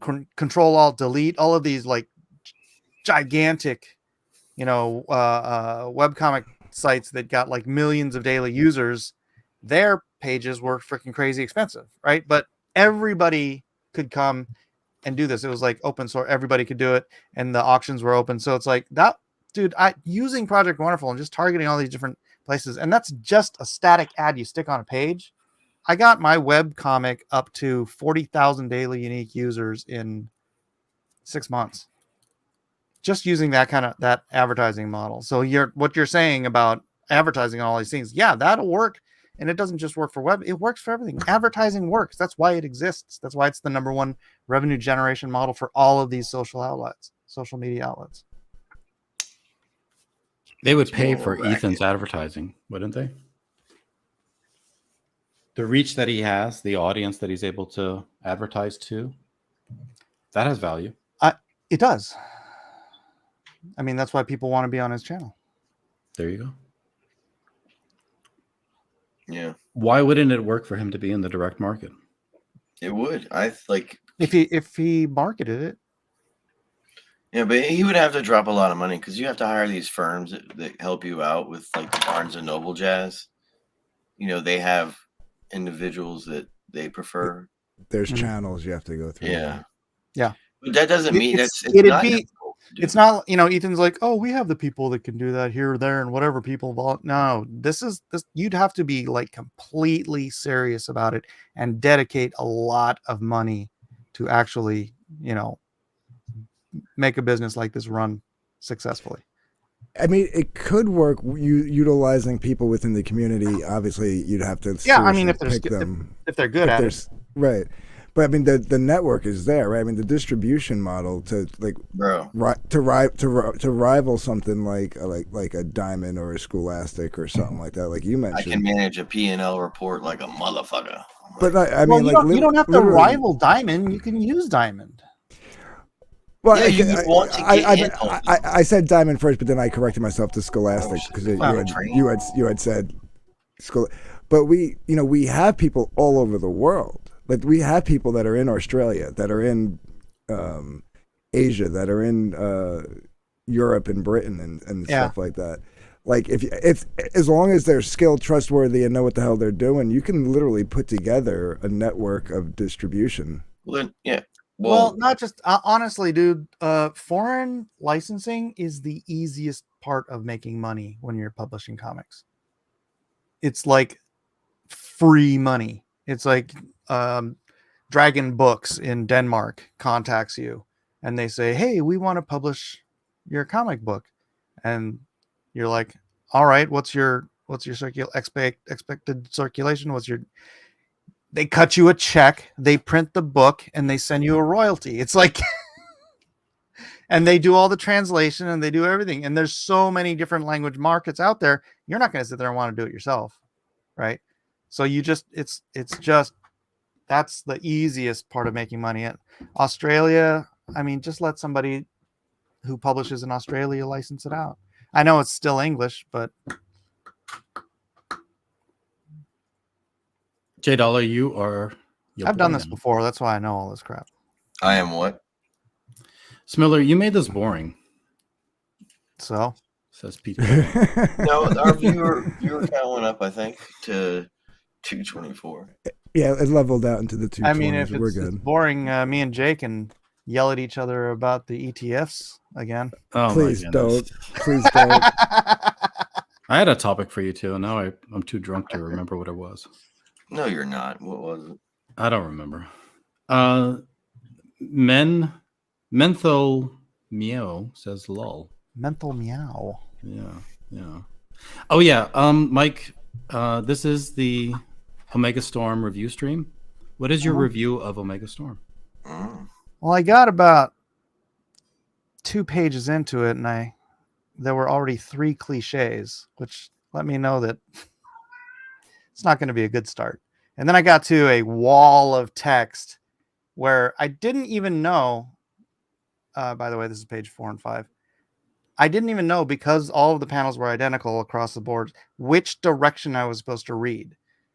Because when you're laying out a page, and no offense to Tommy, but the editor should have caught this. When you're laying out a page and everything is consistent across the board, then it reads across the top, and then it reads across the bottom. Mm-hmm. But his wasn't, because it was, you read to the right, and then you read to the center, and then you dropped in, and it was as if it's 2 pages instead of. So that's just bad editorial. Gosh dang it, the writing's so bad. I didn't even finish it, honestly. So it wasn't that bad. It was bad, Dark Gift. It was bad, and I'm not going to name the people I've talked to because it had embarrassed them on the stream, who told me they couldn't finish reading it. But J Dollar. It was so bad they couldn't finish reading it, but you're not going to say that when John Malin's on your stream, right? So your review is it sucked. I liked it. Yeah, Dark Gift, that just makes me not value your opinion. Can you imagine how shocked I would be if Mike came in here and said that he read a John I'm the Malin one book and loved it? that loved your other book. I know, which totally denigrates your opinion on the other book. How do you figure? Because now I know that you don't have very high standards. You just shat on yourself. Well, clearly my book was the highest among your standards, but I'm just saying. That's what Literature Devil said, right? He said it was the best indie book he's read. What, Lone Star? Yeah, the third one. No, I wouldn't say that. That's because your beanie is on too tight. Yeah, but Literature Devil has Yeah, his book was pretty terrible too. good opinions. If I remember right. Shut the J Dollar. Why aren't you drinking? By the way, I am. I have Mick Water Ultra. Okay, you need to hurry up because you're not drunk enough to be on my streams. The book was terrible. It wasn't that good. Oh my goodness. That book was terrible. Don't even ask. Don't encourage literally him. there are other people not on this stream who I have Dr. talked to who Alpha? said they Don't could encourage not him. finish reading it. It was just that bad. So it's I'm not in the minority of people who got a few pages in and was like, come on. Nah. Somebody wants to know when Lone Star 4 is coming. I don't know, maybe someday. I got goals. I got ambitions, and I'm not gonna express what they are, but when I've got things when I got things in place, I'll make some announcements. Mike's going to do one of my covers That was Mike's not drawing one of my the whole things book. we were talking about. for free. Yeah, Oh shoot, I got to do a novel cover. I forgot. for who? This Fabio. dude hit me up on Facebook. Fabio. Like the third of his, he does some fantasy novels, and he wanted the third one to be Oh, it's Gary. Gary. Yeah, he does fantasy novels. Captain Bento says, wait, there was a Lone Star 3? Yeah, you're done with it, right? Yeah, haven't you? Did you fulfill it yet? Actually, No, oh, I'll get So- around to that. I'm waiting for mine. I just got my the Shad book. What did Shadow of John the just Conqueror. Shadow of the Conqueror. You guys Yeah. did a thing on that, right? Yeah, you gave us an advanced copy, so I Right. appreciate that. Thank you. Yeah, actually, That's- I'm talking to Shad's wife right now on Discord about how to about the second campaign. So I think we're Malin going to says- launch that in February. Malin says the audience is lying to protect your feelings. Aw, that's cute. He's mostly talking about Linkovich and JC. So And they've been me. lying the whole stream. I don't know where KSSS went. Yeah, I remember we did the review of Lone Star 3 too, but I couldn't remember. It's like, did I get it or did we have a Did we? advanced copy? Lone Star Yeah, 2. You got advanced copies, yeah. advanced copy. No, 3. Three, Three. yeah. Was it? That's the one with the awesome vampire story. You guys don't remember that? Sparog. Super advanced copies. Yeah, Mike has got some writing chops, actually. So Does a he? lot of Is it people, better than I know what I'm doing. a lot of people paid him. You know, I know what I'm doing. I learned. The guy, How did you learn? I listened to critique. What's I your read process? books on writing. I read good authors. Just honestly, when you're like developing style and stuff, it's like reading. It's Alan Moore Read. says you should Freaking- write. You should read bad authors. what? Yeah, he said read Okay, bad I'll books. finish Omega Storm. I'm very bad with names, but the gentleman who backed Lone Star 3 for me because that was like I hadn't gone back to Dennis work. and- Courage. Is he still in your chats? Yeah. I haven't seen him. I mean, I haven't. You know, when I pop in, I don't see him. Okay, I we get to stream once a week unless I'm like having a nightcap. So Can we get to Liam? Didn't someone say they have clips of freaking Liam? Liam, dude? Oh, did you guys want to watch the Liam? No, I don't want to watch. Threats Actually, stream? I do want to watch it. I'm only halfway through. I had to take. Yeah, I feel had to like go to if you're- church, so I didn't have time. That's why I didn't catch the whole review. I need to go back and watch this to watch the review part because I was at church and now I'm like, oh. I feel like if you're saying no, it must be a good stream. So It's You talking about the privated one? I'm only halfway through it too. yeah. oh, it's privated, really? Do you It's have so funny because he anything- comes right out of the gate like talking about. Well, he talks about John, but then he says that I was condemning him to hell, and I'm like, you know, the comments are still public on your page. You can see what I wrote. It's like got nothing to do with that. I was just mad at him for friggin' tearing down Brad Ashworth. It's like, what has Brad ever done to you? Yeah, what's the deal with that? I didn't. I only got context from what Liam said. So what's the I deal? don't know, it's some stupid rumors that Risey started, and I don't even want to repeat them because it's like Risey it's about started a his rumor. because it's about his wife. You know, Risey is an authoritative source. Possibly. How would Risey know about Brad's wife? How dare you all disparage Risey's Who's authenticity? Brad? Ashworth. what is this one? This isn't the one that. This is the one that I saw. Oh, you don't have the one that got This is the deleted? follow-up. All right, hold on. I'll He doesn't get- have the let's deleted Is, one. is the original better than this one? We This have the one is pretty deleted good. one. hold on. This Hold one is on. pretty good. Is the original better? I haven't seen this one. Oh, it's only 23 minutes. Yeah. This one is like, I talked to my local cop, and I'm going to be dragging you here by your ear to answer for your crimes. Because that's what local cops do, you know. We tie people to a pike in the middle of the town and burn them under a bushel of hay. So that's what I saw. Are you ready for that? Where's Will Red? Here we go. Are you ready Yeah. for this? Where am I? I don't understand. I'm at the bottom of his- this bottle of wine. All right, it's in your DMs. I don't understand his mind. More DM. Like he's really. Right, There it's just a link to the video. It's 2.5 hours long. Dude, it's friggin' long. Yeah, I don't I want said I'm to. only halfway through it.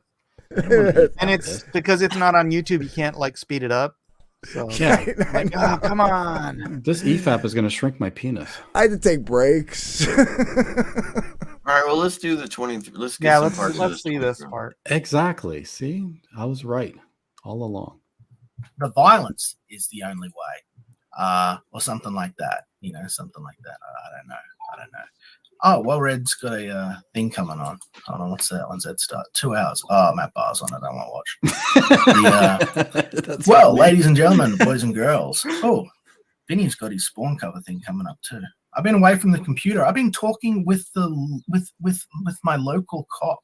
Now, I guess the haters didn't. How you doing, George? How you doing? I guess the haters didn't believe me or didn't pay attention when I said that my local cop is an absolute boss, and I picked the farm and the new house, you know, where I live, based on.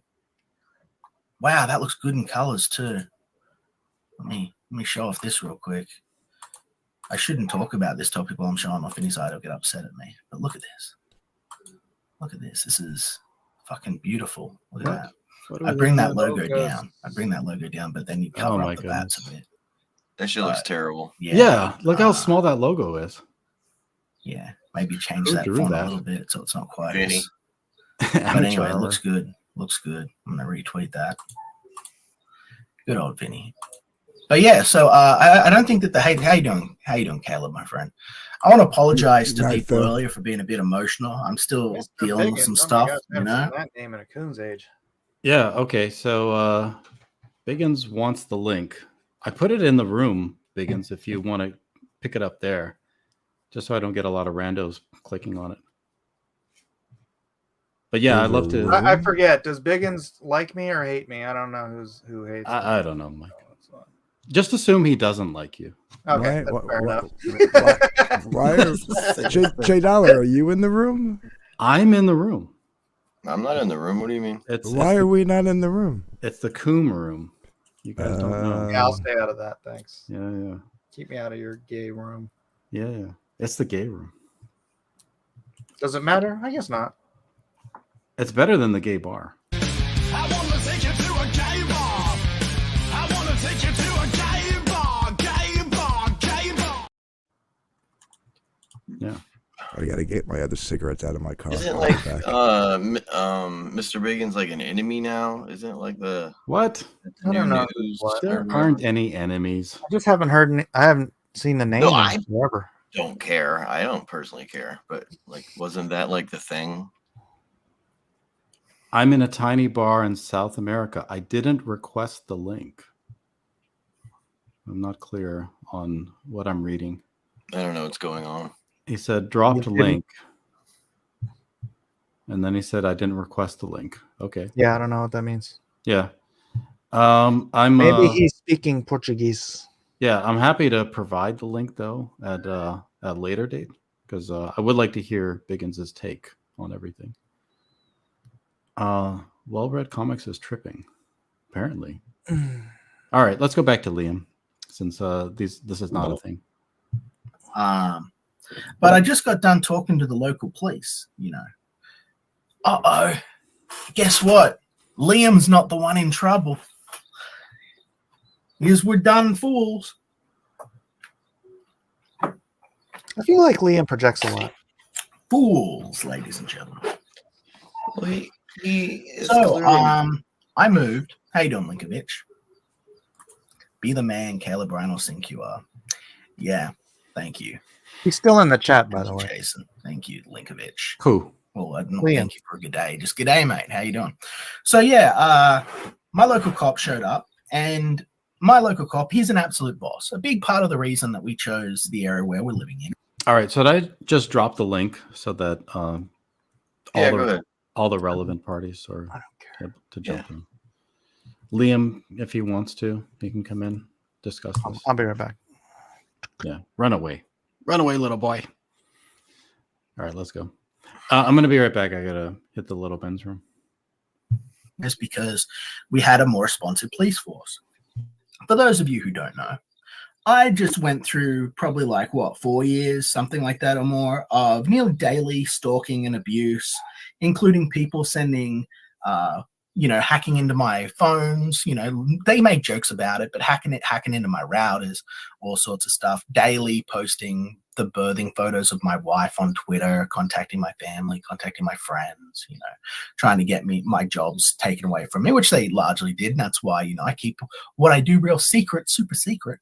Well, None of that is one of true. the main guys behind that's Thomas Burpee and of course John Delarose. Flying fists, lady smacking John Delarose, the biggest joke in the Hispanic whatever the fuck he is. Anyway, this lunatic Hearsay. and woman beating shit sack Hearsay. essentially are upset that I said I was gonna bop him on the head. I was gonna have him found by some people and have his head kicked in. And if that didn't work, then I was gonna jump on a plane and do it myself. I mean, it's pretty mean and heated things to say. Pretty heated things, some pretty He's nasty. repeating it? Pretty Yeah, horrible. he is repeating it. Liam, But they you are the contacted the dumbest man cybercrimes department on in earth. Australia because they couldn't figure out where I was. They didn't know. They contacted the cybercrimes department in Australia and they showed him the video. Look at this guy. He's gonna come over and beat me up. They hid behind daddy government's Press apron. pause. They put it up He's in front of being their designed to they put it up in Press front of their face and pause. said, "Mummy, He's at the government, computer. this guy's gonna get me. I've only stalked is him and he? his family for 2 years and tried to completely destroy his life. Help! Help! By the way, will you tell us where he lives so that we can figure that out, please? So full of shit. Not for any reason, just because we're the victims." Well, I guess it didn't work. Did Guess it didn't work. JDA In fact, actually the opposite's contact the happened. cybercrimes? Fucking opposite. No, has they happened. contacted him. So since moving here, Cybercrimes contacted JDA? separate. Not cybercrime, We tried to Interpol. not really worry about any of this stuff. That's the goal. Just And live a really? peaceful life, a happy little I don't know if I'm supposed to talk about That's all I that. wanted. That's all I wanted. Now I got a clear bill of health. I'm doing But good. I'm Interpol getting contacted fit, JDA's local police department I'm and losing told them weight. that there had been feeling a threat in good spirits. from this So clown. the local copy comes up and he's like, "Hey, So Liam is the type of dude who will say that you're threatening him, but then he'll go on and say things like that and be funny about it, saying it in a sarcastic manner. I don't understand. No one's did the things that no one's hacked. No one here knows how to hack a router. No one hacked your He router. didn't blame us. He blamed China for hacking the routers. Well, But no I mean, one- China. You can't hack This a is- phone. and That's this a is the federal thing. fucking crime.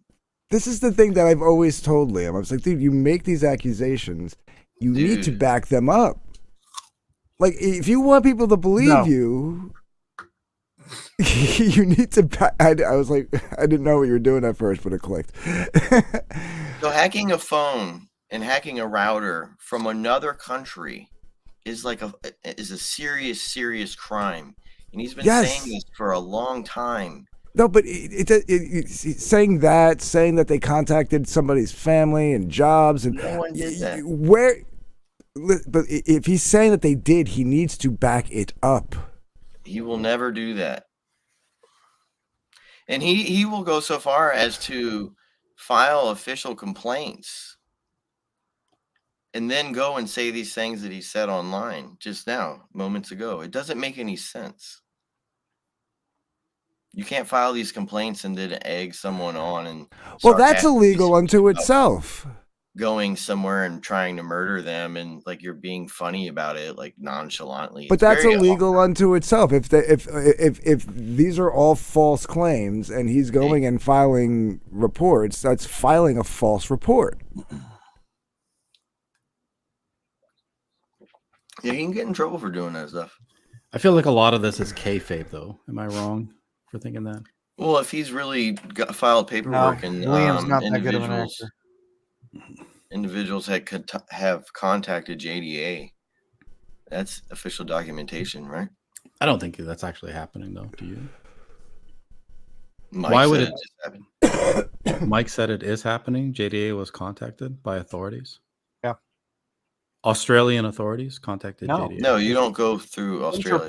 Interpol contacted JDA's local authorities over internet videos trolling. No, over what sounded very much like a valid threat of a foreign national coming to America to cause physical harm to An American citizen.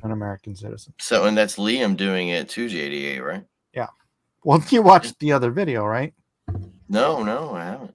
Oh, really? Yeah. So, like, Liam really looked doesn't- like he was willing to put a gun in John's mouth. Yeah, well, like Liam doesn't realize he's crossing lines to where like you can actually have like costly measures,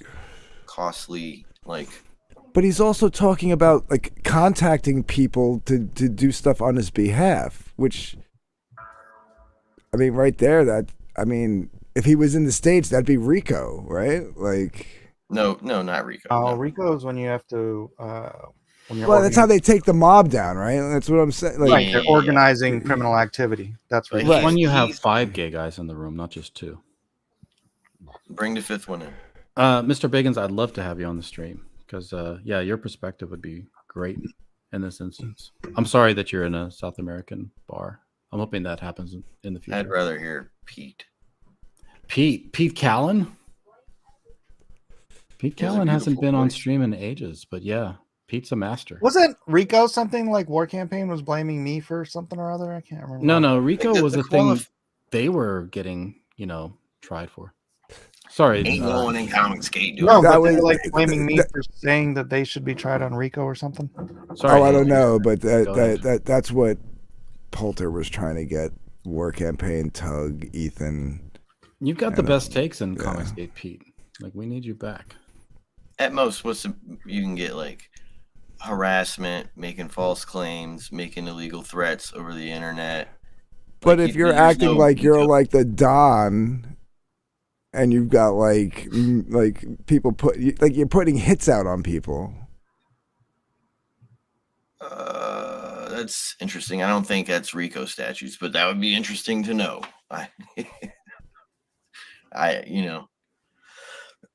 Rudy Giuliani used RICO acts, not like Liam. Right. I mean, maybe Rico is a little much, but you know what I'm trying to say. Like, it sounds like he's like the Don of a mafia family. He's putting hits out on people. Well.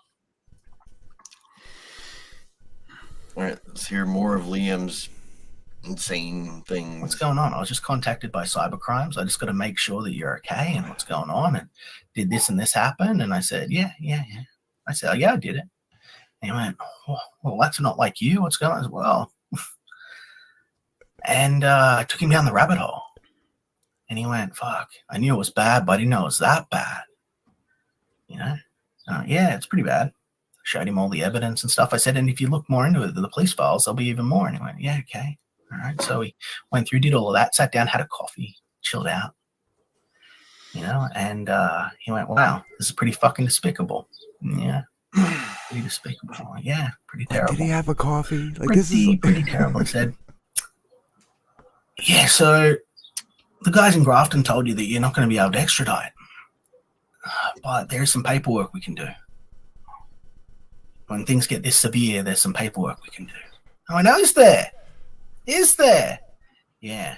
He says we don't like people. We don't like people messing with the locals. It's hard not to take it personally. This is my town. I said, yeah. Just imagine that my local cop is Rick Grimes, right? Like just imagine that he's a Wild West cowboy yippee ki motherfucker, right? Like he follows the rules as they need to be followed. Dusty, bold, confident. Hollywood good looking.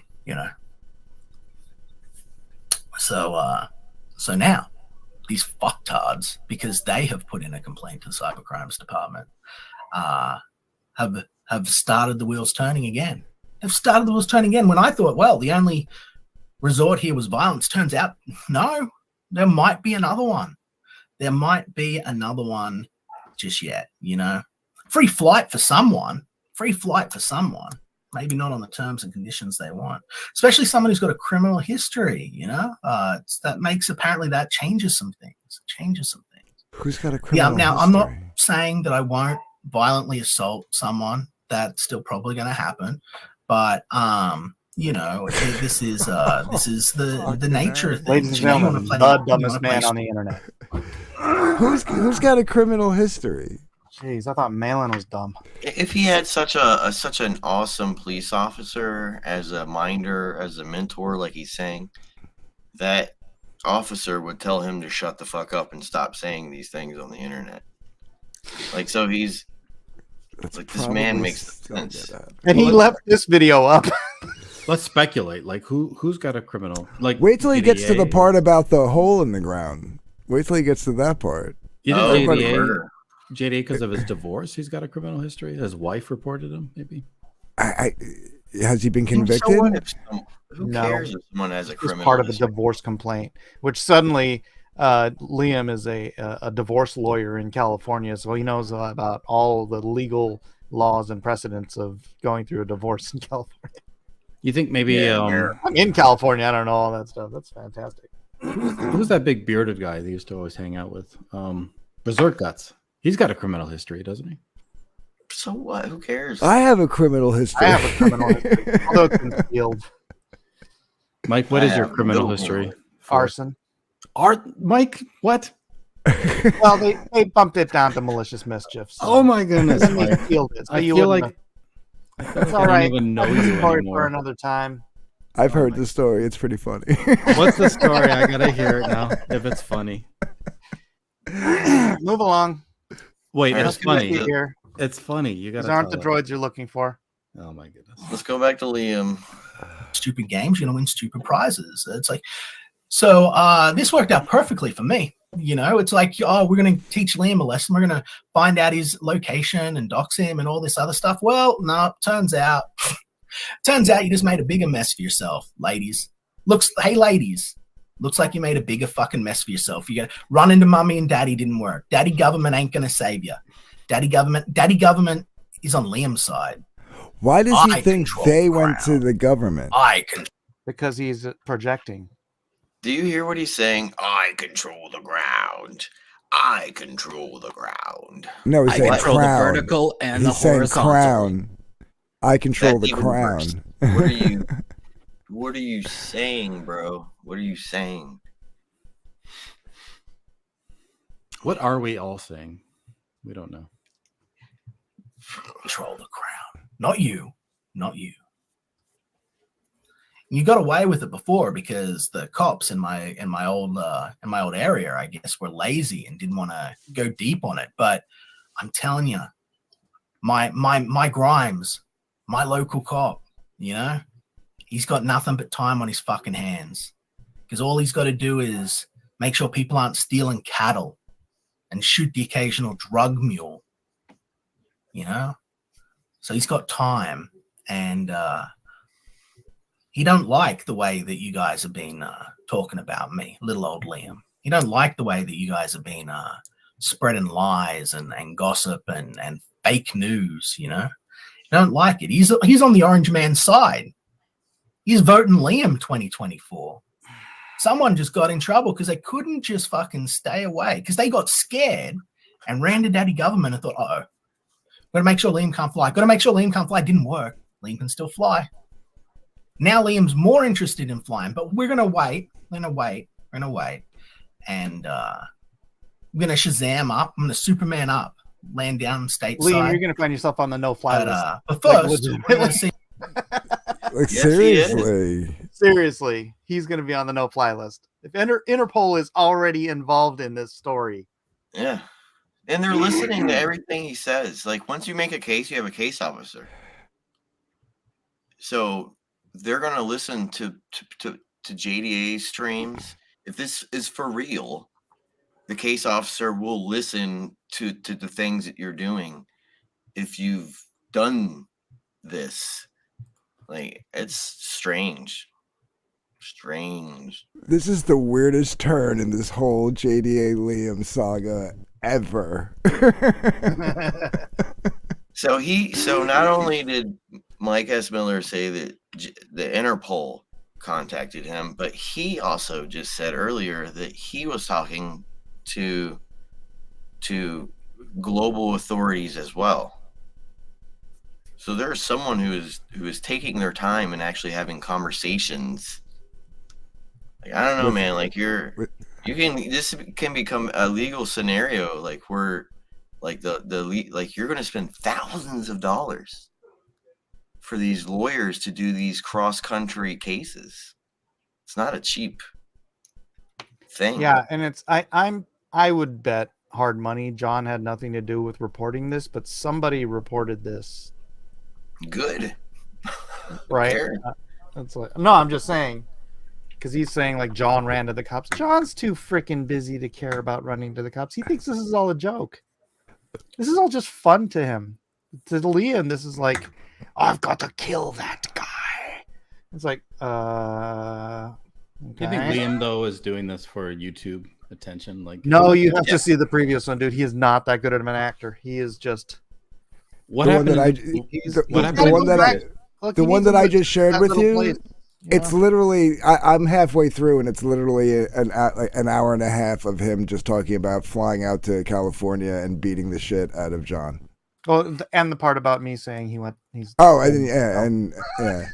It's a full-blown emotional meltdown, is what you're saying. Yeah. So JD, like, so Liam has done many things over these last couple of years. He's gotten the Australian like mental health board involved.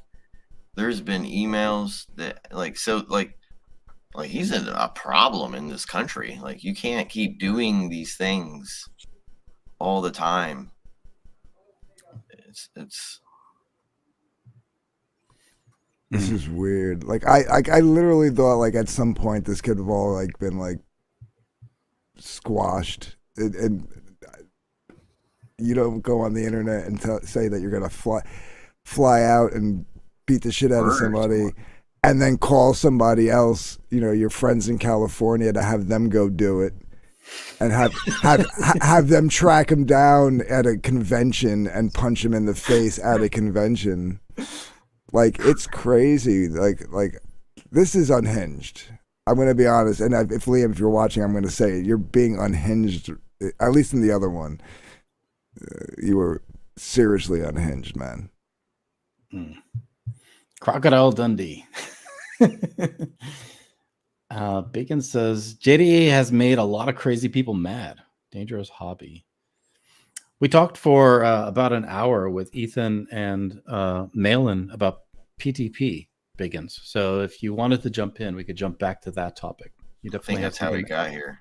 Yeah, there's definitely something to add on that, especially if you got a mic. El Hombre wants to fly to the USA and sing a duet with me. And see, that's perfectly fine to say.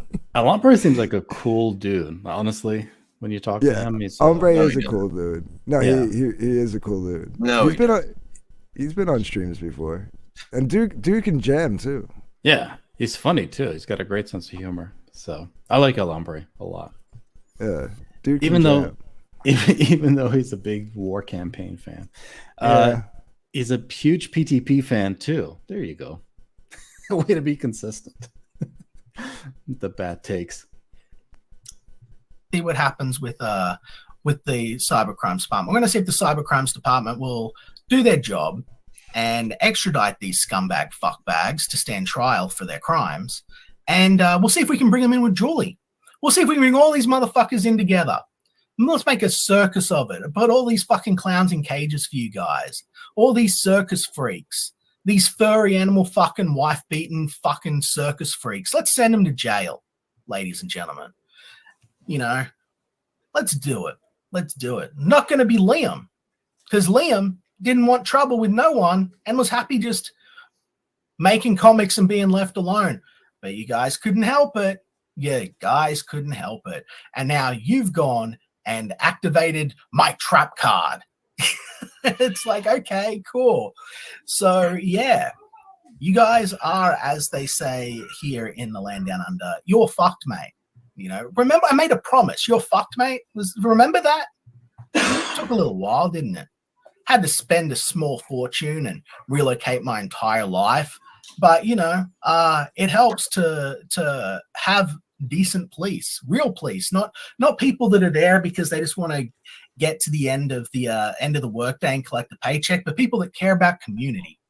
People that care about community. You want a cop who's going to be standing next to you with a pitchfork or a hoe in hand. Well, you've got a machete fighting off zombies in the end of days, and that's what I got.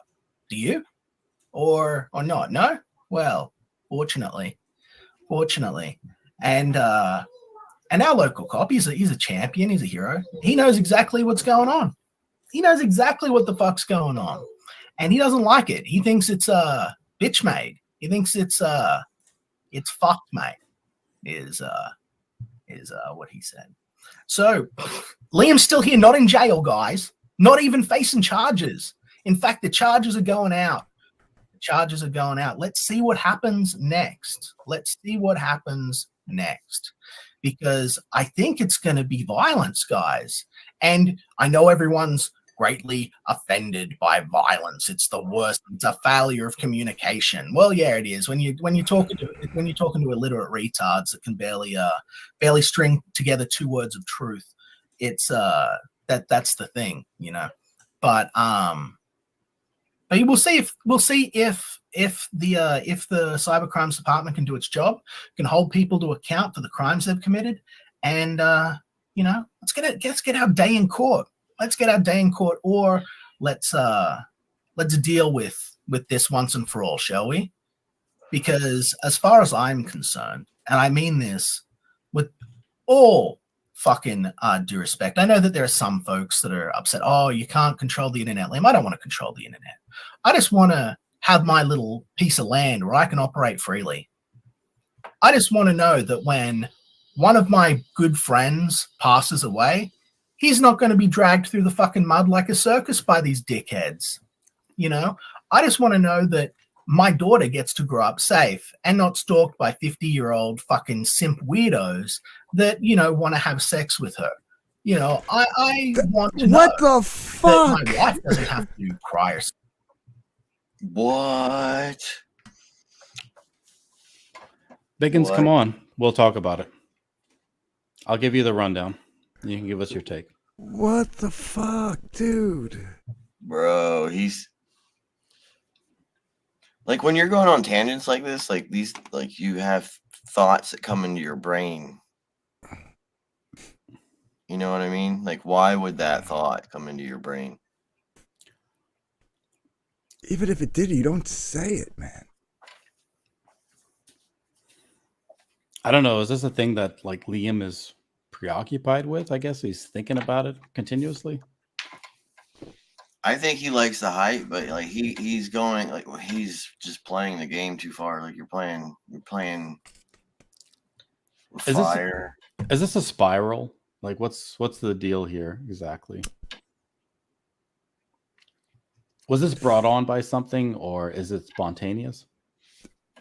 Yeah, this all started with the picture of screenshot of Liam crying when he found out that dude died. That's what EVS was talking about No, earlier. it's more than that. Clearly, he's been on this rampage for a while. Well, I mean, yeah, I mean, you want the whole history of JDA and Liam, or what just brought these streams on? What brought these streams on is that screenshot. $J.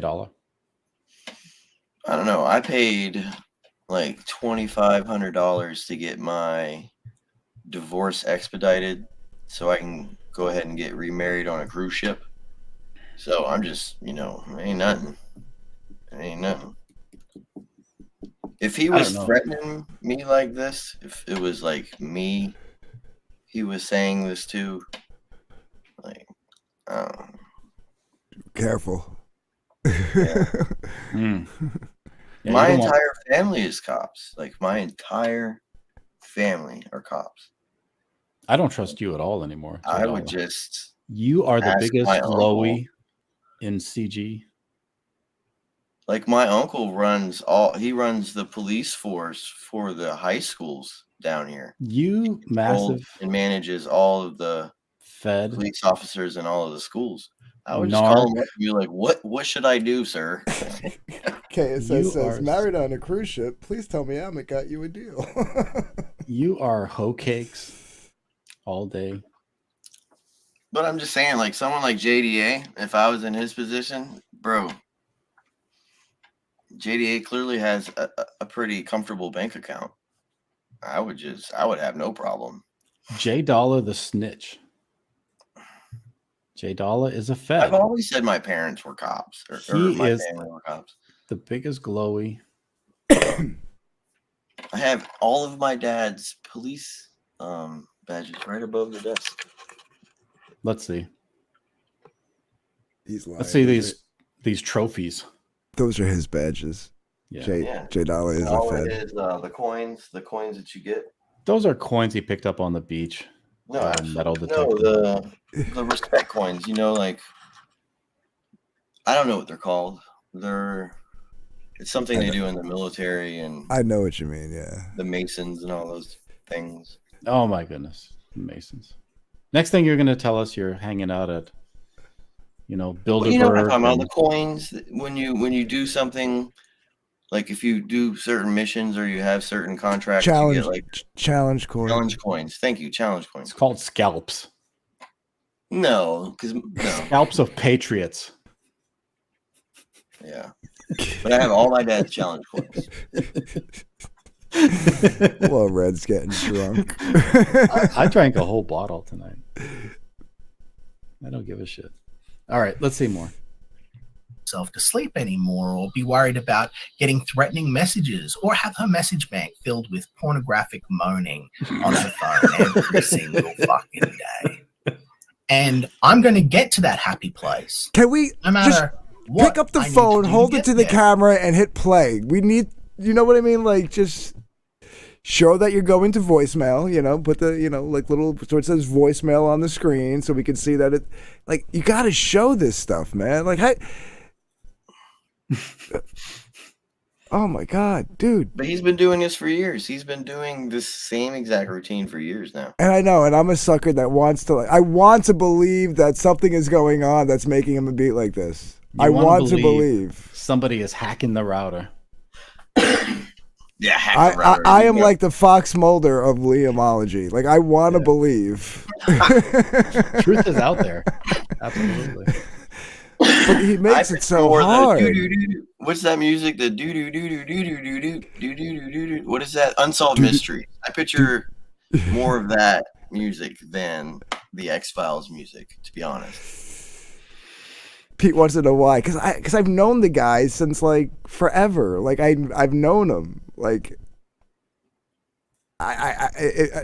there's got to be somebody's got to be fucking with him, and he just believes it's Comicsgate. You know what I mean? Like that's my thing is like some of this stuff is so outlandish it has to be true, but I don't think it's Comicsgate. I think somebody. If he's still talking to Vinny, he's still talking to Vinny, right? Yeah. Vinny's a fucking psychopath as well. I mean, what if So, it's you know, and Liam there, you know, messing there's a with Liam, and this whole time he's been telling us it's other people? What, you think like he has multiple personalities and one of his Yeah. personalities I don't is think it's messing that. with I don't think it's that. Yeah. is messing with the other personality? That would be an awesome X-Files episode. He would fight us in the playground if we're at school. That and would then be he such cry. a And he would twist to the cry to, story. like, the fucking woman in the school saying that like we started it. Like that is his behavior type.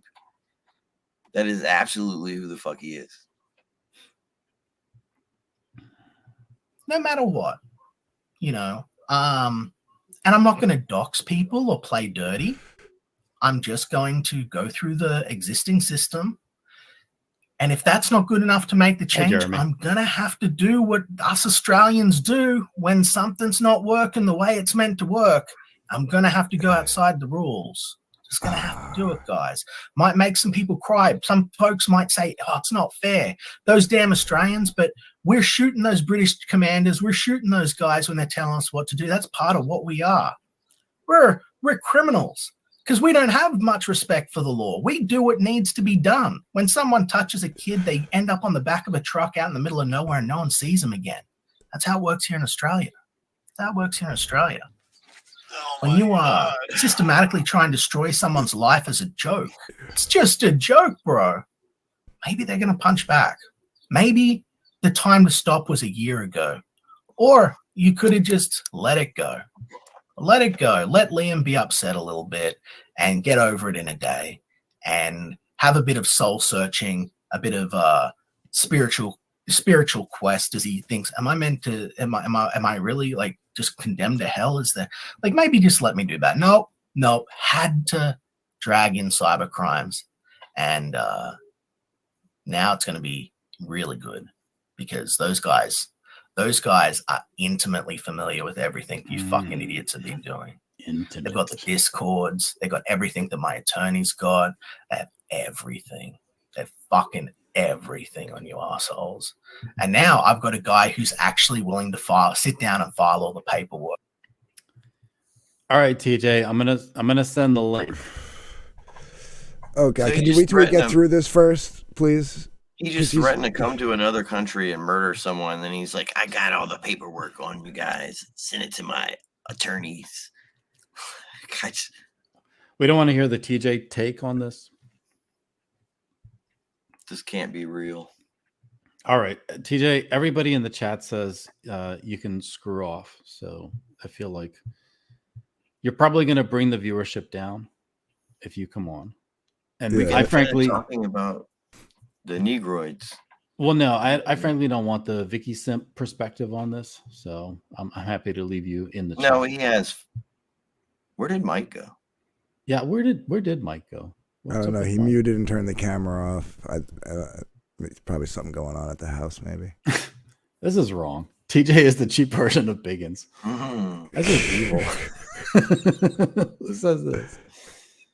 Madness and Vectory. How dare you? TJ has good points. No, he doesn't. He's a perpetual victim. He's got his hand out everywhere he goes. He's always looking for somebody to give him reparations. Now you sound like Liam. For something he never went through. All right. Let's get to Liam sounding like Liam. Work. So let's see what's happening. Let's gonna see what's happening. All right. How you doing, Akuma? How are you doing? Not just her, but Cider. What I missed? Yeah. The guys that called. Liam is sending the entire Australian military to your house. Yeah.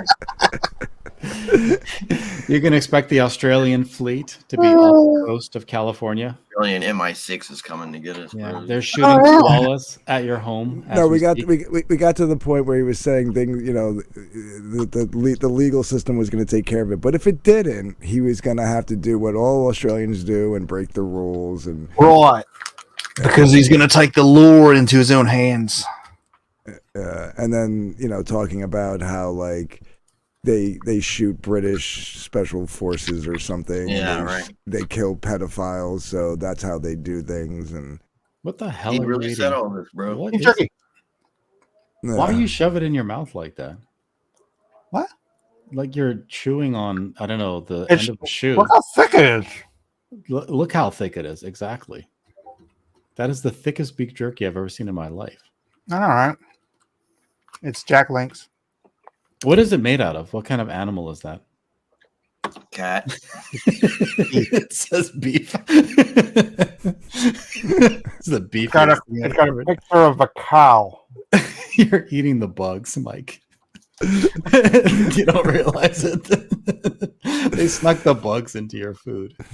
Oh God! What kind of animal is that made out of? It says beef on the package. Yeah, exactly. It's made out of kangaroo. The Australians have started their attack. Drink another one, well read. I feel like Liam's autobiography should be called "They Shoot Mein Kampf. Koalas, Don't They?" Oh, and you missed our theory. So I was talking about like how like I want to believe that something is happening to him that's making him act this way, but it's obvious. It's definitely not Comicscape, but I want to believe. And I said I'm the Fox Mulder of Liamology. And then, hold on. And then we had a theory that, Mike's drug dealer of course. there. Yes. Mike runs away. Yeah, man. this kid just brought my car back. My son was up in Yosemite for You don't his need a car. bachelor psychotic camping in the freaking blizzard. Yeah. -3 degrees camping. So they just- Pound a That's how you week do in, it. man. That's how the survived, gangsters do it. Yeah, I'll be so, back. all right. Yeah. I wanted to recap our theory. I think it's a good theory. cares. It'd be the No. greatest twist in Comicsgate history. Write a book. All right, let's hear more. Let's go. Called the cops on me, you know. They'd never do that. They'd never bring anything into real life, guys. It's all in my imagination. It's all in my imagination. I'm crazy. Ooh, all right. Happy day to you. Yeah, man, happy day. I'm a bit tired. Haven't slept, you know. Bit tired, but you know, sweet Yu-Gi-Oh reference. Thank you. I haven't looked, but I bet Australia has a bunch of laws about criminal harassment like New Zealand does. It does. It does. It has a lot. It has a lot. It has a lot about copyright. It has a lot about fair trade. The problem turns out, and this makes me very happy, by the way. So the gossip girls that are listening, go tell your friends. Turns out that the cops that I was dealing with in Grafton just didn't want to file extra paperwork because it's a lot of hassle and it comes down to the judge. But I mean, here's the thing. The judge, he's the guy that signs it all, isn't he? He's the guy that makes this shit happen. And we know the judge. We're a small town. Judge is standing there next to me and Mr. Grimes. And he's got a chainsaw in his fucking hand for when the zombies come. We know the judge. What is happening? You know, I won't say how. He knows the judge who's got a cummy chainsaw, and he's waiting for you to come. Okay, what's the theory? No, he's making like he's making an analogy, like a metaphor of like The Walking Dead. So his sheriff is Rick Grimes and the judge is just another dude with a chainsaw ready to fight the zombies alongside Liam and Sheriff Grimes. Jesus Christ, bro.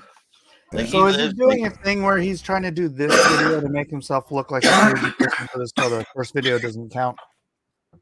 Yeah, I think. Well, while you were gone, our theory was that Liam has multiple personalities, and it's actually one personality fucking with the main personality that's really doing all of this shit to him. Yeah, that's the best theory. All right. Well, I'm going to leave you guys to it. I apologize for popping in and out like this, but Yeah, you got to eat the bugs. So we understand. I go eat them bugs. All right. Roll that blunt. Later. God bless. But small world, motherfucker. Back to Kashi Murder Dolls. Small world Australia. We're doing it. We're doing it. Thanos gloves. Snap. Snap. We're gonna get Liam. We're gonna get Liam. Oh, you destroy yourself. say that I destroy myself. You guys destroy yourselves because you are evil people. I'm not talking to you on the chat. I'm talking to the ones that are watching, the haters. You're parasites, and you fucked up. Fucked up so big. You know, you've tried to systematically dismantle and destroy my life. You cost me a small fortune. I had to spend every single cent that I worked for my entire fucking life. The money that I was living off the interest on, I had to spend it all buying a new home, moving my kids away, keeping everything down the down low, keeping everything on the quiet. Just to ship packages that I send, I need to drive to another town just so you motherfuckers can't find me through eBay. Because you're trying. Stole from me. Accused me of shit I never did. Yeah, in the last Well, you're stream, he says that Well, there is JDA no- and Cider are trying to find his new address by How? ordering stuff off his eBay store. No one can hack eBay. No one in comics No, can hack eBay. no, not That is hack. They're ordering things, so when they get the return, when they get the package, it has the return label on it, or at least the postal code stamped on it. That's his theory. Okay. So he's How driving dare to you. other towns to send packages out so that it has a different postal code on it. J Dollar, you're directly to blame. Okay. Yeah. All right. How can we get through 5 more minutes? We got 5 more minutes. Yeah. 5 more minutes, guys. Going to be no consequences. And then when Daddy Liam said, all right, then I'm just going to have to start spanking people. We're going to have barotic justice, ladies and gentlemen. He almost said he's going to start smanging people. Like smanging that ass. Smang. I'd like to see that, actually, though. You would, you gay fuck. Smang it. Anyone remember what barotic justice is? Remember the last time punk rock decided it had enough in the comic book scene? No one remembers? Just Liam? You're gonna have some of that. But first, let's see if we can let's see what we can do. Let's see if we can get some motherfuckers extradited. Let's see if we can put some motherfuckers in prison. Because it's long overdue. It's long, long overdue. Oh, so long. You're fucked, mate. It's one of my favorite quotes. Mine too. Yeah, it was a promise. It was a promise. Oh, was the other one? I'm going to bury you. Let's hope your fucked, mate, comes before I'm going to bury you. Wait. This is it. This is it. I mean, I don't know. This is also homoerotic. Wait. No, this is the part that everybody keeps looking over. Just back it up 2 seconds and let him start this part over with I'll bury you. All right. He's going to bury it. Because we're fucked, mate. Comes before I'm going to bury you. Because that, I don't know. It's a metaphor, right? It means I'm going to completely overwhelm you. Or I sure hope it wasn't literal. I sure hope it wasn't like, little crazy Aussie boy trained by one of the greatest fighting men of our generation saying, I will stand over a hole and bury you. That's not a death threat, dude. You're a good family man, Liam. Yeah, I'll do it. Oh, man. Like, that's insane to me that he would even say that on the internet. Yeah. So who's trained Liam to do? I don't know who the trainer person is, but he literally just said he was going to, in a facetious manner, he said that he was going to stand over a hole and put somebody in it. Mm-hmm. That's crazy to say. Ombre says Daredevil? Yeah. Liam could be Daredevil. I also find it weird that Liam always talks about himself in the third person. Like, oh, what's Liam going to do? There's always this like. I've been talking to Liam. That's a weird behavior trait, like a dual personality kind of thing. Yeah, you're saying. Yeah, it's like your conscience. It's not really a personality, but I don't know. Like it feels like he talks to himself. No, not just noticed it, but I'm talking about it now. Yeah. Like it's like a weird. That is a strange type of behavior. You're right, J Dollar. It is very strange. It's insightful for you to point that out. Thank you. Oh, shut up. Do anything to protect my family. I'll do anything to protect my fucking family, to protect my friends. I wouldn't be here fighting if I didn't care about that kind of thing. You know, to these people, it's a joke. It's a joke. It's them. It's funny to ruin people's lives. It's sport. Well, to me, it's ugly, and I'll fight to protect my friends, my family at any cost. At any cost. You know, call the emus. Yeah. Oh, you got Judge Chainsaw. You know it, baby. You know it. 3D, 4D chess. Turns out both the Orange Men can play some games, can't they?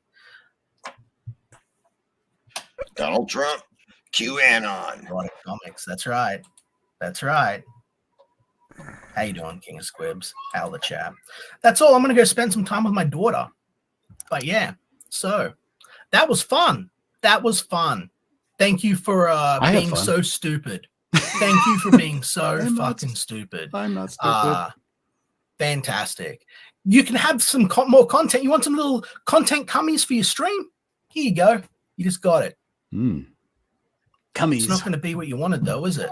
You should have stopped. You should have known when to quit. Because at the end of the day, I'm going to win one way or the other. My daughter just poured out a bunch of beads and stuff. I'm going to go help pick them all up. Ladies and gentlemen, boys and girls, thank you for coming. God bless everyone. Try and be good people. Stay strong. You know, love your family. Don't let anyone step on you. Don't let anyone crush you down. Always have the courage to chase your dreams. Pioneer your path forward. I love when Make people great step on comic me. books. Enjoy great comic books. We've got more news coming soon in early 2021. I can't wait to ship out Dino King. Yeah, you guys stay excellent to one another. Did he just say 2021? Me and Cop Ricky and did he really? Yeah, he said early 2021. This is scary. Yeah. Wait to ship out Dino King. Yeah, you guys stay excellent to one another. You know, me and Cop Ricky. Further back. You didn't go further back enough. Yeah.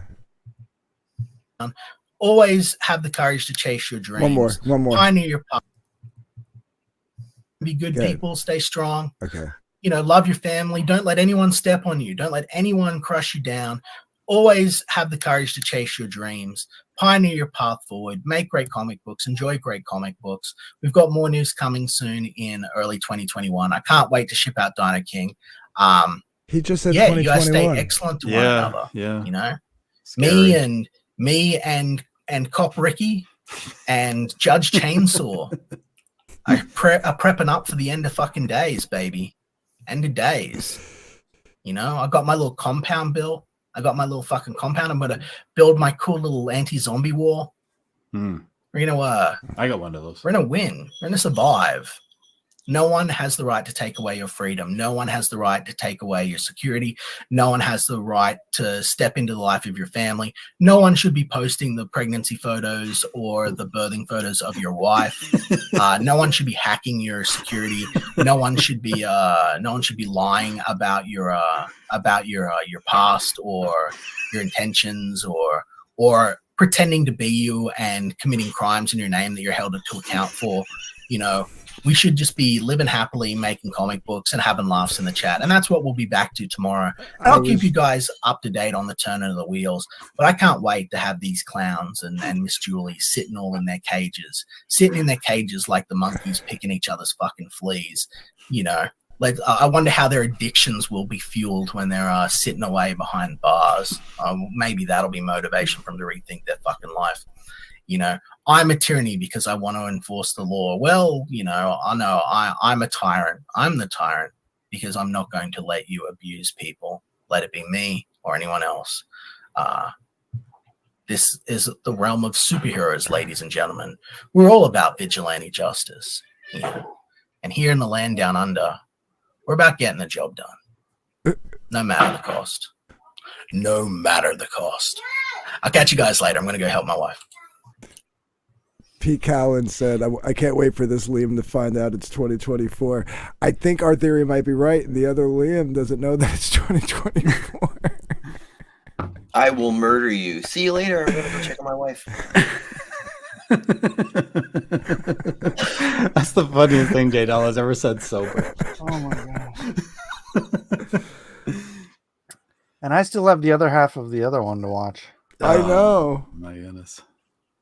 I don't Oh my envy any gosh. of you. John is gonna have a field day with this tomorrow. Yeah, yeah. Oh my God. I might leave work early just to watch. I had to come back in. I don't know. Oh my gosh. And I can't stay. But What Mike, seriously though, like what you've tried to help this guy as much as I have. What is the deal? Look at this.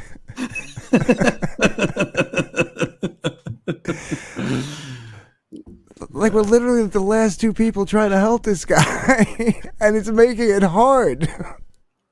Like, first of all, I've got. he lives in his own world. He is. I don't know what he told the people that got them to let him out of the crazy bin, but I sincerely think he needed a couple more weeks there and have some therapy sessions to deal with. I mean, he's pathological. He's obviously emotionally unstable. I don't know, man.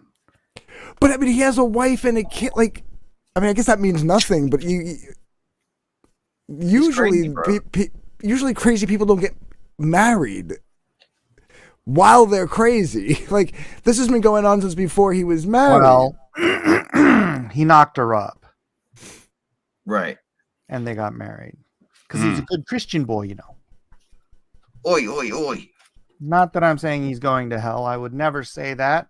And I don't appreciate the insinuation that I would say that. And you can go look on Liam's channel and see exactly what I said, and has nothing to do with him going to hell. But for some reason, he's convinced that that's what I said. I have a cool paragraph to read. Go for it, J Doll. The deprived. Is it Margaret Sanger? I'll wait till TJ gets on. The deprived dependent. Another combination that might characterize your narcissist is being both a deprived type and a dependent type. In this case, he will be easily offended as well as dependent, needing others to constantly reassure him that he is great and can manage life for him.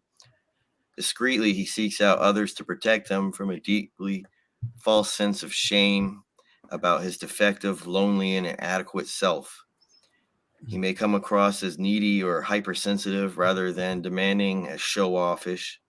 He may show signs of being addicted to self-soothing behaviors such as working, spending, gambling, porn, overreacting, and so on. You might refer to him as a high-maintenance type. And while he may have a longer fuse, beware. You know what I'm saying? So that's him. Like he's That's a him. psycho. Yeah, That's pretty accurate. I What mean, is it He's- goes on. Is but that that's- he's a cancer? What is it? You can, I mean, people would I'm say just- that. Yeah, people would totally say that. That was a joke. He is Was a I cancer. right? Was that cancer? I could have pulled anything out of the butt. Yeah, I don't know, man. I don't know. He's not going to stay off the internet, which is probably the wisest thing for him to do. Why would you leave? I told him that when he first decided to do it, and only right, and then we had the pool. When was he going to come back? I nailed it. I got that one. He cannot be without us. And then he wants. I was again the sucker who believed that he would stay. I took the longest. I took a 6 months. I said it'll be 6 months before he comes back. It was less than 3 weeks. Fuck. Yeah. It's interesting, like, because we're all adults, and now everyone in the chat is an adult. Like, who do we know in real life who behaves like Liam? Hey, Anthony, you remember we were on that thing and it was talking about the Scholastic, right? Mm-hmm. And then Liam says, I have a book on Scholastic. You remember that? Mm-hmm. That's not him. No. Well, of course. Yeah. There's a Liam Gray that has a book on Scholastic. But that Liam Gray is the pen name of another author.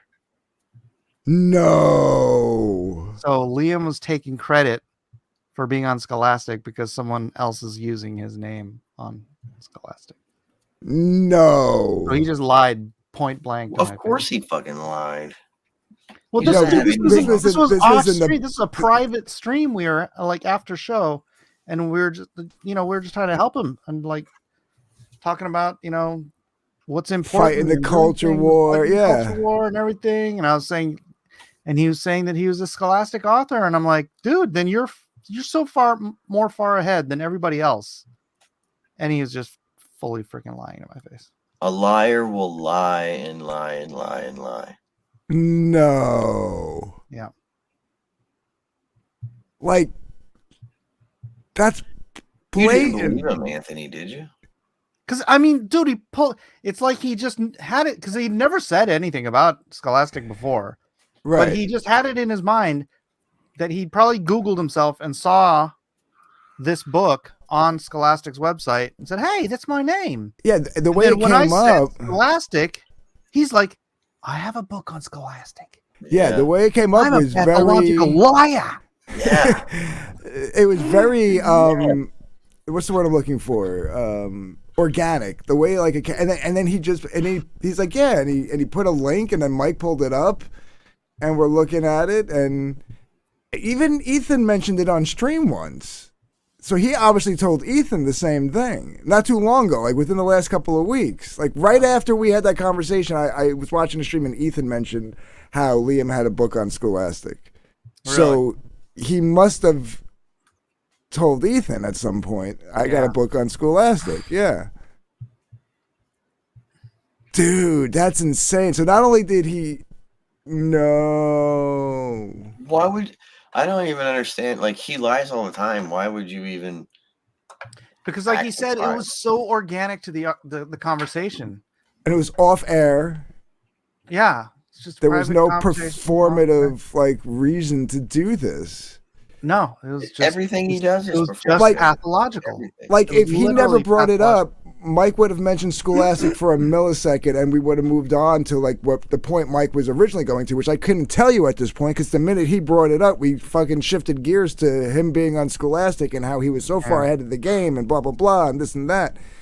But Mike only brought up Scholastic for like, I don't even remember why you brought it up, but it was part of like what we were talking about something and you said Scholastic's the way to go. Because we got to reach. Oh, because we're talking about reaching kids. about the kind of reach Scholastic has as a Yeah, publisher. we were talking about reaching kids and getting a new generation of comic book readers, and like comic book shops isn't the way to do that. That's a good way to reach current, readers, but not get new ones. That was where we were going, and then like he's like, yeah, I have a book on Scholastic. In another life, Liam was Jewish. I believe it. Wow. And he just flat out lied. And he pulled the book up too. I pulled it up, yeah. Because Well, look he it up. gave you It's on Scholastic. Oh, he told you to look it up. I thought he gave you Yeah. a link, but yeah. What was it? Was like a pickle. Like the name of the book was something pickle, right? I feel like there was a no, it pickle. slimed. Oh, slimed. Right. Yeah, I knew it was something green. I remember green. Yeah, I'm trying to find the article where the real author.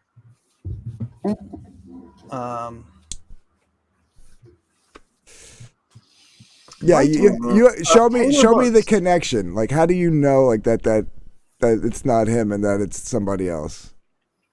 Why would you think that it's him? Why would you believe that? Where I listen. At this point, I'm believing Mike more, but I have to see it. I have to see it because because you weren't there for the conversation. Who cares? He always lies. Sounds like a first date. Oh my goodness, he has to see it. All right. Yeah. So full of shit. Will Taylor Books, stories and adventures for current and former kids. Slimed. The secret's out. Writing under my pen name, Liam Gray. No. Slimed is my tribute to classic Goosebumps style adventure. Gay. No. What if the Maybe twist that's- is there a picture of this guy? What if the twist is this other guy, this other name is Liam's real name? Will Taylor. Author, yeah. Mike, how could you? Expose Liam as a pathological liar. 'Cause What a betrayal. Because people who lie to my face, I find to be the most disgusting human beings. In the heat of helping him. again. No, this was in the heat of helping him. Yeah. And you don't understand. My Lie to my face. lying to me. It's dude, I teach this to all my kids. It's like This happened in your back room, when you Red. lie one time, right? So much happens in my back room. You lose the ability to trust everything else that comes out of that person's mouth. It's the easiest way to destroy a relationship. This was the stream that you left where you were supposed to be promoting Camel Moon and you just left and like all hell broke loose and left me in charge and fucking Matt Barr and Liam go off at each other and friggin' what me and Mike thought we finally made a little bit of peace there between the two of them, and then we were in the back room for another hour like talking with him and like trying to like give this guy like this is the guy. Oh, Will Taylor. No. Looks nothing like him. nothing like him. Look, Yeah, nothing like you, Liam, you fucking liar. You pathological liar. Oh. And that's the thing. It was so natural. That's why I call him pathological. That was lying that quickly and that easily is like he had it in his back pocket. Psychosis. For never having mentioned it ever before. Ever. Right? He's like, yeah. Well, And that's what we said, right? How come we've never heard this? People don't know anything about me. I'm a punk rock, blah, blah, goo, goo, ba, cha, choo, choo, blah, blah, blah, blah, blah, blah, blah, blah. I fought skinheads and I did this and I did that, blah, blah, blah, blah. I'm like, all right, I'm done with you, dude. I'm done. I'm not going to try to help this guy anymore. I can't. Yeah, you can't lie to me about something like that, and then I'm gonna sit there and back you up on it, and then I'm gonna look like an asshole. No, fuck that. The fact And if that you guys y'all want to read- get slimed by the fake Liam Gray, it's probably a much better written book than the stuff by the fact that y'all believed it just makes y'all retarded. Exactly. That's your fault. No, you have to. You weren't there. You have to No. understand. No. The fact that you actually thought Liam Gray had a book on fucking Scholastic. Get out of here. You thought he wrote a book called Slimed. Well, because he was talking about children's books, and that's what Wonder Island's all about. No, we just want to reach the children and blah blah blah. I'm like, yeah, we got to reach the kids. You kids like Target, Scholastic. I've got a book on Scholastic. Look it up, Liam Gray on Scholastic. It's called Slimed. It's Dude, even I've never Ethan heard of bought that. it. Nobody's heard of it. My punk rock punching days. Oh man, he trolled you guys so hard. That wasn't a troll. That was a flat out That's like fucking the lie. ultimate. That was a deception. Trolling is public. You don't troll people in private. Yeah, Apparently you can. exactly. Apparently you can. Liam is a master. Liam level elevated. He is a dramatist. He lives in his own world. I don't know what the color of the sky is. That's there, taking that's taking advantage of two guys that were literally. Well, Like, he takes advantage of everyone. Like, I don't know why you're so naive. It doesn't make any sense. Yeah. it's not about being naive, dude. You missing- are totally naive. Yes, If you believe anything suckers. Liam fucking says to you. Oh, you wrote a book called Slimed? I'd love to read that. Yeah, it's I not mean, about being doesn't it seem naive. like something Liam would write? Would it really? No, it doesn't. No. No. No, not at all. I mean, I think it does. I mean, Wonder Island. Slimed. He builds all of his stories off of It goes his from experiences. one xenotype to Wonder Island. I can see Slimed being in his repertoire somewhere. Or that he stole. Like, he's clearly addicted to children's stories for some reason, so he's clearly read a lot of them. I'm actually making Jabba laugh. Oh man, highlight of my whole month. You know what, Sam? You're right. I was naive. I'm naive in the sense that I'm willing to trust people and take them at their word, and I wouldn't. until you lie to my face. Weird. But And if then you see them lie that's it. online, That's the end of it. if you see them lie online all the time, why would you? Why? Would Well, here's the thing. Here's the thing. There's no proof that what he's saying is the truth, and there's no proof that what he's saying is a lie. It's just words on the internet. Oh my god. Anyway, Yeah, I buy mean, Slimed off literally, it's like Amazon. there's stuff you look at and you're like, yeah, I find that very difficult to believe. Right. But I could say some stuff about my life that you'd find difficult to believe too. And Right. so I take that sort of stuff at least with a grain of salt. When I know Correct. for black and white fact that you lied to my face, then trust is gone. Correct. I wrote a book called Slimed. Well, funny thing is, he didn't even say the name of the book. He just said, "I'll write a book. I've been published by Scholastic. Look it up. Go look it up. Liam Gray, Scholastic." He didn't even say the name of the book. I'm like, I looked it up. I'm like, hey, you're right. Oh, man, I'm gonna cry myself to sleep tonight. Burden of proof lies on the accuser. Hence, the burden of proof is on the screen. Oh man. Captain Bipto says, you better find that stream where he claimed to be the writer and clip it before he goes all schizo about it. This was in a back room. That's why I said, like, before I pulled this up, I asked Anthony to confirm what I had said, right? And then I pulled this up, and Yeah. Anthony's like, Anthony seems as flabbergasted as anyone here. Because Anthony is What? a silly goose. He's a silly Billy. I mean, You are obviously, he liked Malin's You book. use that term one more time already. I swear to God. It's Malin's term. I swear. I got the KSSS has the link for Slimed by Liam. Yeah. Gray. Yeah, that was awesome. No, yeah, this all took place in the back room after the Well Read stream. Well, everybody keeps saying the Dark Gift stream because Well Read left a half hour into his own fucking stream, and now I have the stigma of having that stream be mine, where him and friggin' You're guilty. Matt Ball, yeah, him and Matt That's a Barr. great idea. Sam Goyer says you should review Slimed on your channel. Well read. Yes. I'll get Liam Gray to come on to review it with us. Yeah. He can tell us his thoughts as he was writing it. That'd be such a great setup where you you review it, and then you bring Liam on, and then you show him that he's not him. Yeah. Liam is Liam was here earlier, and then he stopped talking. So He could still be watching, yeah. Probably. Liam, if you are watching, fuck you for lying to me. Seriously, dude. I have no trust in you.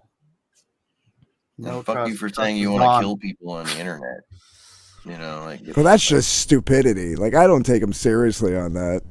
Oh, I wouldn't put it past Liam. To kill people? He's one of those people who would prove a point. Like he has that. He used to beat up Nazis. He's a school shooter, bro. Like he fought actual Nazis. Nobody else fought Nazis. I did. Well, in the stream that me and Mike are halfway through watching, he talks about hanging out with Nazis. Yeah. Who he hung out with Nazis? Skinheads, yeah. Oh my god! Oh, he beat up the skinheads. Not in the stream that we're watching. Go back and listen. He talks about how in his punk rock days he hung out with bald-headed skinheads. You can't even believe that. But he beat them up because they were racist. I mean, maybe these are the ones he beat up, but before he beat them up, he hung out with them. Well, because, that's how men are. You beat each other up and then you're the best of friends. Someone should make a book and make a pen name of Liam Gray. Someone did. No, someone else in this movement. It's right up here. His name is Will Taylor. That's okay, Jabba. I got your one-page comic for free. JDA needs to make a book under the pen name Liam Gray. I'm telling you. It'll be be great. called Boy Boy Wonder Island. Island. We call it Girl Island. So Slimed boys in Wonder Island. Slime Island. Slimy boys. The Wonderful Isle of Slime. of Slime. I think that's that's Epstein's Island. Checkpoint says, "I'm Will Taylor." I'm Will Taylor. Pedo. Slummed by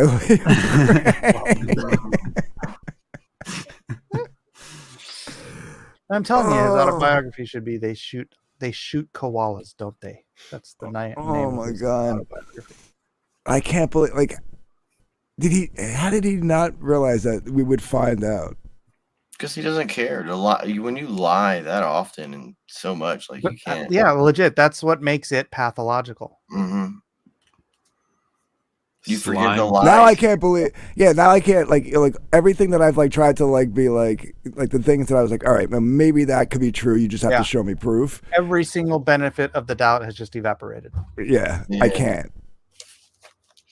I think there's something about lies in this book. I'm starting to think he never beat up Nazis. You suspect? Sorry, I'm starting to think he maybe never. There's a list. I can't even. I'm starting to wonder if he's actually a ginger. Is he really an orange koala? Yeah. Right. Is he really from Australia? What's this whole thing about being married?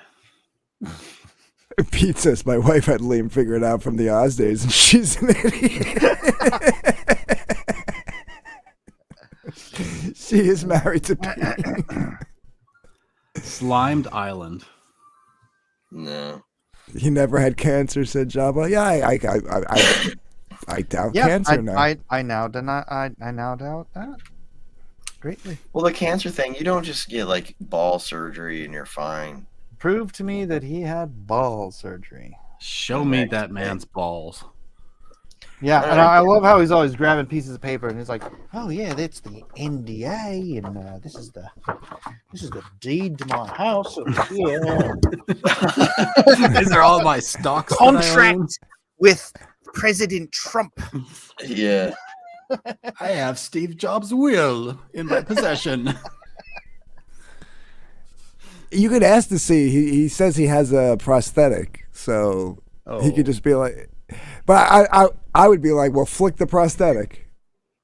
Just flick it. Because anybody knows if you've gotten nicked in the balls, that hurts more than a dead-on hit. You know. I don't know. It's a weird. Like we're all adults, and just dealing with this behavior, like, is very strange.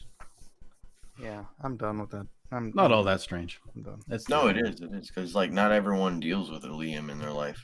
No, I mean it almost makes me want to go through all the old emails he sent. I mean, he sends me freaking emails. I'm like, and now it's like I don't believe anything you've ever told me now. Oh, let him EFAT me because I have way more stuff that I now don't believe that I can from like hours and hours of backroom talks. So let him EFAT me. Go ahead. El Hombre says Liam has one more nut than all you haters. Oh yeah.